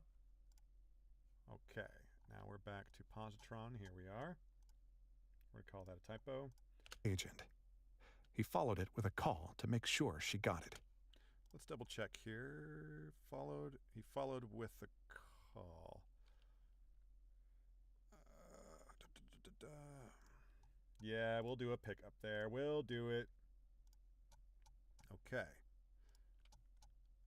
That's correct. We're just going to say that the date there is correct. Keyed and handed him the bad news. I did not say the word nearers. I said news. So that chapter has no errors. Great, great, great. Word missing, W. Frowned. Why? I think that's fine. Next up. We know what kind of threat she poses. And hey, That's fine. Ed, you think you can do something else? That's fine. Liable to worry herself sick if she doesn't get a call from us. Let's check. Let's check. Call from us. Call from us. If she don't get a call from us. Okay.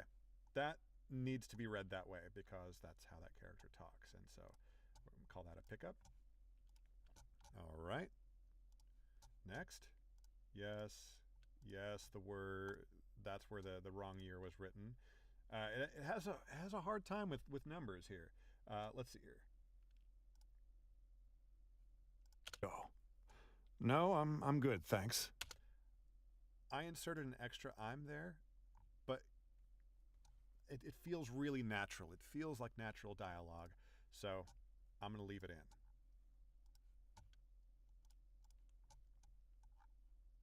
Okay, next up. Yes, that's okay. Yes, that's okay for the year. Updated wanted posters around the town that read, Yeah, that's we're gonna call that a pickup. Here's the phone number again. We're gonna say I got it right. This one's a contraction. suspect. The wording could have been better. Yeah, that's fine. His warning. He was especially worried. Okay. Yeah, we're gonna have a pickup for that. Mention of the case on the national news. That one's okay. Bags for the next delivery/trash day. That's More okay. TV or read when he wasn't pining over photos of his. Pretty sure that's error is not in the current version. Let's do pining. Oh no, it's still there. He had watched more TV or when he wasn't pining over photos of his 3 children. Here we go. Copy. This is chapter 26. So we're going to paste that right here. Okay. No, that's a pickup. No, that one's a typo. I delivered to my authors a sort of like a typo report at the end of production. Hold on. Pete said with a big grin as he held the warm fax in his hand. Right, this one I've already marked. Dave. Hey, I'm headed up to the watchtower to let. Let's see if this one's in there. Let's do no. Barricaded. That one will. Hey, I'm heading up to the watchtower, so that's been fixed in the current version. Quarantine. Oh, sorry. What about an email? Okay, that one's okay.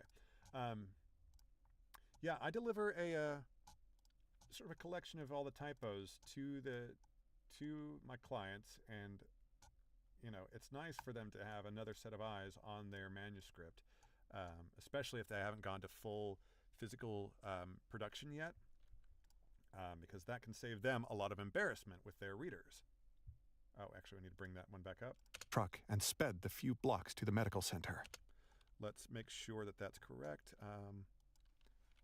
Hopped in the truck and sped the few blocks to the medical center. Okay, so that's been corrected in this version, so that one's good to go. Man, like my error rate is quite low here. I'm feeling pretty good here. That's a year. He asked. I don't know. That's fine, and that's fine. So there's another one. Man, see how fast this is going? This is just amazing. Let's take a look here. Dr. Boyd said with thready breaths as his eyes glistened. Let's see here. We've got this like whole sentence that's been edited. I imagine that's just let's see. Glistened. Doctor, let's read that again. Let's hear that again. Dr. Boyd said with thready breaths as his eyes glistened. No. Dr. Boyd what's said happening? with thready what's breaths happening? as his Stop. Okay. This has been changed and it's right in the manuscript. eyed the fear of something he might have seen before. Okay. That's another chapter that's good to go. This one here, there's another year. We're going to assume that's right. Chopper and followed the 4 guards to the front door. This one we know has been corrected. D'Amato. The PA swallowed hard. We're going to double check there. Mode. Yep, that has been corrected in our most up-to-date version, so there we go. This would have gone a whole lot faster if we hadn't been dealing with the difference in the version that we're working off of here.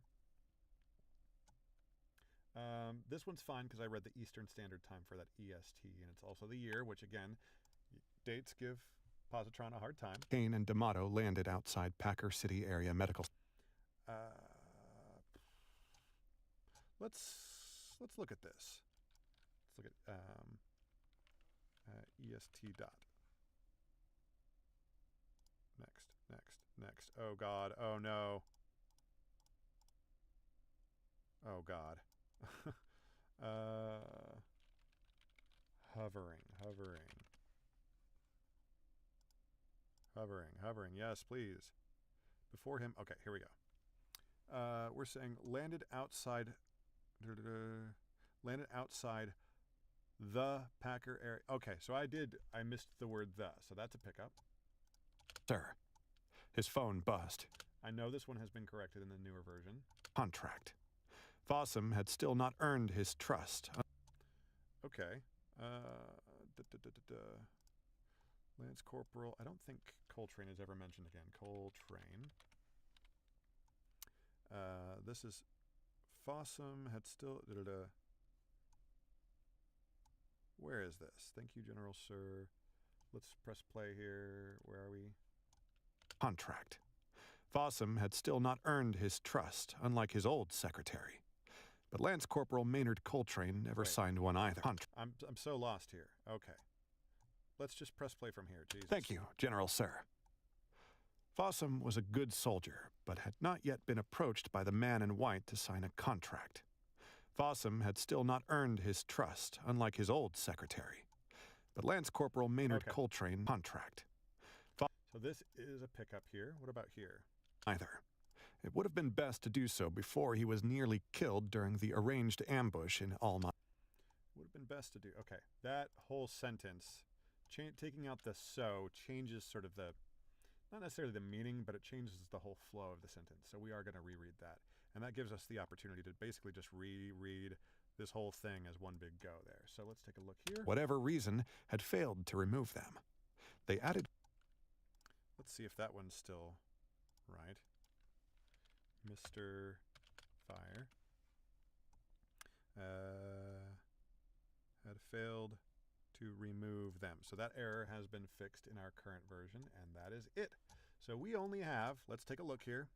We have 1, 2, 3, 4, 5, 6, 7. 7 pickups for a finished hour of audio. That is bonkers. That is really, really good. We're really, really happy to see that. So that's great news. And let's confirm, do we actually have a finished hour of audio? I think we do. Does it, let's see if this works. Actually don't have a super easy way. Let's actually do equals sum here up through 17. An hour and 5. We've produced an hour and 5 finished hour timepiece parts worth of audio here, and we're losing our minds. So we got to get ready to do some pickups here. Now, positron makes pickups super, super easy. So, okay, like, what do we do with this? What do we do with this information? We've got all these pickups we need to do. What do we do? You go to import, export up here, pickup packet, online version. I think by default it's on proofing report. I don't want a proofing report. I want pickup packet. Once you select that once on a project, every time you come back here, that'll be automatically selected. So you just select pickup packet, online version. This works really well on a tablet as well. And usually when I'm recording off stream, right now I've got my chat up on my tablet so I can keep an eye on that. But here, I'm going to do it on the big screen here so that we can all see it. You export that, and here it is.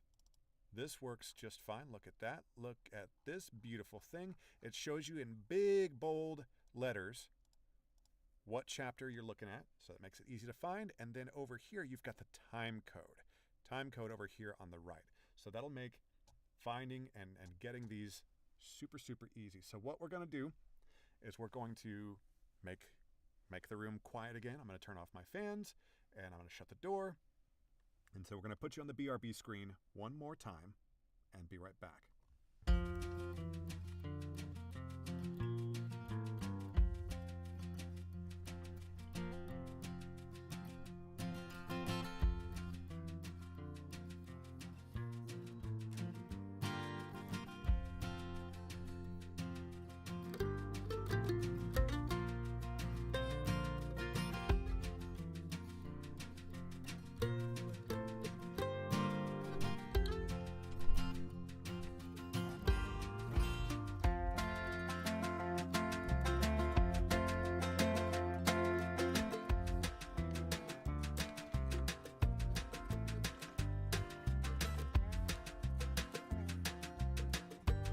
All right, and we are back. Hydrate, hydrate. Everybody hydrate.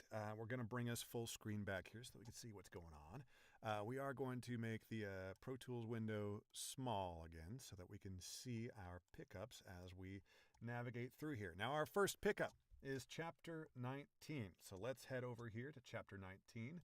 We're going to... well, actually, let's make things... we'll just do it chapter by chapter. We'll be fine. Track height, fit to window. Here we go. And we see the time code is 220, so we just zoom over here until we get to about 220. And positron gives us the context. It shows us the preceding and following couple of sentences here. Now, this is the very last sentence in the chapter, so there's not really much following context, but it shows us that the next chapter is chapter 20 here. So it's the very last sentence here. Toxic or radiological agent.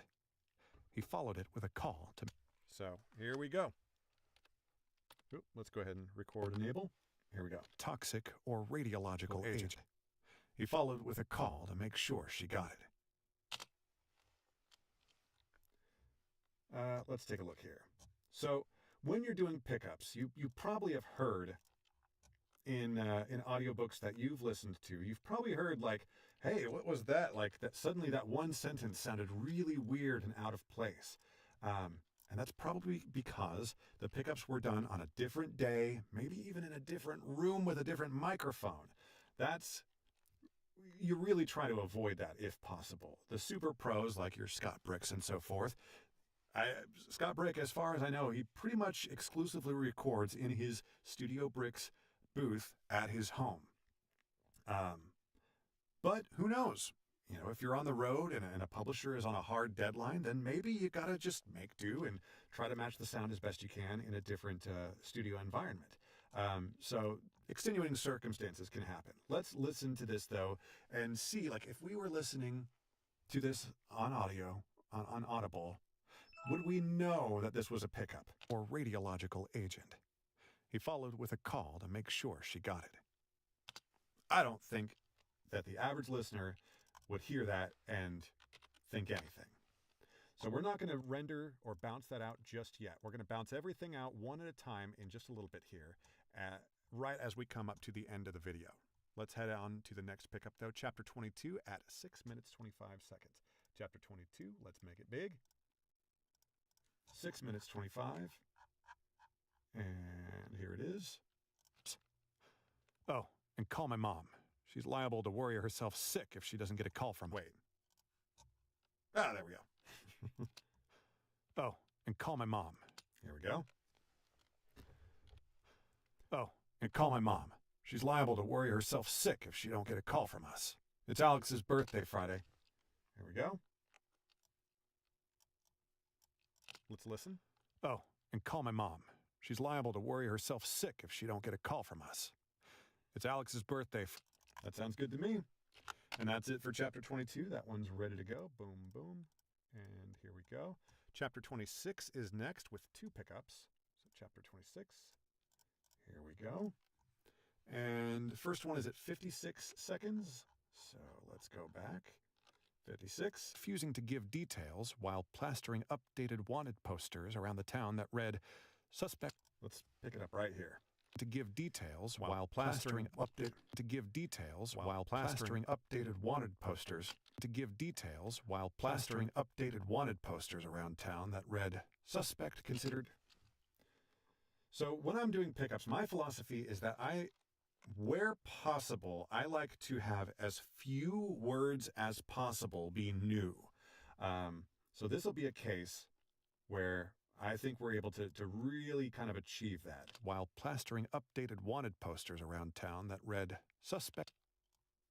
Let's take a look here, because we're just around the town. We're just wanting to eliminate the town. So where does town?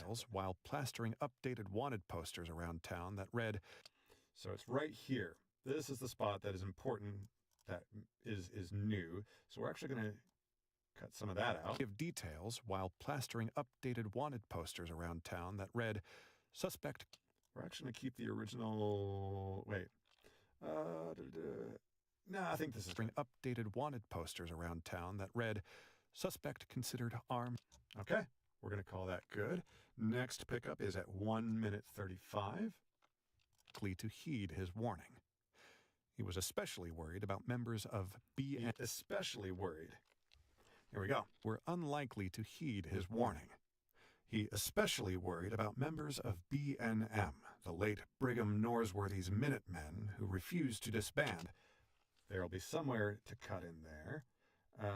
We're going to... Generally, when you're cutting out a breath, I like to keep the new breath leading into something. To heed his warning. He especially worried about members of BNM, the late Brigham Nor. Let's see here, of BNM. There's that BNM part. Warning. He especially worried about members of BNM, the late Brigham. I like the way that I read that better. Worried about members of BNM, the late Brigham Norsworthy's Minute. That sounds better to me. All right, that's there. Done. Next, we've got chapter 36. We've got 3 pickups in chapter 36. It makes sense. Basically, as you work, I think it's more than just fatigue. I really think that if you are working in a situation like I am, where I've been turning the fans off while I work because I'm just really, I don't want to say paranoid, but I really want a super, super low noise floor. I'm proud of how low I've gotten my noise floor in this booth that I've built with my own 2 hands. I'm proud of my low noise floor, and I'll be damned if I'm going to bring the noise floor up even a couple decibels by turning on these fans just so I could have some, oxygen? I'm convinced that as the oxygen levels in this booth go down, that is the main cause of my errors starting to pick up more and more and more. So it makes sense that the final chapter that we read is where the errors started getting a little bit higher, because my brain is starved for oxygen and I'm going insane in this booth because of ataxia. One of those words. We're losing it. When Kane and D'Amato landed outside Packer City Area Medical. All right, here we go.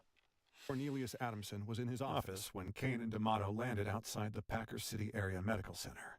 Before him were 2 truly losing our minds. This is a beautiful example of what audiobook production is really like. Adamson was in his office when Kane and D'Amato landed outside the... We're going to make this cut a little bit later, maybe like right here. When Kane and D'Amato landed outside the Packer City Area Medical Center. And we're going to bring this cut to like right here. This is going to be a spicy edit. Let's take a look. D'Amato landed outside the Packer City Area Medical Center. Can we do this here? I don't think we can. Kane and D'Amato landed outside Packer... Nope, that's where the edit needs to be. Okay. Kane and D'Amato landed outside the Packer City Area... Actually, can I... Hell, we can probably just do it right here. It's when Kane and D'Amato landed outside the Packer City Area Medical Center. Yeah, I think that's good. Like, we have less than half a second of new material being cut in here. And that, again, is my goal when I'm doing pickups. I don't want, like, entire new paragraphs being cut in.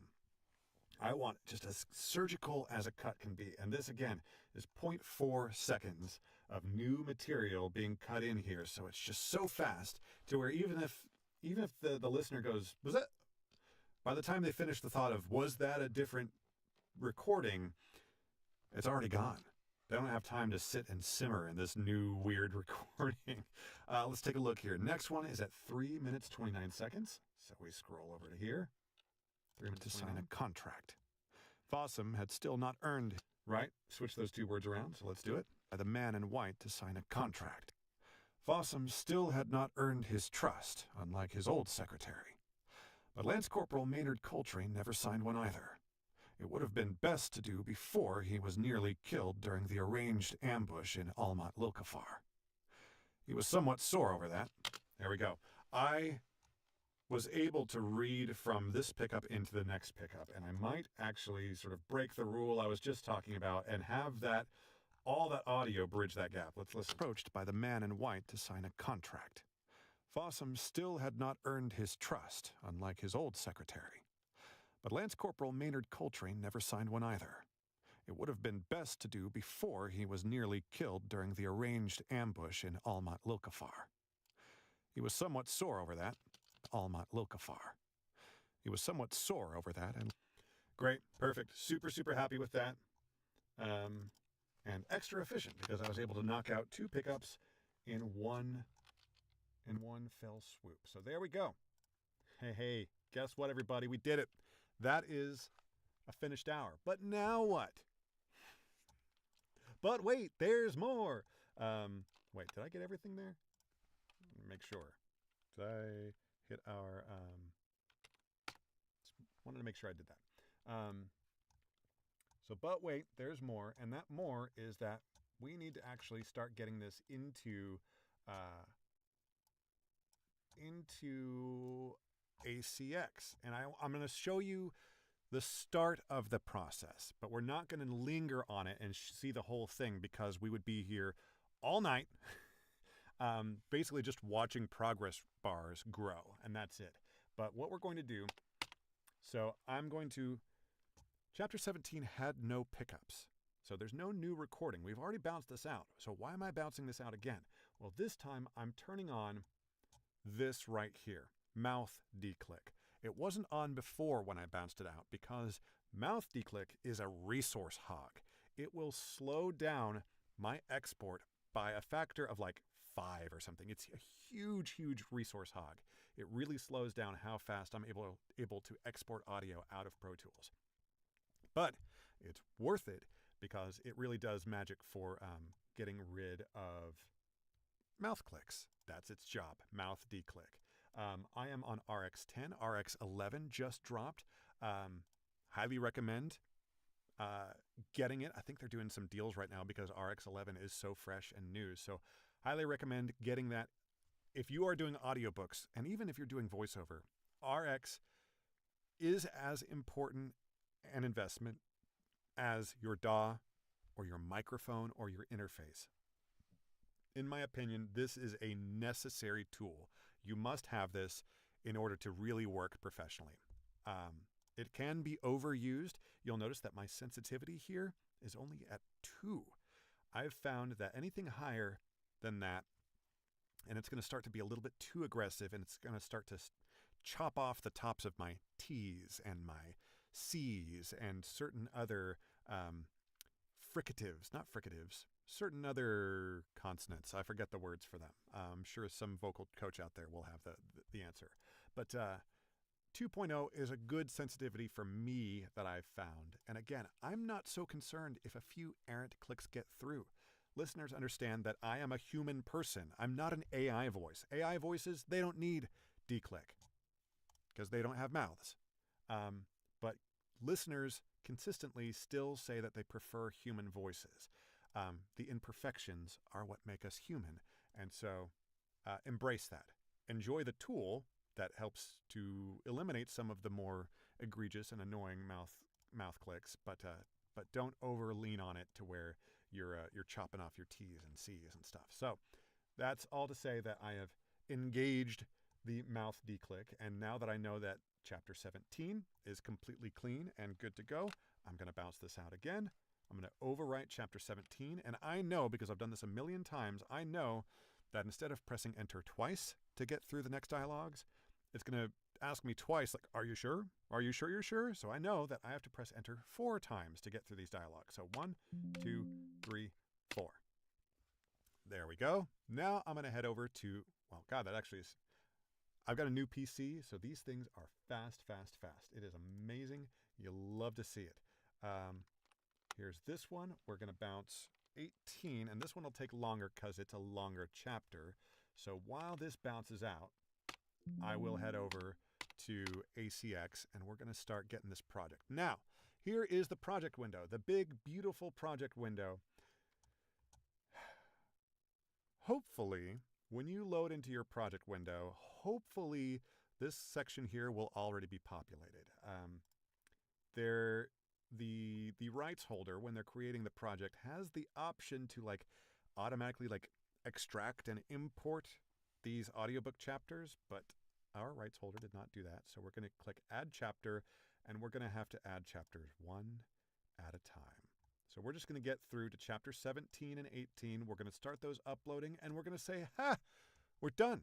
That's it. That's all you need to do. The author is going, the rights holder, in this case, they're the same person. The author is the rights holder. They'll see, I've already got these other chapters to upload, but we're going to show you what we've been working on right now. So up here, chapter 17, upload file. We navigate to our Pro Tools bounces, audiobooks. Here we are, chapter 17, and we're uploading the MP3s. Upload, chapter 18. There we go. And that's it. And you repeat that process over and over and over again until you've uploaded the entire audiobook. And yeah, you get paid and you move on to the next one, and on and on and on. So we're going to cut from here to me, probably a lot more sane and maybe even wearing a different shirt for the outro. So here's Jimmy. Okay. So that little spiel just there was for the YouTube video, but we're still live on the stream, and we're gonna go ahead and why the hell not? For the sake of the numbers, and just so that we can keep yapping away, we're gonna continue bouncing things out of Pro Tools. Let's see here. Let's go boom, boom. Actually, I don't need to do it that way. That's a slower way of doing it. I've changed the way that I go about some of the way I select things and start them exporting, and I think they're a bit faster. So there's 19. Here's 21. There we go. Bounce. 21. Bounce, bounce, bounce, bounce. 22. Bounce. 22. Bounce, bounce, bounce, bounce. Okay, so 17, 18, 19, 21. Oh my God. And very soon, I'm going to start, so there's 19. I need to start importing, mastering, and exporting my narration partner's audio, because I want for the author to start to be able to listen to that. But that is stuff that we're going to do off stream, probably tomorrow, before regular work starts, i.e. before the stream, everybody. Okay, let's head back to Pro Tools here. Let's start the next one bouncing. 24. Bounce. 4. Boom, boom, boom, boom. Okay, next is it 22.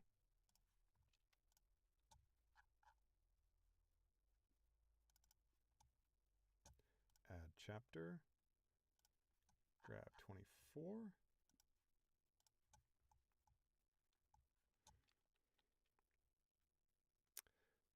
Okay, and then going back to Pro Tools. I'm lost in the sauce here. Here we go. Chapter 26. Bounce. 26. Please. 26. Bounce, bounce, bounce, bounce. What a stream. This is maybe the longest stream I've done. It's all for you, dear listener, dear viewer. Let's keep adding these, adding these. I will say that ACX is feeling a bit more responsive. It's a little bit snappier. ACX in the past has gone through periods of being broken as hell, virtually unusable, crashing, hanging up, just miserable. But right now this is working pretty well. Okay, chapter 27, super short and fast. Go. Chapter 32. Bounce. 30. Nope, not 40. 32. Bounce, bounce, bounce, bounce. And we'll go ahead and just bounce all these. 32, 33. Bounce. 33. Super fast. 34. Bounce. Boom, boom, boom, boom.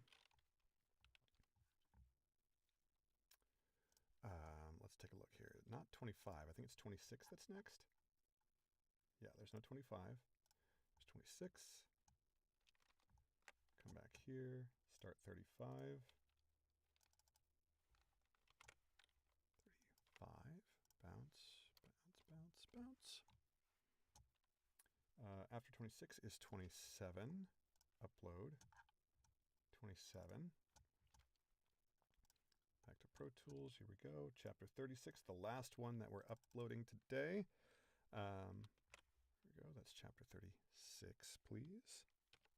And you know what? Since we're here, I started with 17 because I wasn't 100% sure whether I had re-exported anything before 17 with declick on. But since we're here, just to be extra safe, we will go ahead and re-export everything that I have done before 17, just to make sure. So 27 went up, and now it's 32 to the end. Is that right? Yes, 27's up, so 32. Upload file. 32. Add 2 more chapters right now. 32. 33. 34. 35. And 36. Now let's go back to Pro Tools, and we're going to start with the very, very beginning, starting at the opening credits. And making sure nothing weird's going on with our solos. We can actually turn that off there. Doesn't make a difference, but we're doing it. Solo this, bounce you out, and we're calling this 001 underscore opening credits. There we go. Prologue. Boom, boom, boom. Bounce. We're simply calling this, what do we do here? We're doing this 002 underscore prologue. There we go. And then we're going to get chapter, wait a minute, 1 and 2 are Teresa. So we're going to wait on those. Chapter 5 through 13, though, those are us. Okay. So we're going to bounce this out. Chapter underscore 5. 1, 2, 3, 4 is what I expected. Okay, now we're going to upload opening credits. Upload file, opening credits. It might give us an error here on very, very short files. On very short files, the RMS can get thrown a little bit because RMS is an average of the loudness. And on a very short file, the head and tail is still X amount of silence, of room tone. And so on a very short file, the head and tail as an average, as a proportion of the whole file, the head and tail is a pretty large proportion there. So that can really bring the RMS down in a way that isn't super logical, but it does just mathematically work out to your RMS can be outside of range. And so you'll have to do funny things like shortening your head or tail a little bit more than you maybe normally would.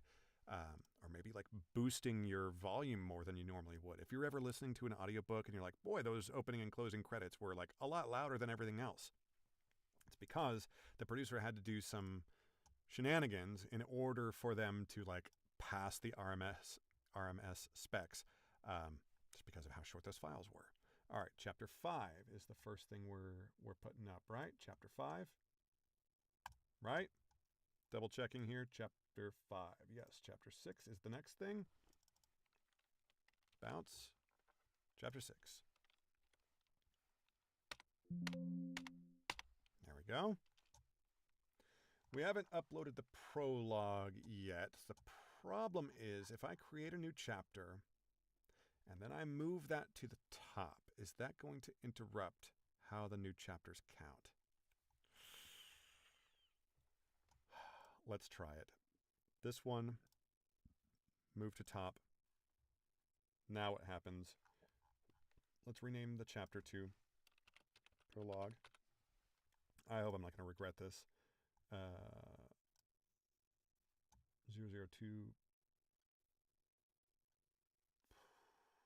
minute. Okay. This one's the new one. I hate this. Okay. I never want album. I never want contributing artists. I never want the track number. Please just remember this. I want the size. I want the date created. And maybe I'll take the length. These are the only things I wanted. So date created here. Prologue. This one was created a month ago. So these two, please delete. Delete.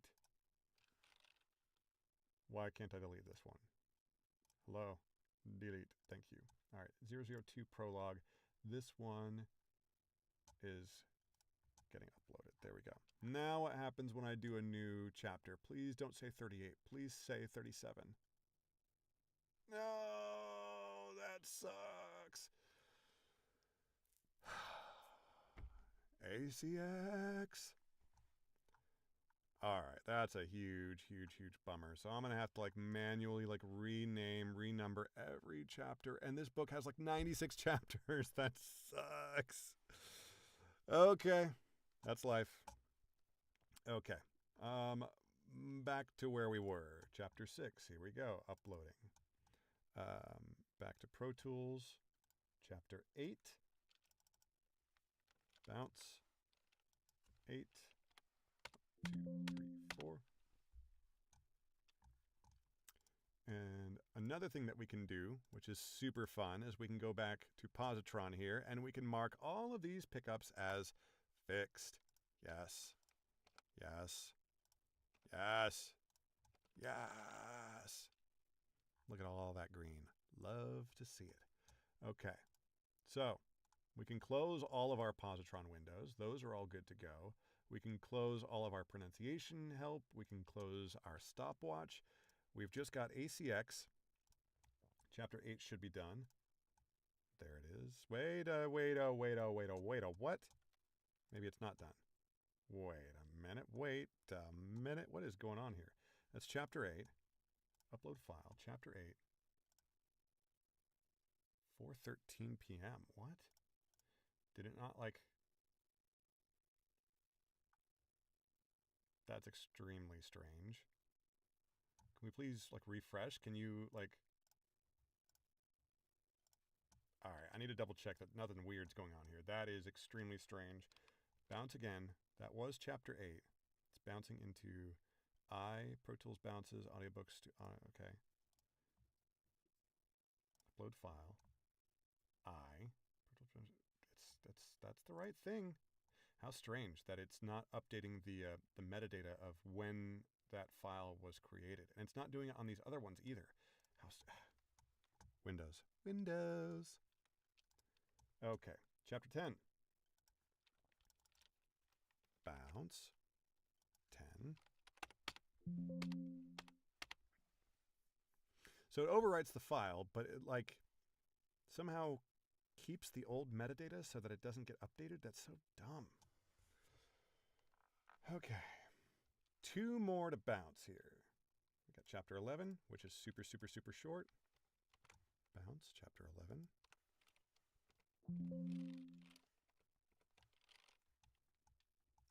And then chapter 13. 13. Okay, so we've uploaded chapter 8. Let's upload chapter 10, 11, and 13. So 10, 11, and now 13. All right. So that's everything that we've done on this audiobook so far. That brings us completely up to date as far as our productivity on this book. Now, we still need to import and do our production work on our narrating partner's audio. I've got her first 2 tracks in here. She is completely done. She is so productive. Holy crap. She's completely done with the book, and I still have a couple of hours of work to do on this. But she's completely done, so I just have to import all of her audio, do any minor edits to the head and tails, maybe to make them uniform with how I've got my head and tails, and then make sure that the mastering stack that I've got on her tracks is still working as it should. But then it'll be just about re-exporting that with the new mastering track and then dropping them right here into ACX. And then once I'm done with my stuff, uploading it as well, and then hitting this beautiful button right here, Submit Audiobook for Review. It's a great feeling hitting that. It's a better feeling hitting the confirmation that you've been paid. That's a fun button to press. But we are done for today. We've done it. We did it. We did a full hour and 5 minutes of finished audio right here live on the stream. That will get edited into a video for YouTube. I've long had this plan of making a finished hour for YouTube, and so that will be coming sometime in the next couple of days here. It shouldn't, I've done the hard part of creating the content, so I'm just going to have to cut it up. There's not going to have to be a lot of edits to it. I'll chop it up a little bit. I'll probably have to redo my intro and outro video for that, just to reflect some of the loss of sanity that occurred as we were working. But that'll be coming, and so that's fun. So I want to thank old Laredo Larry for stopping by. I hope that the bike ride went well. For anyone out there watching this VOD or anything in the future, feel free to check out what else is going on the live stream. Usually I'm live from 1 to 3 p.m. Eastern time from Monday through Friday. But this was a special evening stream just to get this thing done. I thought it would be really fun, and I think we did have some fun. Got some good work done, and there's a lot more work to come on this audiobook. But we've got some really cool news today on the audiobook front. It's not quite ready to share, but it's really cool, very, very exciting. I'm excited to be able to share that when it's ready to be shared. But we did it. We did it. We produced a full finished hour plus of audio right here live on the stream. So we did it. Let's have a beer to celebrate. That might be exactly what I'm about to go do. So I hope you enjoyed, and I want to thank you for stopping by. I'm Jimmy Moreland of veteranaudio.com. If you would like me to say words for you professionally, head over to veteranaudio.com. Until then, we'll see you next time. I will be live tomorrow at 1 p.m. Eastern time. Come by, say hi, and we can chat a little bit. But until then, good luck on your auditions and whatever work that you've been booking, and we'll We'll see you next time. Cheers. Love y'all. Bye.